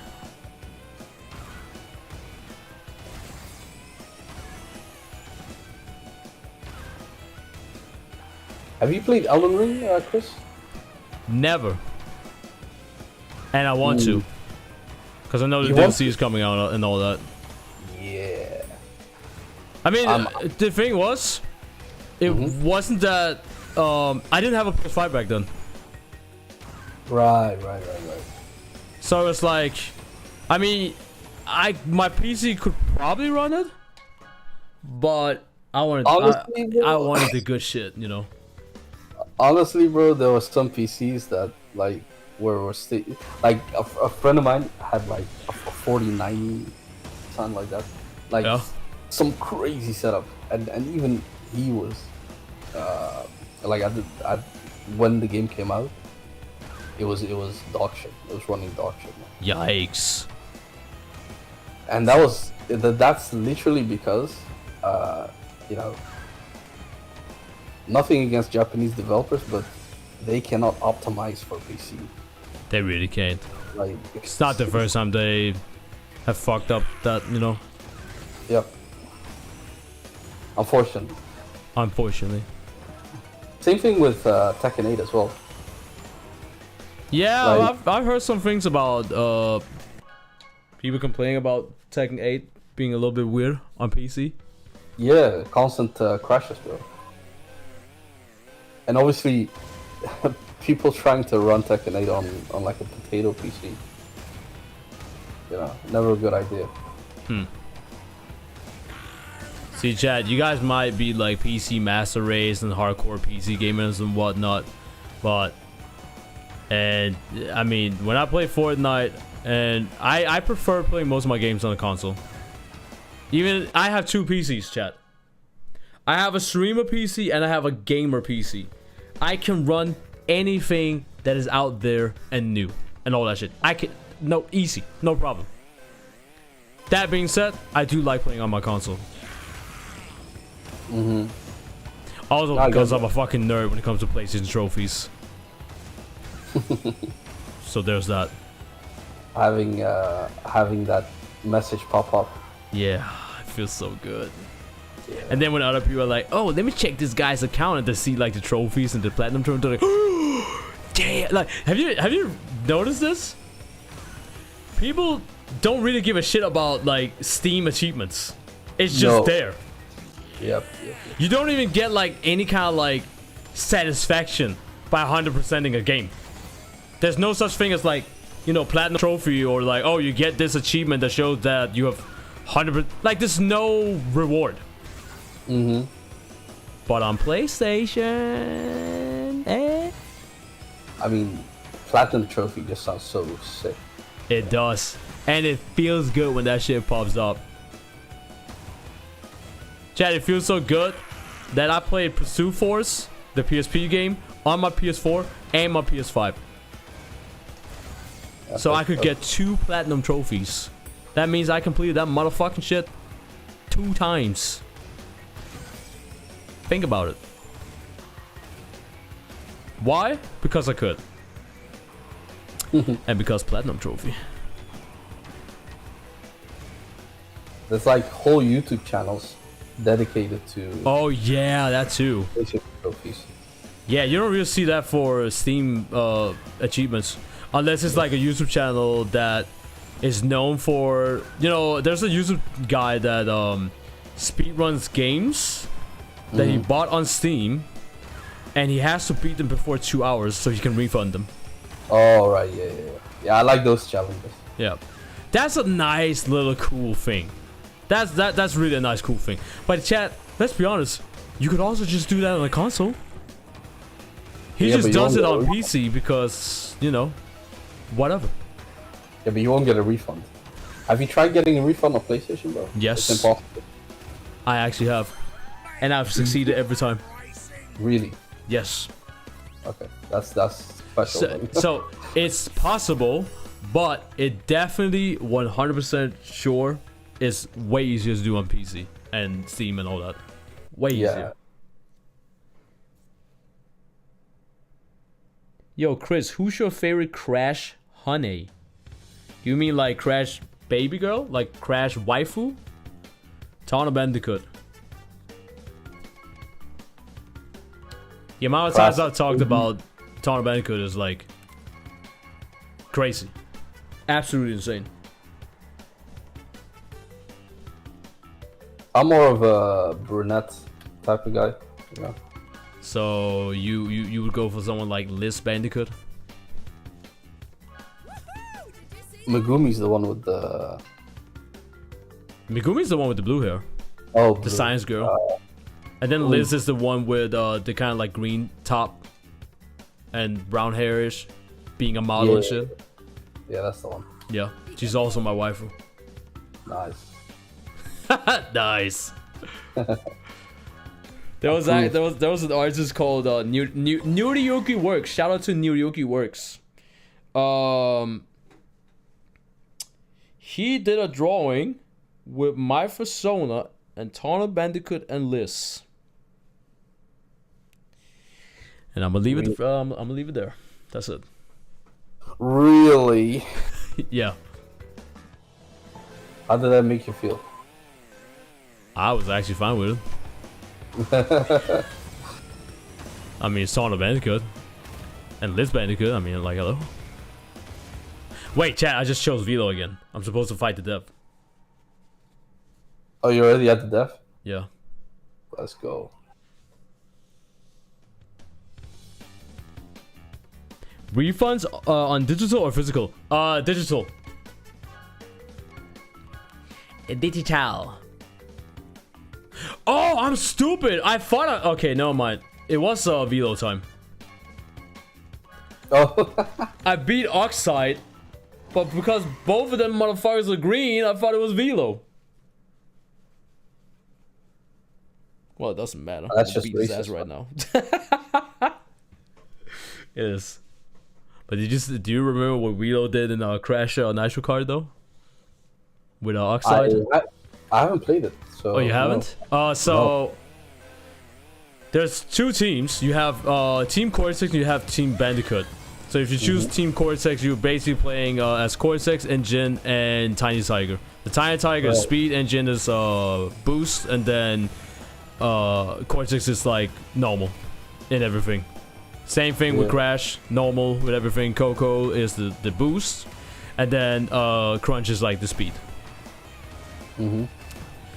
Then Velo, as you have seen, there's like a cinematic where he's like, to give you guys a challenge, I have gathered some familiar faces, and Nitrous Oxide is like among that team, so they're like Team Velo.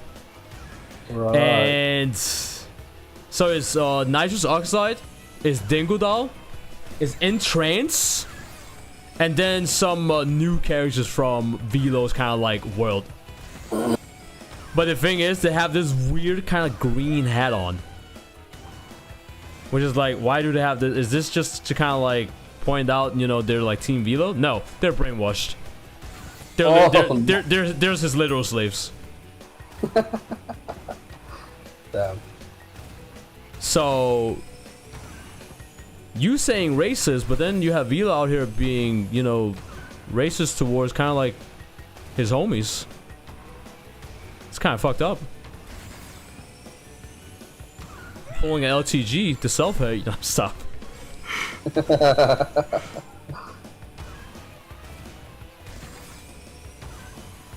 They basically brainwashed his posse. His what? His posse. His posse. Yeah. The fuck is that? like his followers, you know, his group. Oh yeah, yeah. He shattered their soul gem.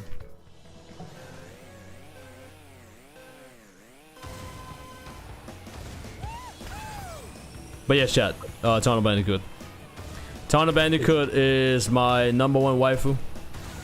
She's been my number one waifu ever since I played Crash Bandicoot 1 as a kid. As a 5 to 6 year old kid. On the PS1. One of my first ever PlayStation games. And then I got introduced to her. And here we are today. That love runs deep. Yes, it does. So when I saw Tana Bandicoot being back in Crash Bandicoot 4, bro. Oh, and she looks way better. Well, the alternative universe Tana Bandicoot has different assets. Yeah. As in the classic PS1 bimboing kind of like doll blonde Tana Bandicoot is known for her big milkers. And Tana Bandicoot in Crash Bandicoot 4 from the different timeline, she just got a fat ass. For real. It's the best of both. It's the best of both worlds, chat. You can go with mommy milkers or you can go with a fatty. Up to you. I mean, I'm more of a I just hit the wall. ass guy, so yeah.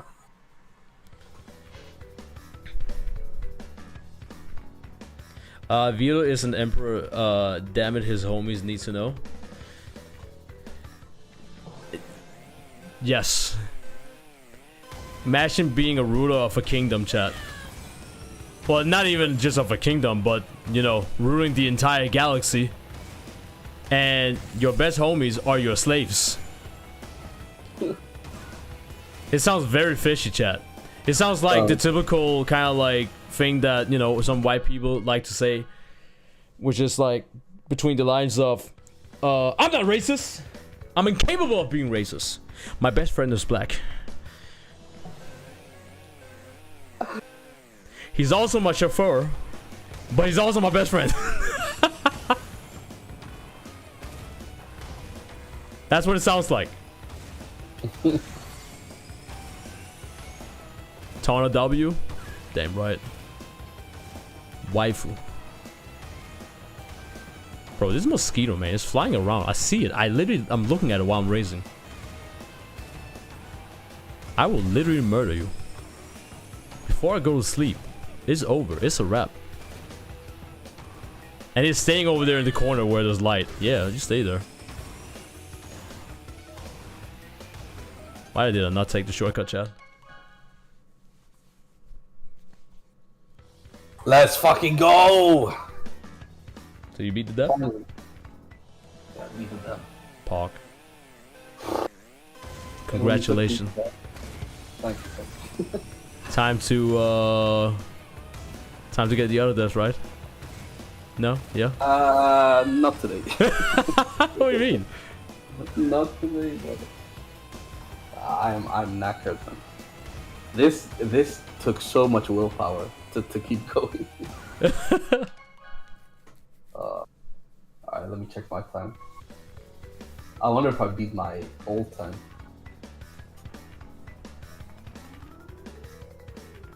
You got like I think you're like 1 millisecond ahead of me, maybe? What? From the old one? Yeah. On Route 2? Or at least the one I got today, I think. I don't think I actually beat my old time. Wait, one. Hold on. Oh, you hella beat my time though. You have 116.47. I Wait, have what? 173. I think that's your old time. 1:16:47. That might be my old one. Yeah, that's your time. Yeah, that's your time. What's yours? 116.73. I'm not sure if that's my new time or old time. Hold on, let me check. I think it is. I think that's your new one. Nah. Can you believe this? My new time is 1:16:74. Oh my god. Bro. I can't believe it. Well, I'm not gonna do it again, so, you know. Fuck it. Why not? Well, I mean, I might do it again another time, but not now. I'm just fucking with you. You're like, well. Well. Yo, what's up? Awkward and purple. Welcome. I have not yet unlocked entropy. Any tips? Make sure to follow entropy goes. See, okay, so when you're racing entropy, see what he's doing that's better than what you are doing, and then try to keep up, and then see where he's messing up. Ghosting. Yeah, and then try to improve where he's messing up. That's basically all Yep. I can say. That is ghosting. You Yeah, literally just look at the ghosts, you see what they do the same. Exactly. And just try to do a little bit better. Step by step. Do I really have to race all the tracks? I mean, it's up to you what you want to race. Like trophy or something. Because I think to get platinum, you only have to beat all the way up to Velo, right? Or no, Oxide. You don't even need to beat Velo. Only Oxide, if I remember right. Oh my god, I just lost my flame. As far as I know, yeah. But I think Velo lost his flame too. We actually good. You Yeah, only no need man. to beat up to Oxide. Yeah, unlock entropy. By the way, add so I can hear you all for a minute. Yeah, no worries. I'll wait. Sure. Oh, I think they mean how do I unlock the entropy ghost? Oh no. Oh, he's saying how do I unlock entropy as like a race? Oh, you want to unlock entropy? Okay. You have to beat entropy in every single time trial in order to unlock him. I totally misunderstood that. Wait, does that also mean the? I think that's without bonus tracks, right? I think with bonus tracks as well. Well, I think every season they added to this game, they also made it harder to unlock entropy right. because they added the tracks. Yeah. I got this though. If you start from the top and work your way down, once you get to the bonus tracks, just check if you've got entropy. If you don't have entropy, then yeah, do the bonus tracks. Yeah. Unfortunately. So you need to get a silver. Is it? You need to get a gold star on every track in order to unlock him. Okay, so I totally misunderstood your question, Awkward. You were wondering how to unlock entropy, the character, right? Basically, what you need to do is you need to go through all the tracks and beat entropy on all the tracks. And I'll be honest, that's very doable. Entropy is shit at the game. They made him actually worse compared to like the OG PS1. Yeah. So I'd say just start at the top and work your way down. And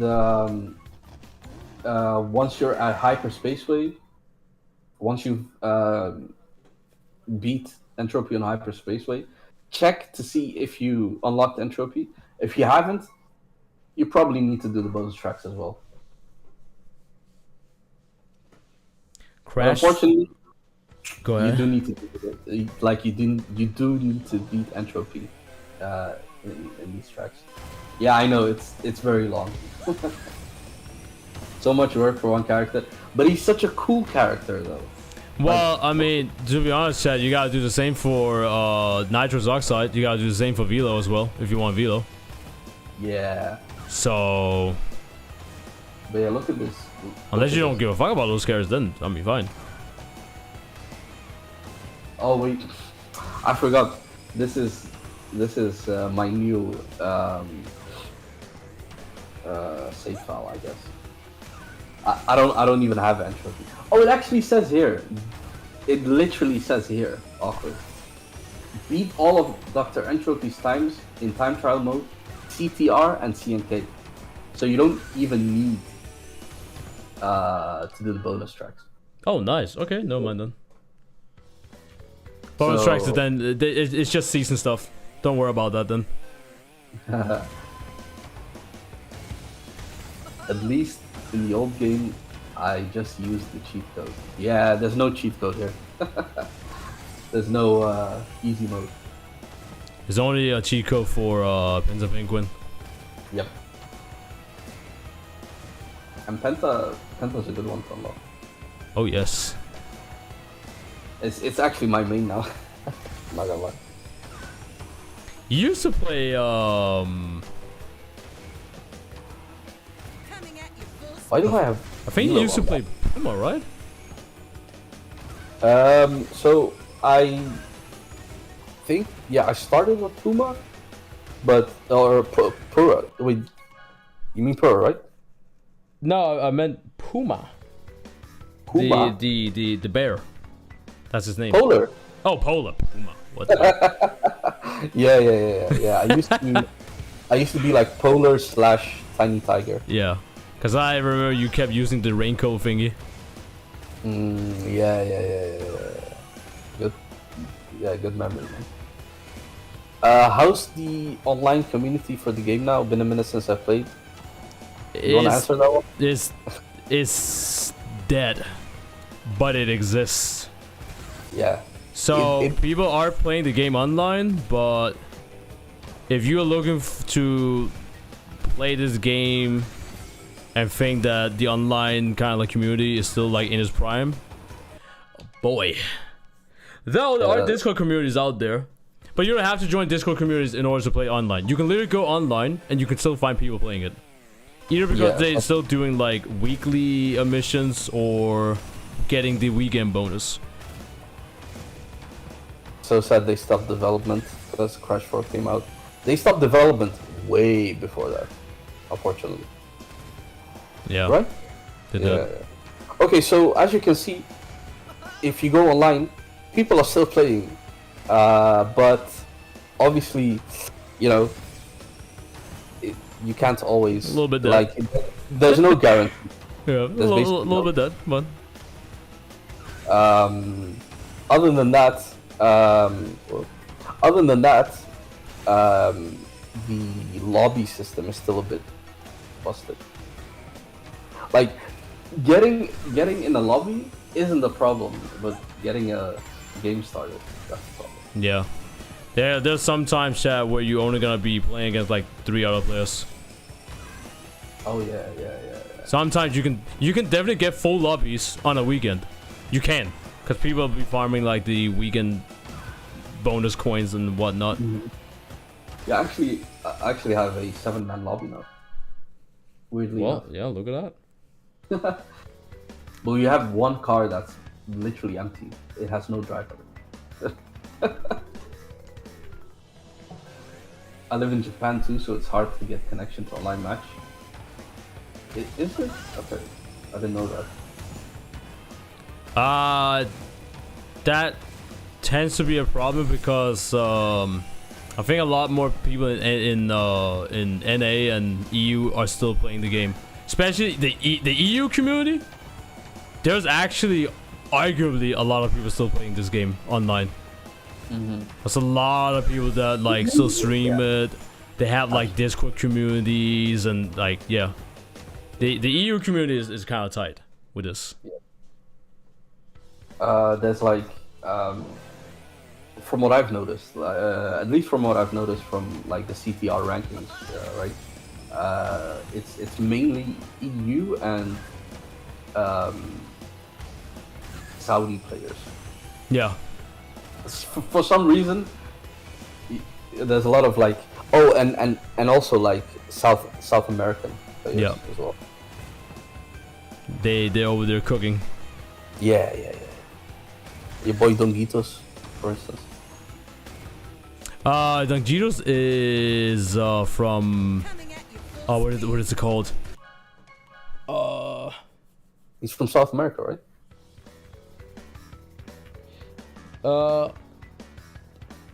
Yeah. What is it? What the fuck is that place called? I keep forgetting it.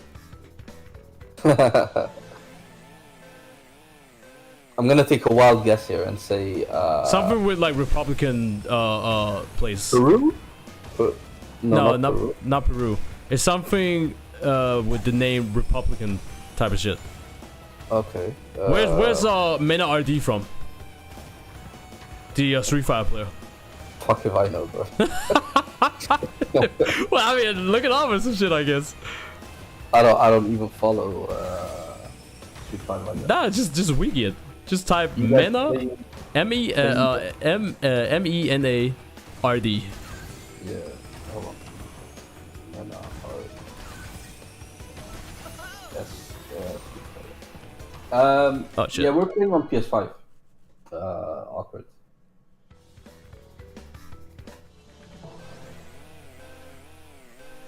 Mena RD. Oh, he's from Dominican Republic, There you go. Thank you. which is in. Let me check. I'm pretty sure that's. I'm pretty sure that's in South America. So that is where Dangiros is from, if I remember right. My boy Dongitos. Dongas. As I call him as well. Dongas. The Dominican Republic is a Caribbean nation that shares the island of Paniola with Haiti. Okay, so it's actually more central. I see. Do you just speak Spanish over there? Yeah. Their Okay. official language is Spanish. Yeah. What else do you guys play or stream rather? Chris, you wanna go ahead and plug yourself? Nah, you go ahead. Nah, it's fine. Go for it. So let me explain first of all. I'm trying to cook this dip real quick. That's why. Okay. Normally, like this is the first time I'm doing like. Can we call this co-op streaming? we can. we can. This is Co-op, the first time I'm collaborate. doing like, a co-op stream with Chris, and we're both playing CTR. But yeah, I usually stream this game, Tekken, and Elden Ring. So those three games mainly. Although now I'm trying to stream less Tekken because it's not really vibing. Like I'm not really vibing with it. I hit the damn wall. Well, What about you, Chris? where do we even start? Do you have a main game or like something that you stream? Mainly? Well, I'm known for fighting games, but I'm also known for Fortnite. And I'm also... Chat, I am a streamer that likes to play various of games and draw dummy fake waifus. Oh yeah, he's an artist. But people do know me for fighting game content as well. Tekken and stuff. Yeah. But yeah, we just two guys vibing. Honestly. Yeah, we be vibing. And what you're watching right now is definitely also one of the games that I'm known for. Oh yeah. 100%. Oh, if you check the pinned comment, I guess, in the chat, awkward. You can go to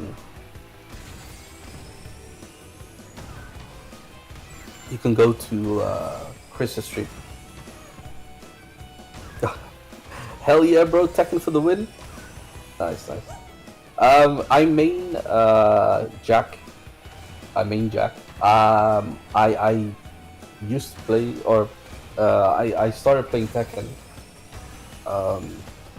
Well, my first Tekken was Tekken 2, but let's say my first Tekken where I learned the game was Tekken 7.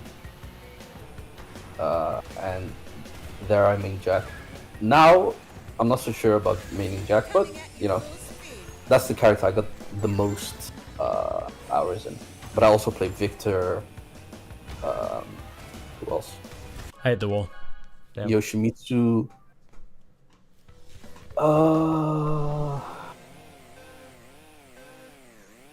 Brian, I guess, also. Yeah. Some rang. I like Lily, Xiaoyu, Alyssa, Armor King, Bob, Kunomitsu, Roger.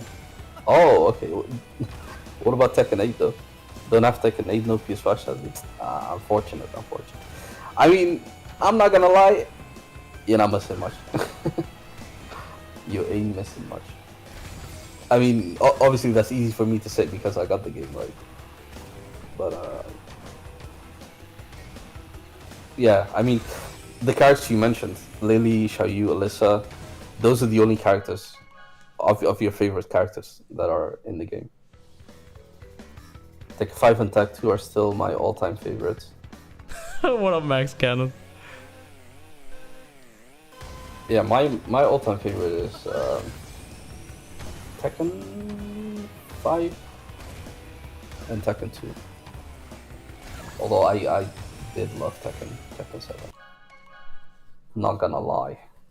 Alright, attempt number 2 on playing a normal lobby. Let's see if this one fires up. But yeah, this is exactly what I was talking about, awkward. It's almost impossible.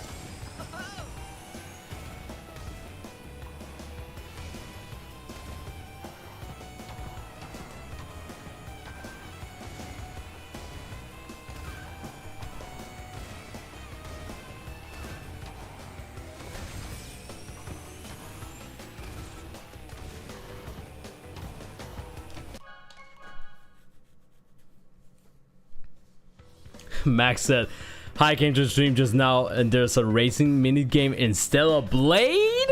Yes, you're watching the DLC content of Stellar Blade right now. Lol. I just ran into a wall. What's your favorite track, Chris? I have too many.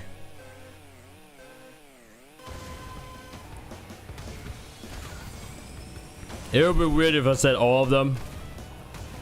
But it almost is. Well, not almost. Definitely is. I have a good handful of like a lot of like different variants of like tracks, which is like really spread like far and wide.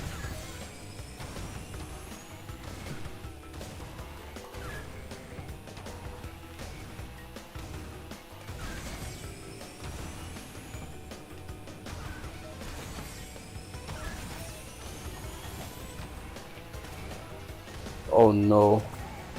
I mistimed it. Damn. Bing,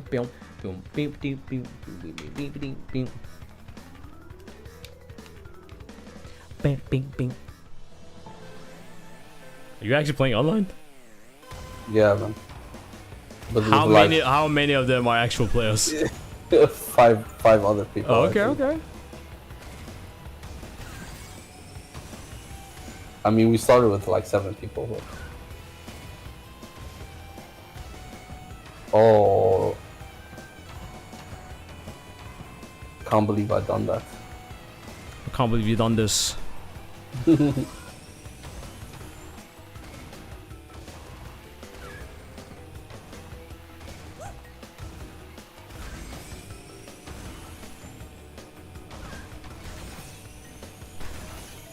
Well, at least I finished. Okay, Bach. We like that. Yeah. Also fucking Guilty Gear, King of Fighters, etc. Oh, so you're a fighting game connoisseur. I respect it. Still waiting for a new DOA game. You and every other DOA fan out there.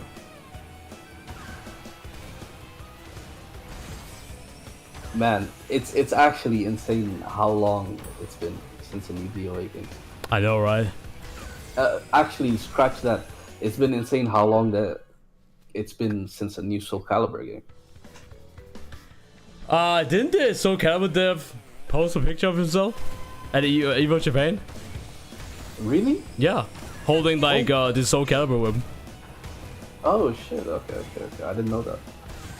Not to say that, you know, there's gonna be a Soul Calibur reveal. I mean, that would be awesome, but Yeah, I would eat that.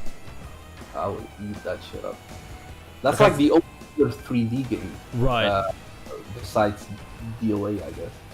Because I do remember, like, Maximilian, dude, he talked about it on his stream, when he was like, yeah, when devs post pictures like this, stop spamming them like we want a new Soul Calibur or blah, you know, whatever people do. Like, Japanese devs are completely, like, their attitude and stuff is completely different when it comes to shit like that. You should just honor it and be like, yes, we love Soul Calibur. Thank you for being here, you know. Also, one thing people need to understand is it's a developer. Obviously, they're gonna be at, you know, these kind of events. They're a fighting game developer. Yep. You know, even if they're not there, like, they don't have to be there to announce something. They can go there to, like. That's what Ono did. Like the Street Fighter 4. Remember last Evo? When Ono stopped, like he stepped on the stage where Harada Mirror was, and he was like, Street Fighter X Tech, or like he was like Tekken X Street Fighter, and then Harada was like, get the fuck out, get out. What a fucking troll, dude. Yeah. So you have the Street Fighter dev chat. Well, the OG Street Fighter dev getting on stage with the Tekken devs and just teasing everybody. Yeah. He's like, I gave you guys homework. And it's funny because most of these like fighting game devs, well, most of them are like Japanese people. So when they do, like, sometimes they do like these like come together streams. Where you have all the devs like sitting together. That shit is just awesome. Yeah, I love that. I love that shit. And nerfed the fuck out of the last DOA. How? Please. No. You need to explain yourself. What in DOA 6 got nerfed that you cannot get in DOA 5 last round? I'm pretty sure most of the costumes from DOA last round kind of made it over to DOA 6. So what are we actually talking about when you're talking about? Are you talking about like combat wise? Maybe that's what you're talking about.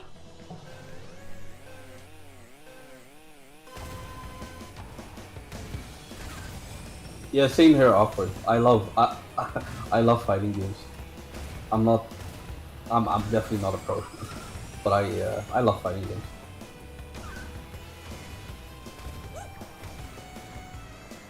What's your favorite RPG, Awkward?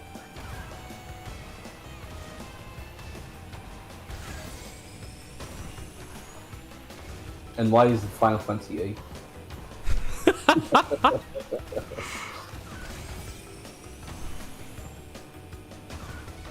Dude, Chris, can you believe I've fallen literally 5 times or something, and I'm still like way ahead. Well, I'm on 100 highway. It's just like Street Fighter 4, you know, when Lil T God plays Street Fighter 4 and it's the true Street Fighter, the true Street Fighter game, but nobody's online, and whoever is online are not really that good. Yeah. Final Fantasy 09. Good answer. That's a banger. That is a banger. Oh damn! Somebody actually caught up to me. Hey yo. Crap. I hit the wall. Maybe they're gonna fuck up the. Oh yeah, they fucked up the shortcut at the end. Oh my god! Imagine like, imagine going through all that trouble and then just fucking up the shortcut. GG's. But yeah, honestly, I've been live for way too long, bro. I'm You gotta go best, though. Yeah. It's time to hit the bed. I'm gonna be responsible, you know. Ew. Responsible. Yeah, I know, right? I know. Bro, what the fuck? I'm about to hit you with the me. Oh, hell no, man. What the fuck? Now I might go to bed soon as well. Brother, ew. Brother, ew. I just gotta beat this, I just gotta beat another dev real quick, you know? Real quick. It's easy, yeah. Yeah, real quick, you know? Oh, you got the witch taunt. Oh, right? yeah.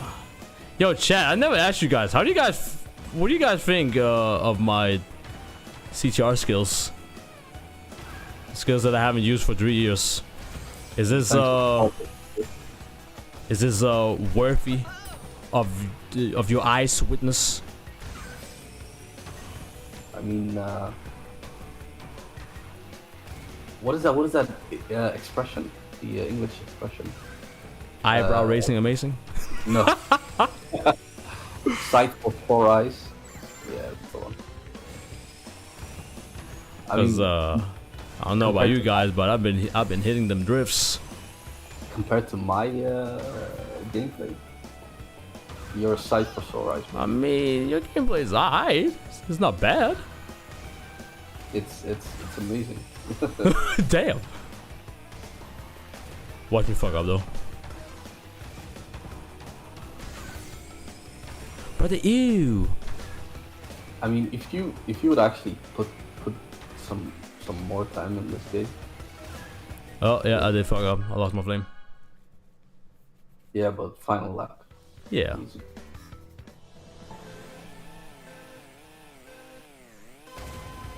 It's just like, you know, putting more time into it and whatnot. Yeah, it could be fun to just like speedrun the game again, but it's also at the same time like, I knew how this game was in its peak when it came to the online community and this.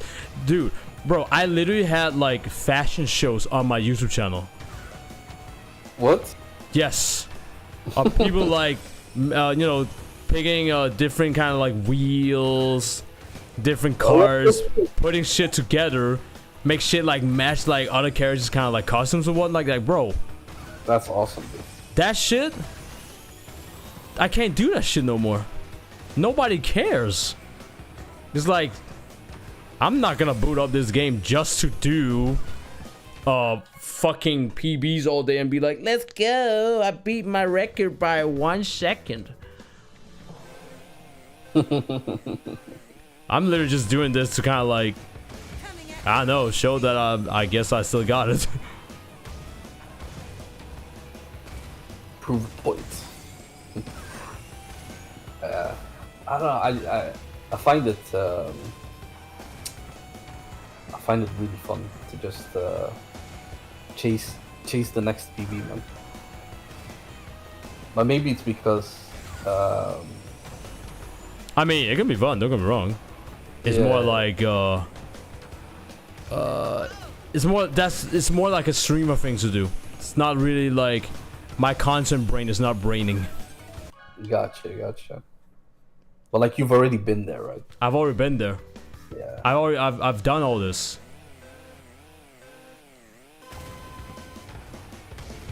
Alright, chat. Thank you so much for watching. I'm going to head out though. I'm hella tired and it is hella late. So yeah. It is late. Good night. Have I'll see you guys. a good night, Tubi. GG, Yeah, well yeah, played. You do Thank your thing, you. man. Huge shout out to you, bro. Thanks for No, keeping you. me company. I appreciate You're it. welcome. We should do this again. Yes. Maybe not CTR, but you know. With something else? I mean, I wouldn't mind. If I got time, bet.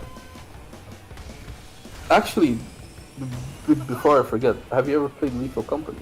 Yes, I have. Okay. Do you like it? Yeah, Okay. it's pretty Now, fun. now that is a game that I love to play. I would love to play that, and just you know, obviously we don't need Discord for that because in game. But yeah, maybe we should try and fix something for that. Yeah, I wouldn't mind it. Sure. All right, chat. Peace out. Good night. GG, well played. I'll see you guys in the next one. Laters. Have a good night too. Good night, brother. And yeah, have a nice stream, man. Have a good. Oh yeah, thank you. Peace, bro. Peace. How y'all doing, chat? I just need to kill this kill. I just need to beat this dead real quick. Real quick. Look cool, but it's not Eve. True. True, chat. I lost the flame again? What? I lost my flame again. Boom, boom, boom, boom. Boom, boom, boom. Boom, boom, boom. But yeah, chat, it's late. It's getting late. But I'm willing to just get this real quick. Get this one real quick, you know. Got one, coach.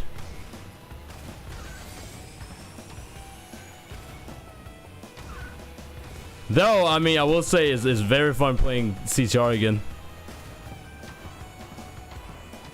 I'm enjoying it.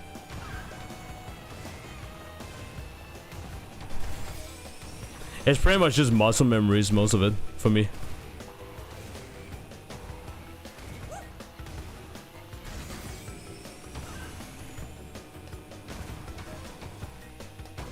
Yikes, I don't even know how the fuck I lost my shit there. You got a fat lead, but we're gonna keep it up. We gotta catch up.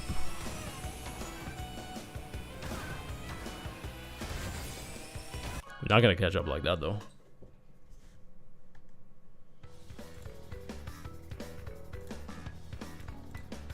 Bam, bam, bam.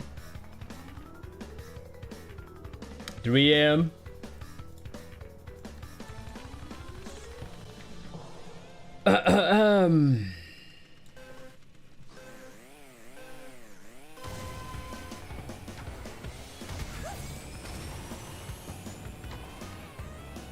You.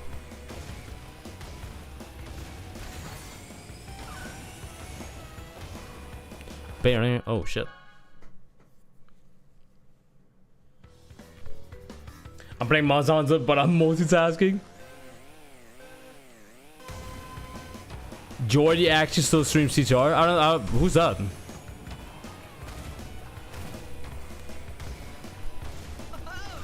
I might know who that is. And I would assume that if I know who it is, well, you could say it's their job to still stream it.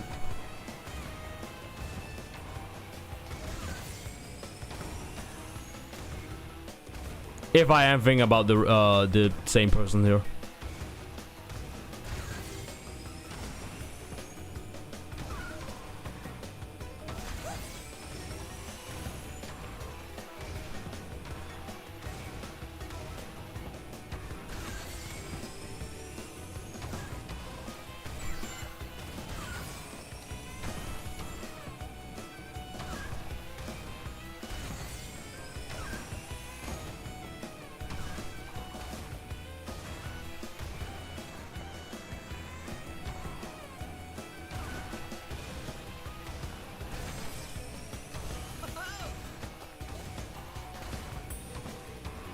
I straight up thought I was gonna hit the wall right there.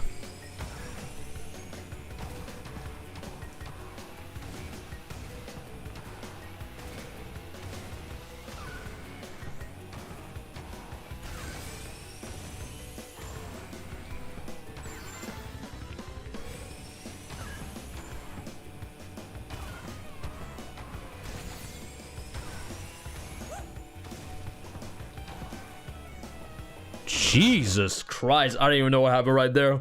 I went so high up in the air that I had no idea where I was going. One of the world record racers? Well, I mean, already saying that is more than enough to keep streaming it. Doesn't, you know? If I held the world record for a game as well, I'm sure I would be streaming it a lot as well. As a matter of fact, I would literally get paid to stream it. Because people watching the stream is gonna donate and sub and whatnot. So that's a pretty wild and yeah, it's a pretty wild comparison. I'm looking at this as a content creator's point of view. From a content creator's point of view, there's no reason to stream this game. Unless I'm like, you know, maybe I'm doing like Crash Bandicoot like marathons and whatnot, and that's the reason why I'm like, you know, streaming it or some shit like that. But nah, that person literally getting paid for it.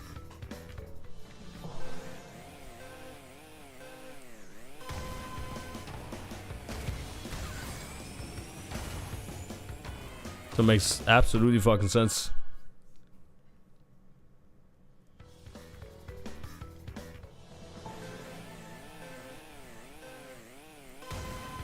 Speaking of which, that's hard skin though. I know, right?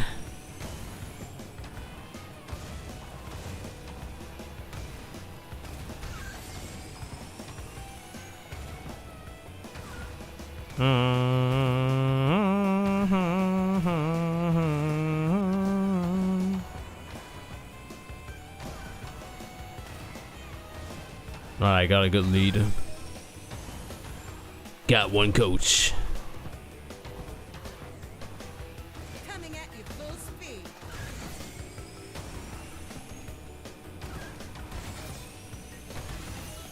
Ooh, yes, we like that. Ah, we like that. Nice little sexy drift.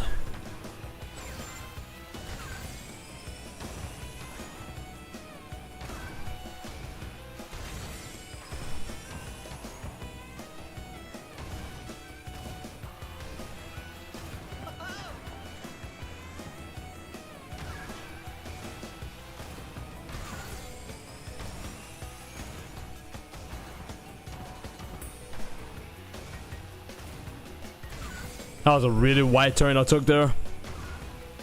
I did not like that.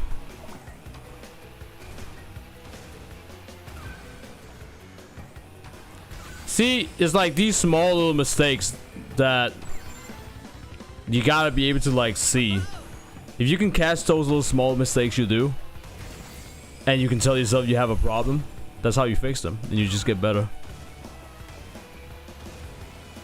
Keep in mind, all this that I'm doing is from muscle memory. I haven't touched this game for 3 years straight. Like, actually 3 years fucking straight. I haven't touched this game. This just comes straight from, like, muscle memory. I'll playing the game.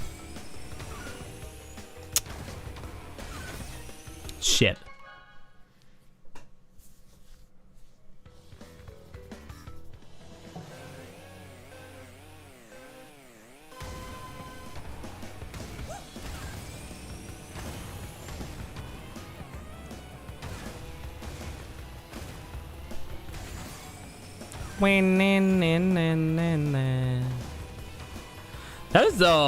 That's the second time I get like to the third lap and I just fuck up like that.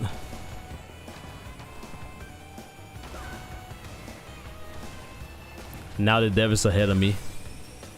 How dare he?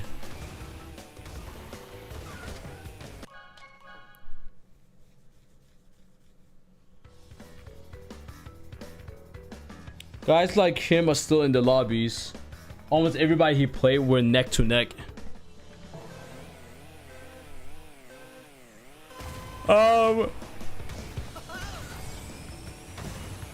He's one of those hardcore players then that just stays playing the game.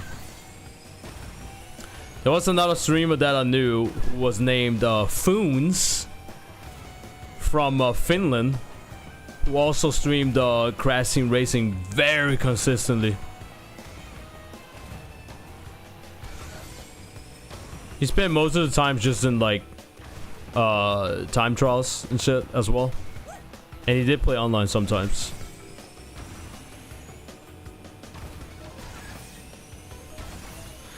Same with Lito. Lito is also from Finland, if I remember right. He also played and streamed Crash Team Racing very consistently, even when the game was like that.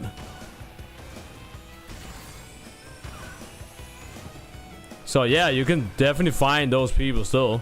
You can find hardcore players still playing the game.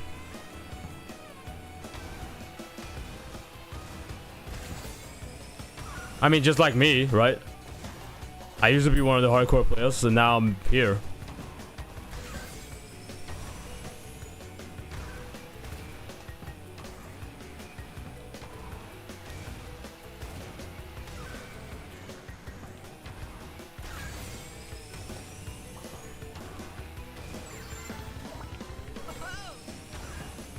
Oh, I lost my flame.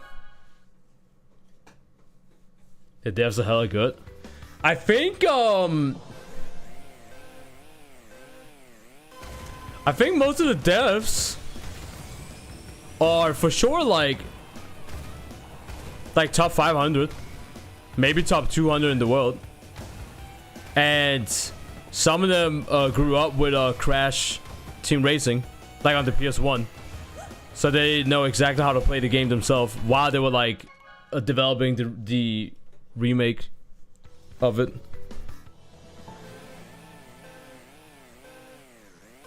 So in other words, I am playing against some of the world's best, because the devs are some of the world's best.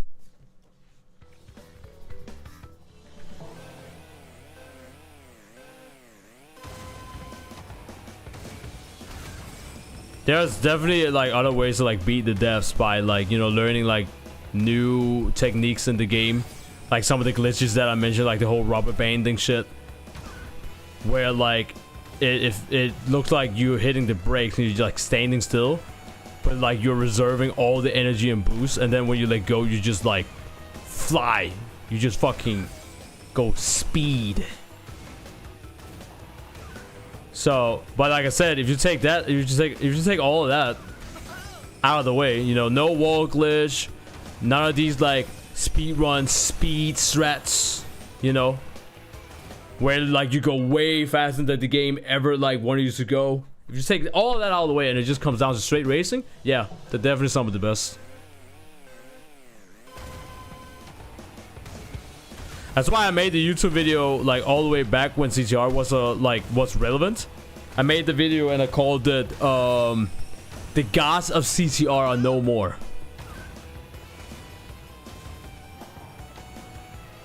And it's just like a montage video of me like fighting against like the devs, beating them, slaying them. You know, taking the gods off their throne one by one. And I fucked up.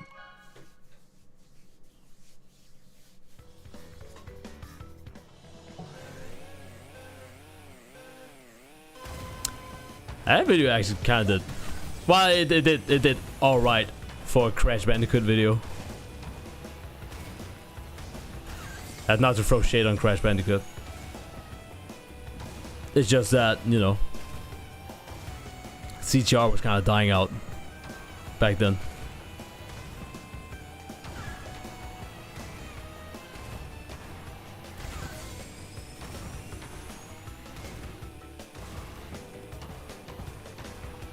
Coming at you full speed.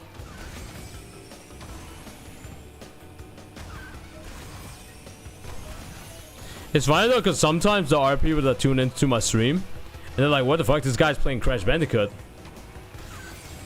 And then they realize that they watched me back then. They realize that ChrisBMonkey is Christian B Monkey. Because Christian is my name. But most of my friends, they call me Chris. So I just ended up with being ChrisBMonkey.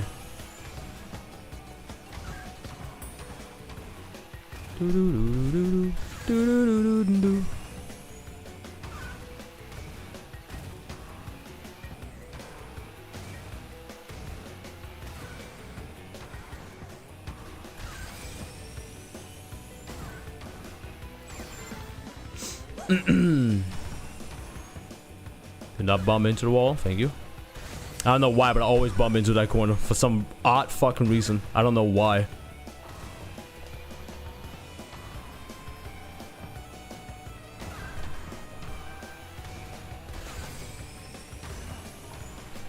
It's like a weird habit, I guess.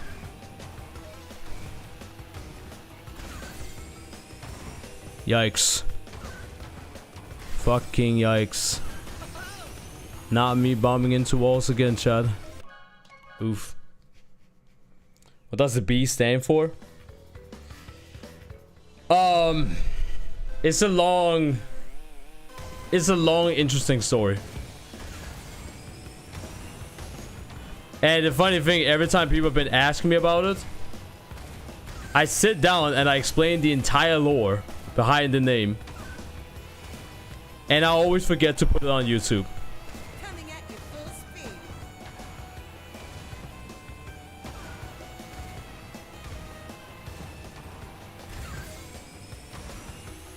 Since I am streaming on YouTube, I might throw it in there. I might consider it.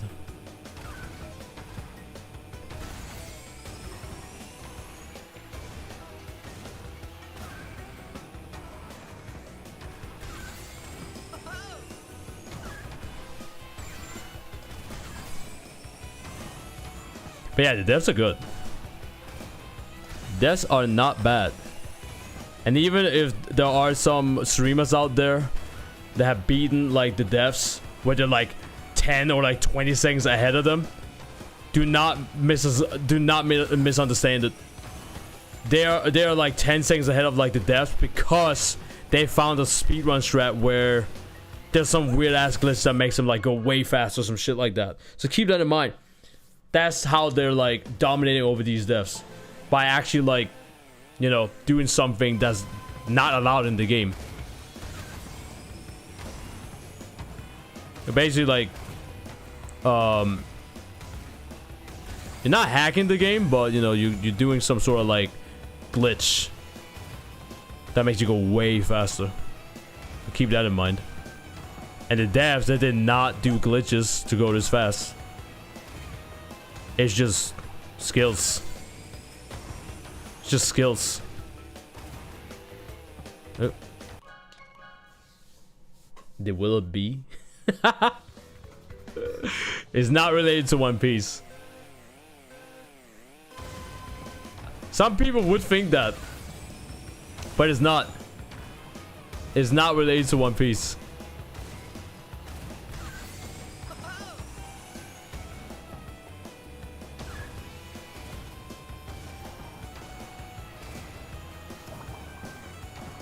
Speaking of One Piece, yo, did you guys read the latest chapter of One Piece? Holy shit.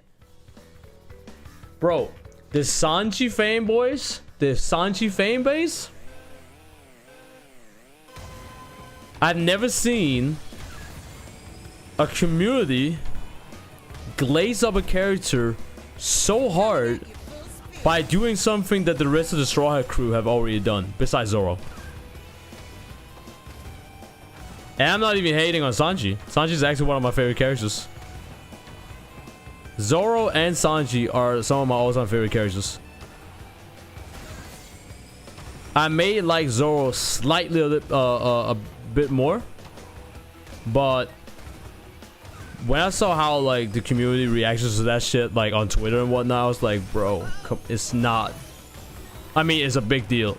It's a nice feat, but I mean, how are you gonna glaze up Sanji like that when you had Chopper, Brook, Usopp, Nami doing like the same shit like a panel after? It's just like, you know.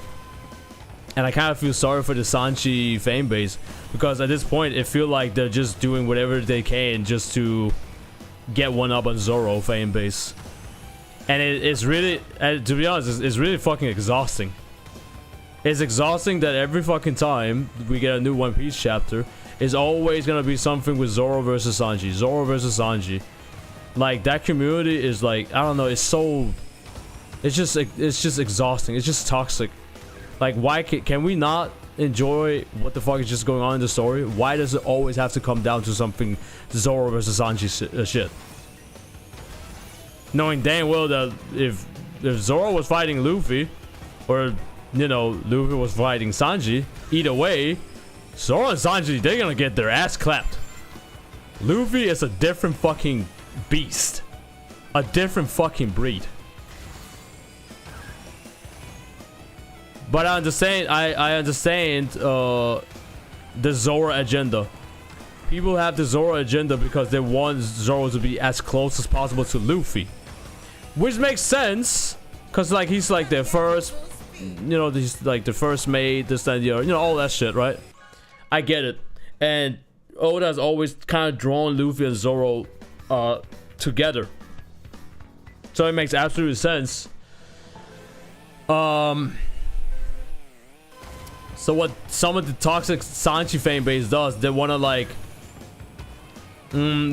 pull Zoro away from Luffy more, because it allows them to then have a closer kind of like Zoro versus Sanji fight, where Sanji's gonna come up on top. I remember when people were talking about Sanji's raid suit, like the German 66 raid suit,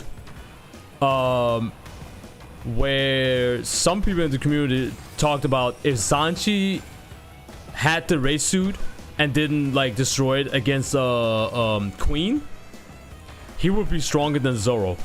Sanji wearing the raid suit is stronger than Zoro. And Oda has always drawn Luffy and Zoro together, as in like Zoro does something insane, something that puts Zoro on a completely different level amongst like the Straw Hat crew, and right after Luffy does something that puts him away from everybody else in the crew. That's just how it's always been.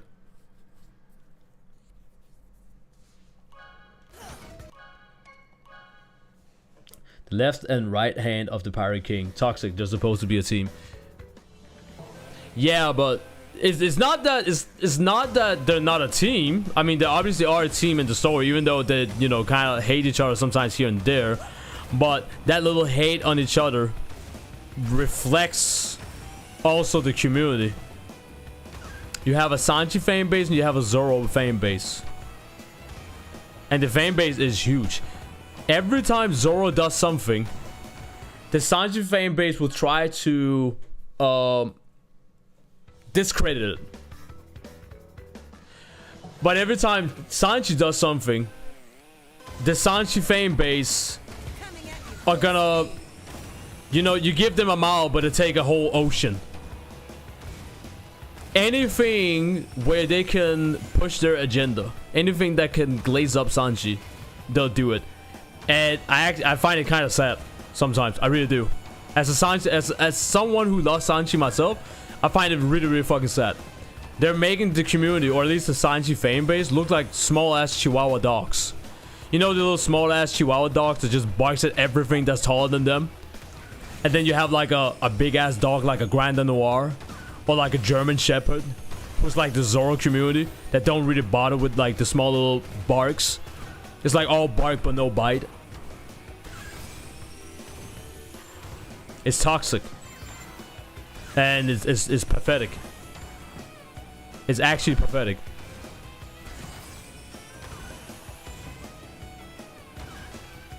It reminds me when the people were slandering Zoro. Well, first of all, I don't want to spoil it for you guys. Are you guys like manga readers? Who's a manga reader? I don't want to spoil shit, in case, you know.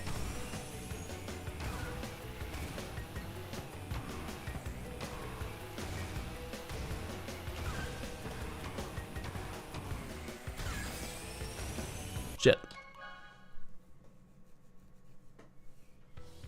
Chat, I'll go a few more and then I gotta go to bed. It's like 4 AM over here.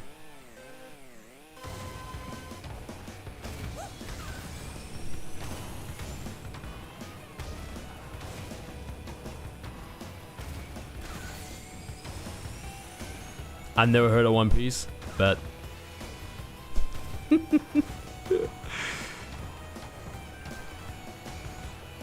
it's basically what I was gonna talk about is like Zoro versus Rob Lucci.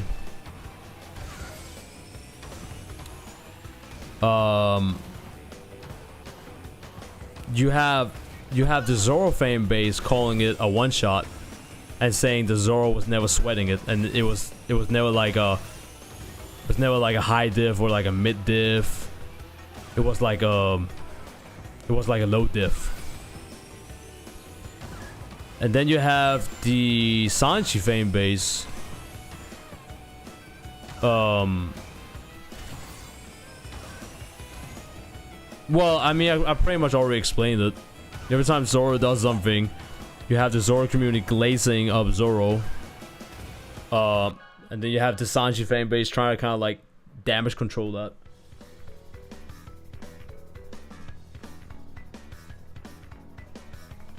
It's just toxic. It's just annoying. And it's exhausting. So basically what happened in the latest One Piece chapter is that Sanji pulls up out of nowhere. And Norse Juru, one of the 5 elders, I think he was Venus? Norse Juru? Venus? Something like that? Was it no. Yeah, I think it was Venus. Yeah. Mercury, yeah. He was Venus, some shit like that. And Norse Juru is about to cut down Frankie and Jewelry Bunny. And Sanji comes out of nowhere with Vegapunk and blocks his blade and then kicks him upwards. And everybody's like, yeah, Sanji, let's go. Like, full on glazing. And then in the next panel, Norse Jordan turns into like his demon form and just bites down on him. Oh my god. Hold on.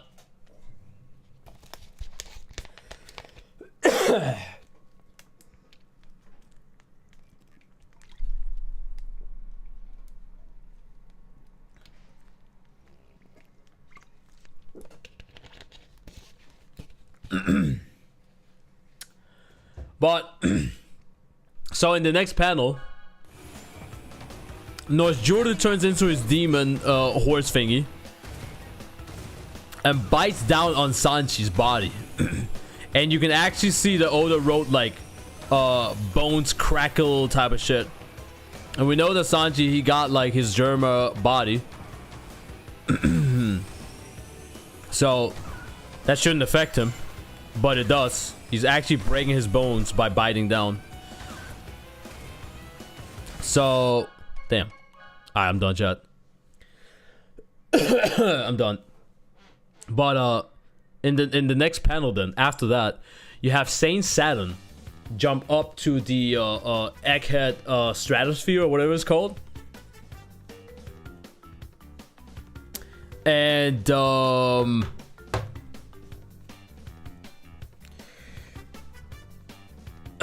Brook, Usopp, Chopper, Nami, and Robin is there. Saint Saturn sees Robin and reminds him of the whole O'Hara incident, and he's like, yeah, I'm gonna kill this bitch.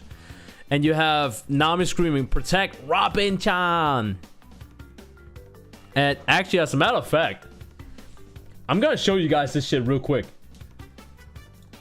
I'm gonna show you guys over on Twitch. So people over on YouTube, I will be ending my stream now. If you guys want to see that kind of like manga panel, I can show it before I go to sleep real quick. I can show that real quick before I sleep. So, chat, people over on YouTube, GG, well played, man. Thank you guys for watching the stream. Very random as fuck stream, but you know we been chilling. What is this?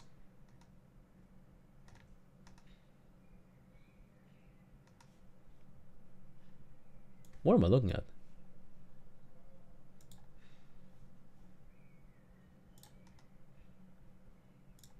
Oh, never mind. All right.